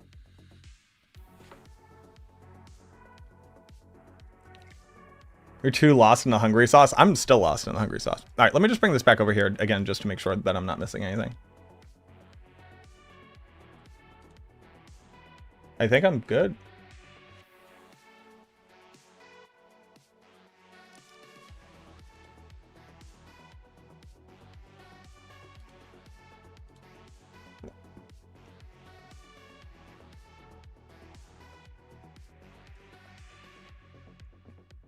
Yeah, I think I'm good.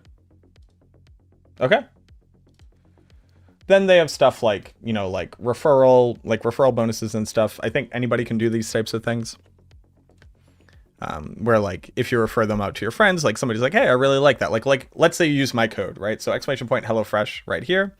Again, it's down in the description on YouTube. If you go use my code there, you get that set up like the free meals and then the free lifetime appetizer. So you just like pick one every single week or every single time that you get your box.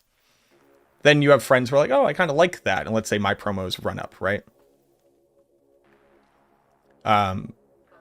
They do like a referral order. That makes sense. This is pretty typical of like delivery services. But we have like it'll track like what you've gotten, etc. And you can, you know, send these same types of stuff to other people. So if you like it and then you hook up your family with it, that's pretty dope. But make sure to use my code every single time. But there we go. That's HelloFresh. Again, I really vibe with like the actual product that they give. If it is within your budget, it's a very good option to be able to manage these types of things for people who are like me, who just kind of like suck at it.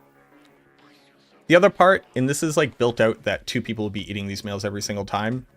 If you are personally getting the box for you, like let's say you're living alone or like whatever your situation is, every time we would make this food, we would each have a portion, and then we would also have leftovers, typically speaking, depending on what it was.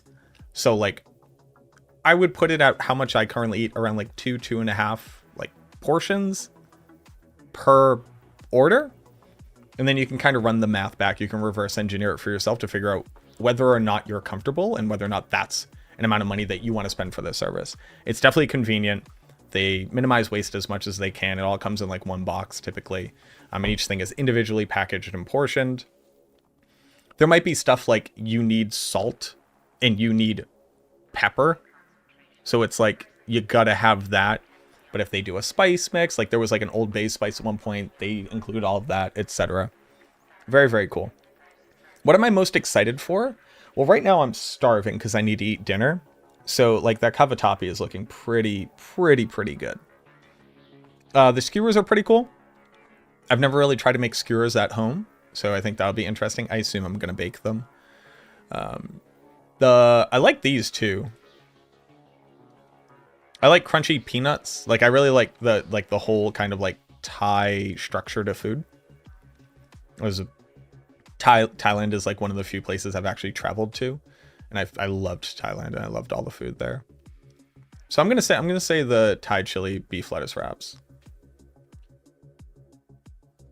Grill them at home. Oh, grilling. Yeah, we don't really have a grill here, but like obviously you can kind of pretend like you have a grill if you have an oven. So I think I'm all set. I think this order has gone through. Again, so I'm going to be bringing up HelloFresh like every single stream. Like full transparency, obviously they want people to try this out through my code to consider this a success.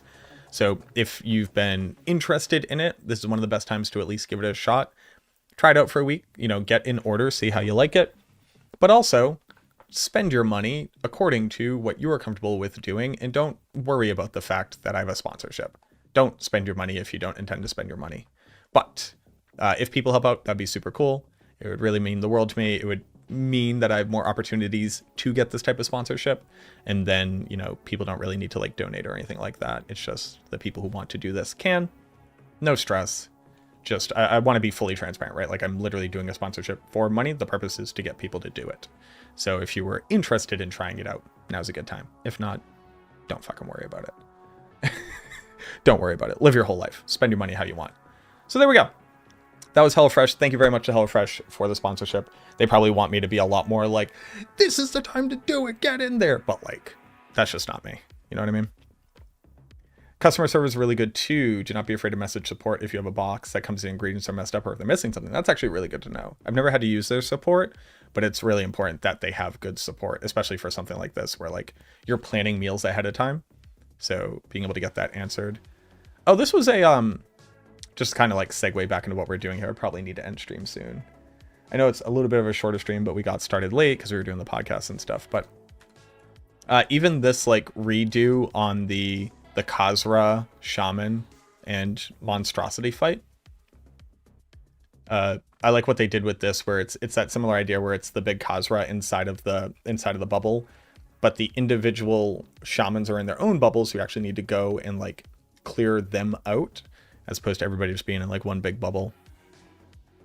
I think it's cool. They also, if you notice, they're also doing like the trap effects right there. I don't know why I'm fucking pointing when like I have a cursor. But they have like on ground effects. They're doing the trap effects here while you're clearing them out. So it's not just like walk up and kill them. You got to deal with that stuff. And then you can go back to fighting them. I like this addition of boss mechanics and added complexity to the game. Now that people kind of have a language of the game, they understand what the game's trying to communicate when it does stuff.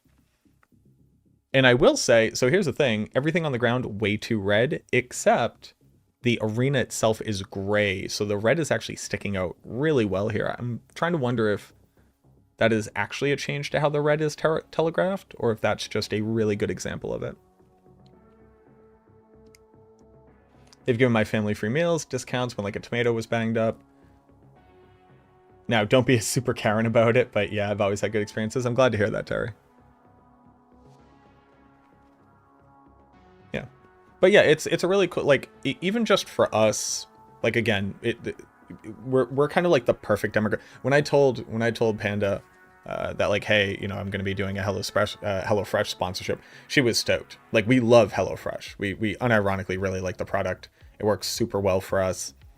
It gives us an excuse to cook as well. Now, you would think just being hungry like a human would give you an excuse to cook, but one, because you're spending the money on it and it's going to be coming at certain times, you kind of prepare to be able to cook it. And it's a bit more in your face. It's like, we got this to cook it, now let's do it. And then on top of that, again, it just kind of makes the cooking process so easy. You don't really have to think about it. You don't have to be like, I have rice and we have chicken in the freezer, so I'm going to have to defrost that. And I know I can flavor my rice, but like, I don't know what I want to put in it. It takes that portion out of it, which is like this weird barrier of entry, at least for me, where it's like, I've been cooking my whole life. I don't really do recipes and I don't really plan them. So it's just like, unless the food's right in front of my face, I don't cook it. And then I forget that the food exists and then it goes bad. And that's where it's made the most sense for me.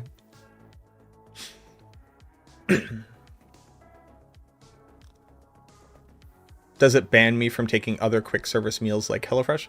Does having the sponsorship stop me from being able to like order from other things? No, that's not particularly relevant to the conversation, but no. I don't have some exclusivity deal right now. I'm not like a HelloFresh partner or something, I guess. I don't know that anybody is. You can flavor rice? Yeah, dude. Fun fact, you can flavor everything. It's insane. Dr. Bug, thank you for the follow. Thank you for all the follows, by the way. Dr. Bug, Saiban, Keto, thank you. Slightly colorblind and the color doesn't stand out enough with the intensity needs more in general. Yeah, for sure. If you didn't see, though, and I'm not sure how much of this actually has overlap with what you're talking about, but they were doing, they were showcasing a ton of accessibility options that were coming to the game, which probably won't be in until the expansion in the Season 5 PTR. Now, they weren't all final, but from the people that I know in like in the communities that like have predominantly like handicapped players, there was a ton of great accessibility options that they were really excited about. So hopefully a bit of colorblind, like color swapping or something like that would be great. The HelloFresh kill squads hang out near the local Stop and Shop. Bro, Stop and Shop's been unionized forever, man. They could go mess around at like Market Basket or something, but not. I wouldn't hang around at Stop and Shop.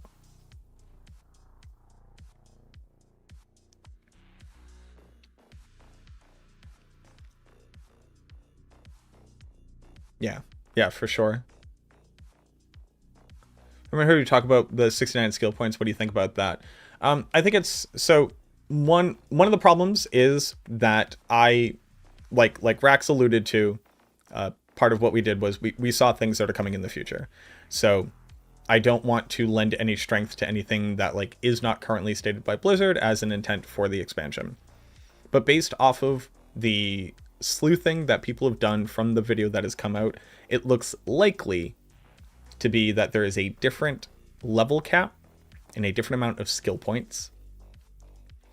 And if I were a betting person, I would say that if they're looking to add new skills and build on the skill tree for each class, you would probably need more skill points to be able to enjoy any benefits from those things, since we're already so tight on skill points that like putting a Shaco on changes how you can build a character because you don't have to put skill points to put something on your skill bar. So I think it's reasonable to assume that a change to the progression system of the game is coming with the expansion. And even without seeing a video, that would have been pretty safe to assume, because we know that they've been constantly reevaluating progression in the game, and that a lot of these systems don't really make sense. Oh, that I just want to point this out. So I did one of the mini quests in this dungeon. I found the relic that will open the door. But being able to renovate and change these systems doesn't make sense without it ultimately changing at a foundational level.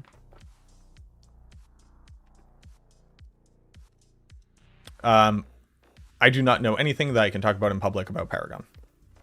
There's nothing in the universe right now that points to Paragon changes that we can discuss. But in here, you walk in, there were 3 elite monsters. I get my resplendent chest, just as like a kind of little additional bonus here. So this is at, world tier 2, obviously. So it's going to look different in higher world tiers. But I think it's a cool addition. I think that's a cool addition for people who want to explore more. I talk about, but I hope the new skills are going to be good if they actually add them. I haven't seen any. I can straight up tell you I didn't see anything for the other classes. I did not see a single thing for the other classes. What's the existing skill points that we currently have? So you get skill points all the way up to level 50. And then you get how many from Renown? 10. So it's 59. Do we have 59 skill points? You know that thing I should probably know.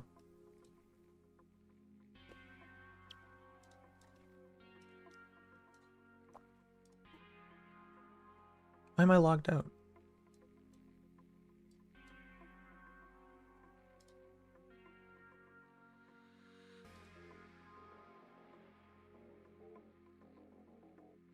So I have to re-authenticate.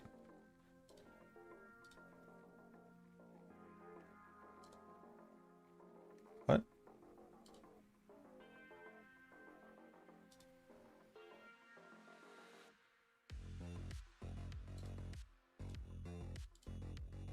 What?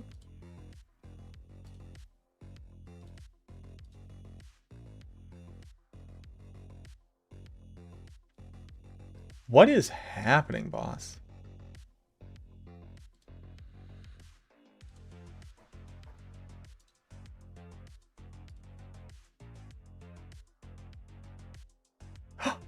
It's us! Look, it's us! Look at our boys! That was us! Ah! Ah! Look at us. My little red shorts.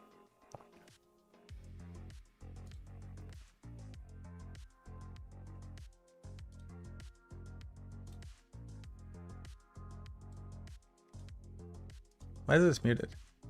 Tune into Max Roll today, tomorrow, and every other day. Yo, Shouts here from Xbox Studios with our MacroBioBoi. Just had a phenomenal stream, super excited. The class is insane. You're gonna learn all about the SPIRITBORN and everything we can share very soon. Tune into Max Roll today, tomorrow, and every other day. I love that. Wait, let me sign in. Something weird is happening. How many skill points do we have? It's 59, right? It's 58. There we go. Oh, right, because level 1 you don't have a skill point.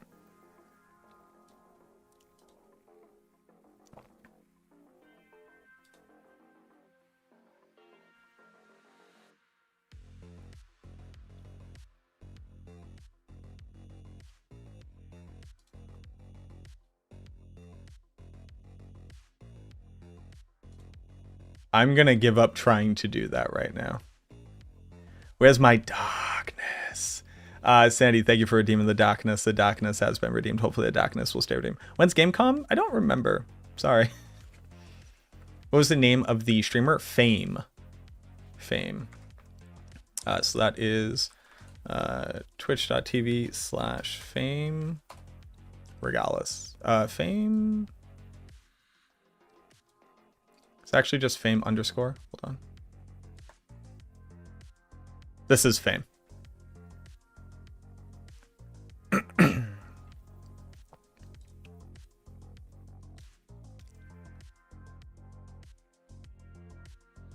They stream insane hours, dude. 12-hour streams. 1, 2, 3, 4, 5.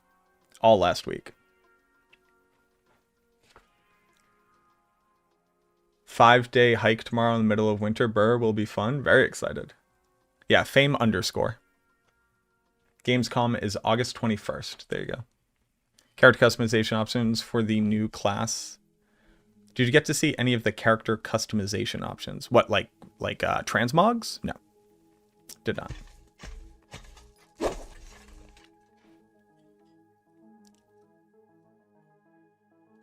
Here's the first thing about 69 value, though, too. If skill point level increases to 60, and if we get 2 skill points from the Hunter Renown, then the skill cap should be 70.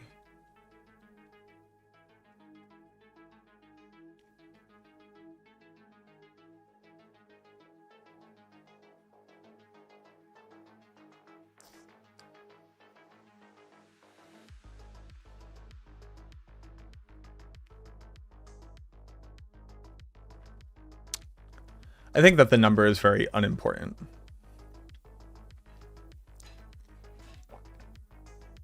Like their face when you make a new tune? No, I did not. They had 4 characters there. I guess I could have made a character. I probably actually couldn't have. No, they just had 4 characters there that we could respec. But this was like a fully prefabbed build. But the characters themselves looked very cool. Mike Honcho, thank you very much for the follow. Dr. Bug, thank you for the follow as well. Which I had the most fun with big old monkey boy, I would say. The big thing is that, so like I tried out all their builds, obviously, but the playstyle of monkey felt very, very good. Like all of the attacks, so that like big 2-circle attack that I'm doing there, that's the spender. It's called heavy hands or crushing hands. It is, if you do it 3 times in a row, you do a double smash, and then you do 10 smashes in an area around you that do lower damage, obviously. But the cool part about it is that the 2 circles are a Venn diagram. So whenever you do damage, like the 2 on the outside do less damage, the one on the inside does double the damage. So it's both an AoE clear skill and a single target skill, as long as you can get into the face of the monster. But like basically every build I ended up putting on the soar ability, that's the blue eagle of the blue burb ability. And that one's basically like the pseudo teleport where you fly up and you fly down. The one all the way over onto the right is like Feral Charge or something. I forget the name of it. But this is a Jaguar 4 charge mobility skill that dashes through a monster and always goes to its maximum length, even on controller. And then you can use it to like rapid dash throughout monsters multiple times. So you'll see me like I dash there, and then this attack is coming and I'm bad, so I just moved, but I dash and I dash and I dash. And then I summon the big monkey, and then I'm going to use my evade to get through. And then after using the evade, the dash will be off cooldown. I'll use the dash. Very, very fluid build. Rushing Claw, yeah. Were the computers full spec? Yes, they were. People asked about that a lot. Like, people were very, very interested to know what was the level of, like, power of the computer. I don't know what that would impact, but yes, it was a good computer. Like, you are not the only person to ask about this thing.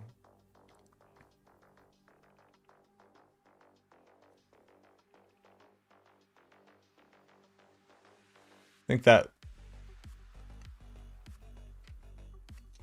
think that Blizzard themselves can't actually build their own like high tier builds, to be honest. I believe that the Diablo 4 developers who have less time theory crafting builds in this game would create weaker builds than people whose job it is to only make high powered builds in their game. I think that's an accurate statement, but that's true of everything.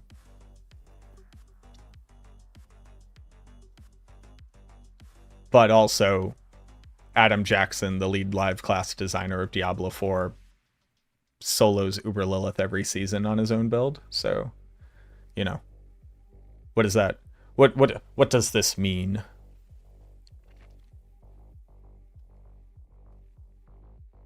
So this is where we're actually talking about block and the fact that characters are going to have inherent block damage reduction, which will then be modified.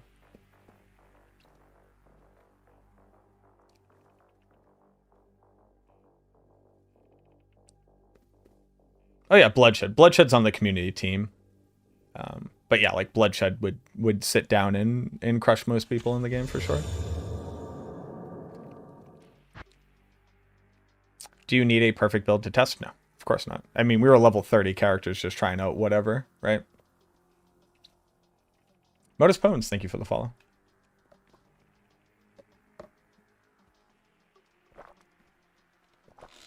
What do you think about the Harmony helmet? I did not find one. What do I think about it? I think it's a cool concept. The only issue that I have with it is that I didn't fight it. This is my favorite monster.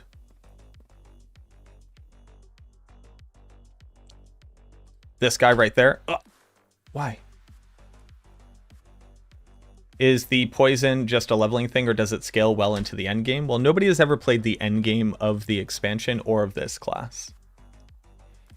So we have played the most of this class locked to a level 30 character, and it was about 8 hours. Like me, Raxx, Fame, and Woody have the most hours on this, and I could not tell you what this looks like in the end game.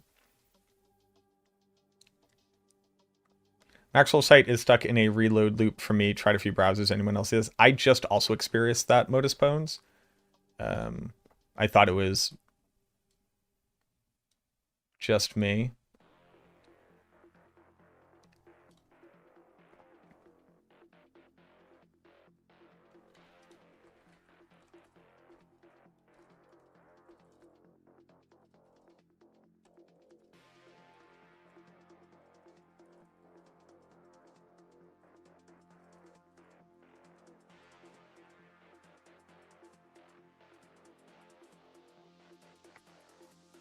Chances we get a small beta, 0. 0% chance. I would not even want people to play a beta of the expansion because I want to, me personally, I want to experience the expansion of the game. Like, at the end of the day, I'm a video gamer who's enjoying this art, and it's going to be data mined to shit the moment that it hits, like, whatever build. That's whatever. I don't want it to be like we see everything before the game even comes out, honestly. Do I think the new stat squish that nobody knows is true and we can't actually point to? Do I have any opinions about it? I don't. And do I think what the numbers will be? I don't.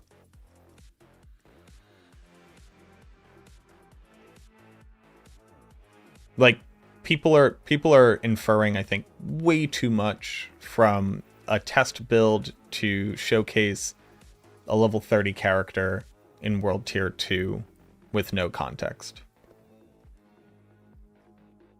Are there going to be changes to this game? Absolutely, no question. Does anybody's opinion about that matter right now? Fucking no. And if anybody tells you that their opinions matter about it, they are stupid. they're stupid. That's where I'm at.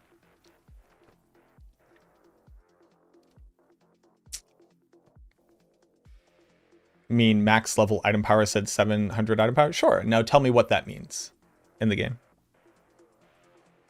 Now give me the context of what that means. What up, Devin? Maxwell's working fine for you? Cool. It was just freaking out for me. But yes, Devin, I've been reading YouTube the entire time. It was on the closed D4 beta. I can say damage numbers during that were nowhere near. Absolutely, yeah. You can skip the initial campaign at level 1.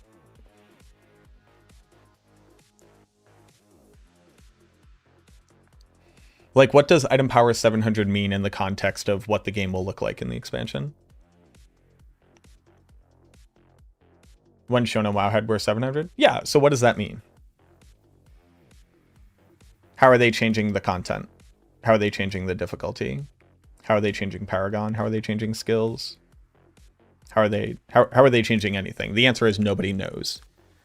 So just saying I see a number that is smaller than it was before is both a technically accurate statement that can be made and absolutely valueless to even consider, because there's... Oh, no. Twitch cannot see YouTube chat.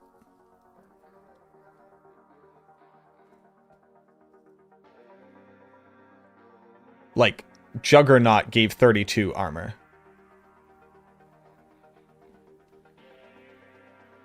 But if damage is 1/5, I would assume the number is smaller. Sure.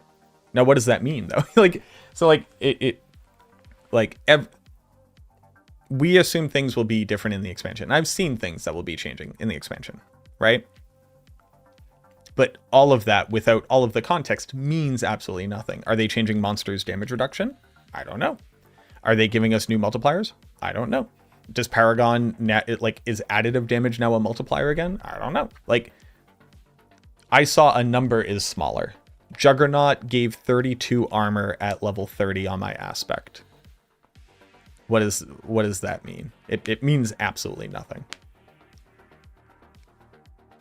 They're changing numbers. That's what we're inferring. Again, not currently proven, but that's what we're inferring. Are they changing multipliers? Are aspects changing? Are items changing? Do unique item is tempering changing? Does masterwork change? It's nothing. It's fairy dust. It means literally nothing.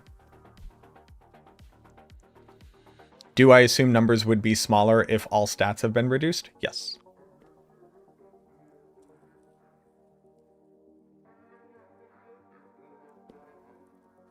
I would assume all changes would be made to lower it. I wouldn't. No, that is inferring a thing that can make technical, logical sense. Sure. But we don't know what's changing. We don't know why it's changing, and we don't know if it's changing. So at that point, what answer could I give somebody? Do I think numbers will be different? Yes, I do. Malbaru, thank you very much for the follow.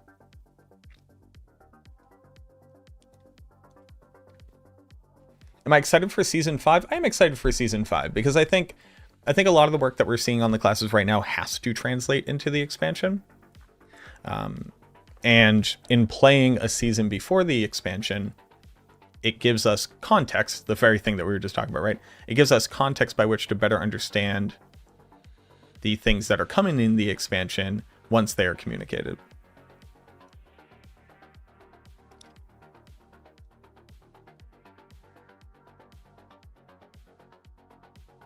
Sure. Yeah. Yep. But like, I can't offer insight into this thing, right? Like I can neither provide insight nor make an educated guess because there is no context. I have no problem speculating when there's context, but there is no context. So I don't really waste my time.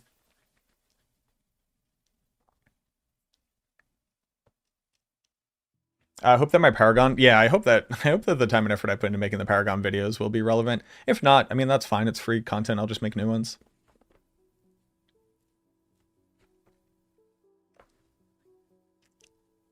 I've heard a lot about Paragon changes. Sure. What up, Assassin? Let's try again. Let me... I don't want to dox myself. Hold on.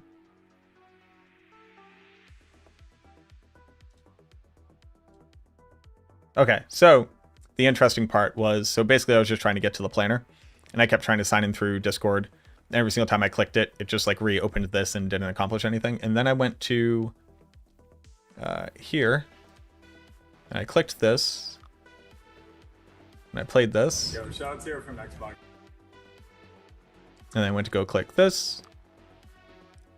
Okay, it's seemingly working. It was, I don't even know how to describe it.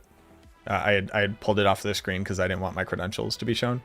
But it was basically, it was like hyper loading between this page and this page in just like 1,000 loops per second. It was pretty insane. It was haunted? Great. Well, I figured it was just a me thing, and then somebody else came into chat and was like, hey, what's going on? Be huge, and I just get tired of people saying the expansion will be smaller than the smallest PoE league. Yeah, don't read Reddit. The subreddit right now is just like, the subreddit just like the subreddit refuses to be happy. Unironically. Like, I don't think that people sharing their opinions on the subreddit are doing it constructively. I think that they refuse to be happy. You know, people are like, I saw a picture of the map. Hold on.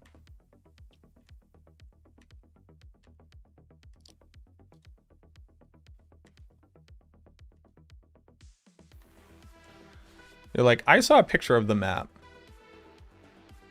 Oh, load. Go here. Like, I saw a picture of the map. And as such, I know how much content there is.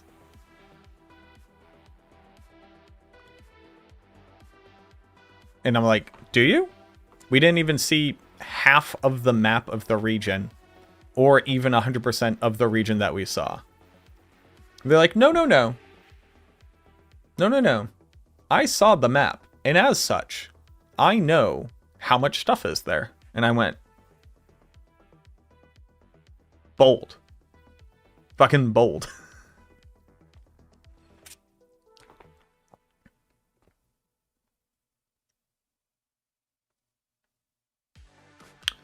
Also, for people who are saying like that exact concept, Scrumjack, these numbers look too high.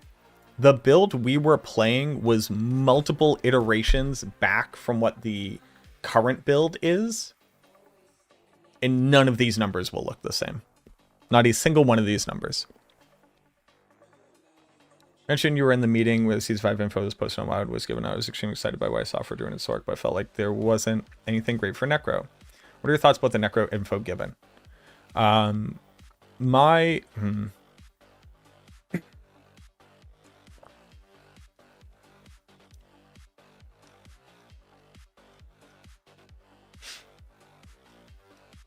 So it's already out there. Stuff has been put out there. The lucky hit changes to the skills that got them are an interesting way of trying to bridge the gap functionally for a lot of these skills. And I think for a lot of them, it's a very good change. We'll have to see just how impactful it is, because at the end of the day, I think the problem with Necromancer skills are mechanics and not with the numbers. And like the lucky hit chance was just one of the symptoms. Like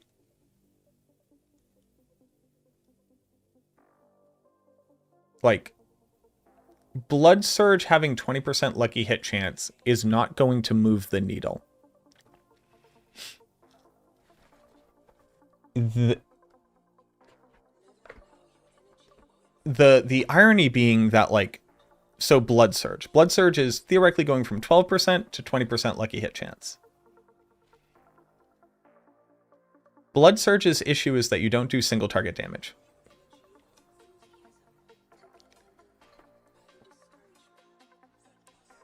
Blood Surge's lucky hit chance could be 100%. What would that do in the game? What, like, realistically, what would that do? What would that break?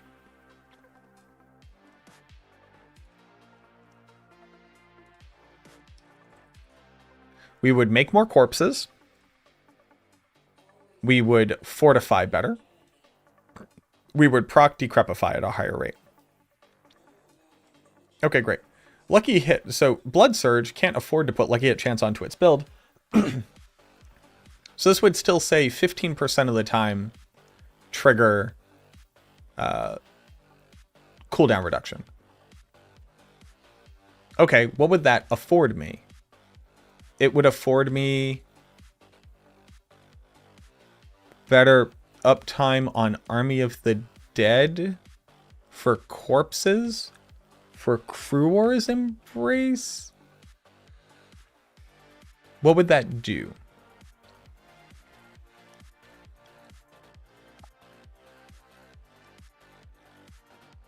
So it being 20% doesn't change the fact that I think functionally Blood Surge doesn't perform, because you cannot afford to have a build which does not do single target damage, and that is what Blood Surge doesn't do. Do I think Sever actually having a lucky hit chance is very good? Yes, because Sever was already good both for AoE clear as well as single target damage, and now being able to realistically proc things like apply crowd control and crippling darkness allows you to actually stagger, something that darkness builds really need to rely on to an increased degree. You know, you're going to be able to stagger bosses more often, but like, we don't need lucky hit chance for generating resource anymore. You could talk about Endarials, like, sure, you could put on Endarials to like supplement your damage with damage types that like don't actually modify it in any way. So one of the symptoms of Sever's, of like the entire system of the Darkness Necro, was that Sever couldn't rely on using lucky hit chance and thus didn't feel particularly good. Now it will be better at that, so we're alleviating one of the symptoms. Bloodwave needed greater than 20% lucky hit chance. It did. Now it does have it. Now Bloodwave, which is a skill that you ostensibly are going to be able to spam, can actually effectively fortify. That's pretty good, right? Like, being able to fortify through that is pretty good. Basically, everybody being able to generate corpses at a higher rate means that we have better uptime on our corpse-related triggers.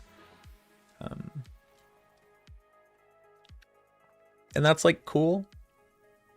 Now, as they add more lucky hit chance on items, that becomes a bit more relevant too.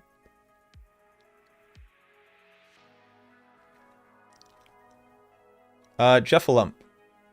Nobody fucking cares about Diablo 4 anymore. Okay. What's going on, boss? Hey, nobody make fun of Jeffalump. Everybody, don't make fun of Jeff Lup. We're gonna hang out. What's up, Jeff, man? What's going on? What's happening?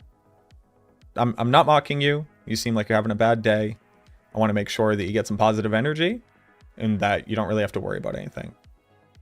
But typically when we're being angry or acting out like this, we're seeking attention. And on top of that, it's because we've been let down in some way. Like we feel as if we have personally either been lied to or we have been discarded. So what's going on? You've already decided that the space is for you, which is perfectly fine. It's for everybody here. That's why it's free to watch. But let's use this time and be constructive. Let's get a good outcome from it. So what's happening?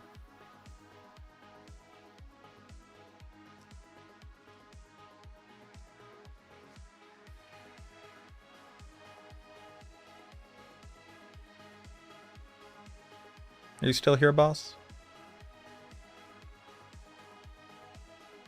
Because you've actually been following me since 2021. Means you're a long-time viewer. I want to make sure.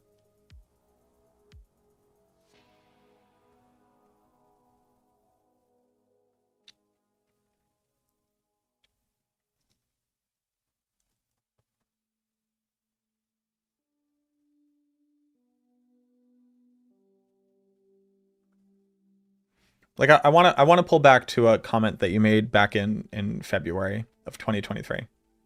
Yo, Mac, I love D2 since I was 6 years old. Played BNet up until 2015. I did a ton of PvP. I love PD2, and I'm disappointed to see how few changes are in D2R. Don't you think an endgame mapping system with the corruption system make D2R perfect?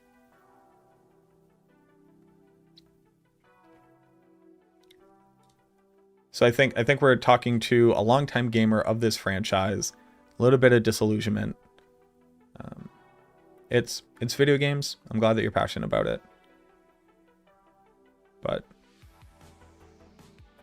we have like been shown to be able to proactively impact the outcome of this game.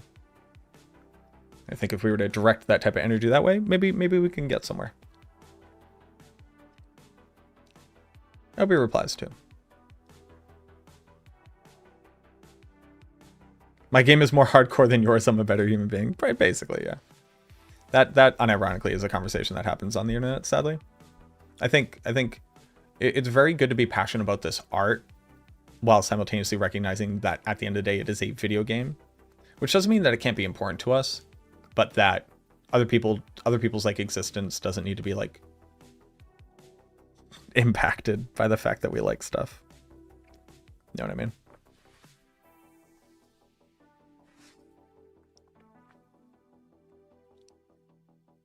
Having to fight an encounter that has strict of engagement rules, whether it's specific skills or order and time you must like. I like having options, how to deal damage. Would it help overpower trigger more? No, lucky hit chance doesn't change how often overpower triggers.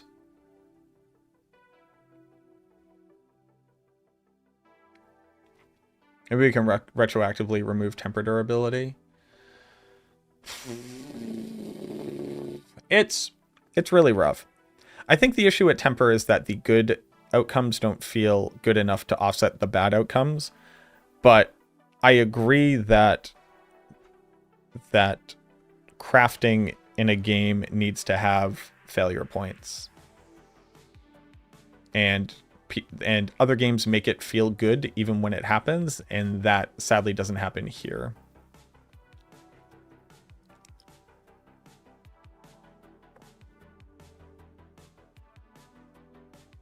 But I think it's okay for items to brick. Oh damn it, it sure is 8:30 and I haven't eaten yet. Yeah. But it would help with blood orbs, right? So the key passive. It would help generate blood orbs. It wouldn't really actually help generate blood orbs. So our one ability to generate blood orbs is from this absolutely terrible passive that happens once every 4 seconds. You generate 1 blood orb, and then you have to go pick up the blood orbs, which is the problem with this and why Blood Surge actually doesn't interact with Rathmas in any meaningful way.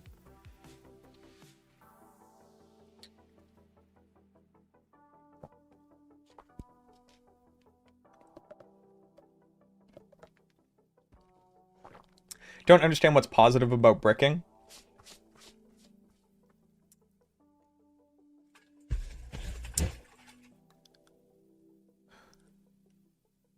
So it's really if you don't inherently understand the value in this perfect item might go away, and as such, when it becomes even more perfect, that is so good, and when it becomes less perfect, it can reinvigorate my desire to continue to play, and help to drive the economy. Like, bricking items is the only thing that stops everybody from being done playing the game 2 weeks into a season.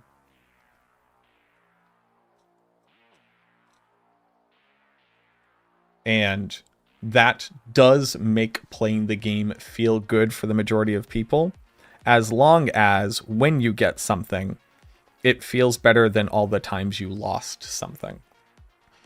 And the major issue right now is that the current system doesn't accomplish that.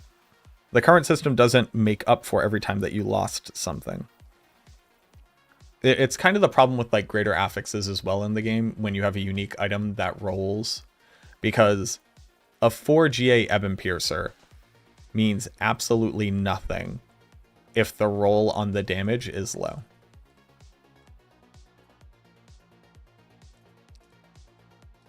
This is an unusable item.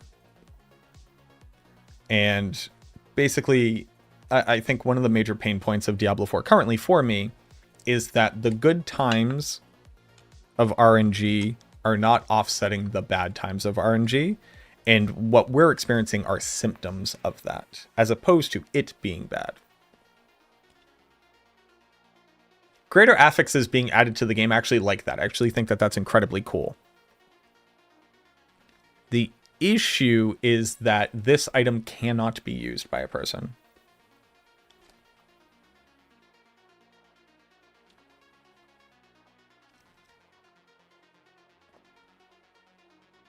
So bricking in a crafting system allows you to artificially increase the RNG moments and enrich the experience of playing this season, because it leads to different outcomes. The problem being that right now it is too punishing.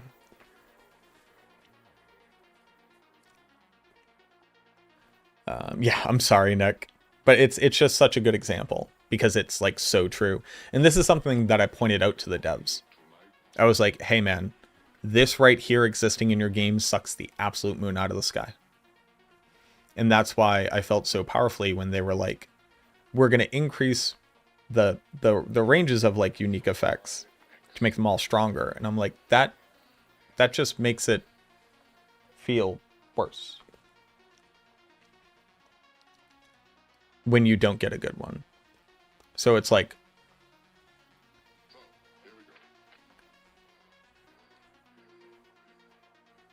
it's hard to say like what's the right move.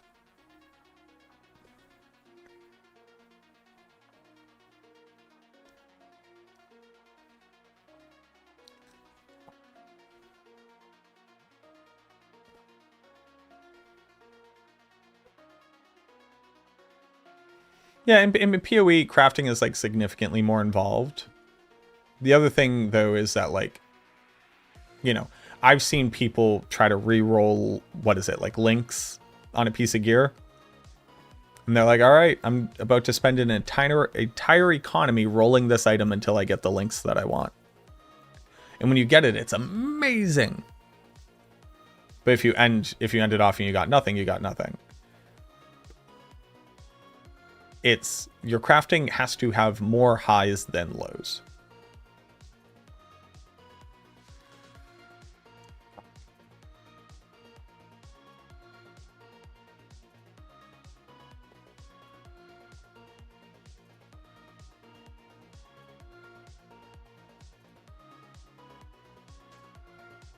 How'd you feel about having a separate codex for uniques? Salvaging unique stores it.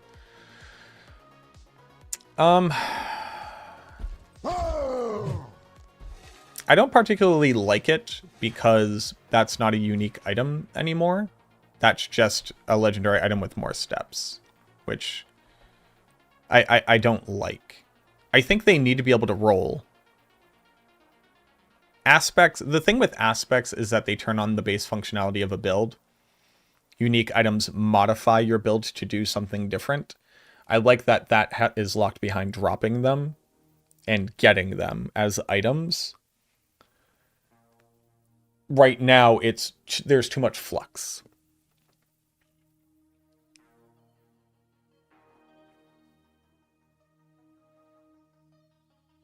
I think right now, bare minimum, tempering needs to say, keep the last roll. Absolutely. Because once you get the roll that you want, you never re-roll it.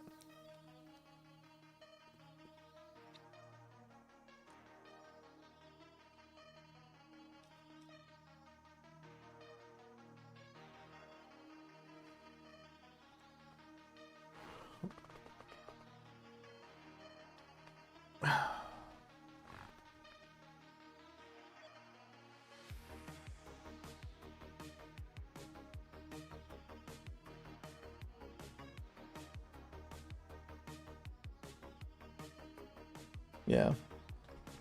Yeah. But I think I'm going to have to go ahead and end stream. I need to eat. It's now 8:40. I haven't eaten yet.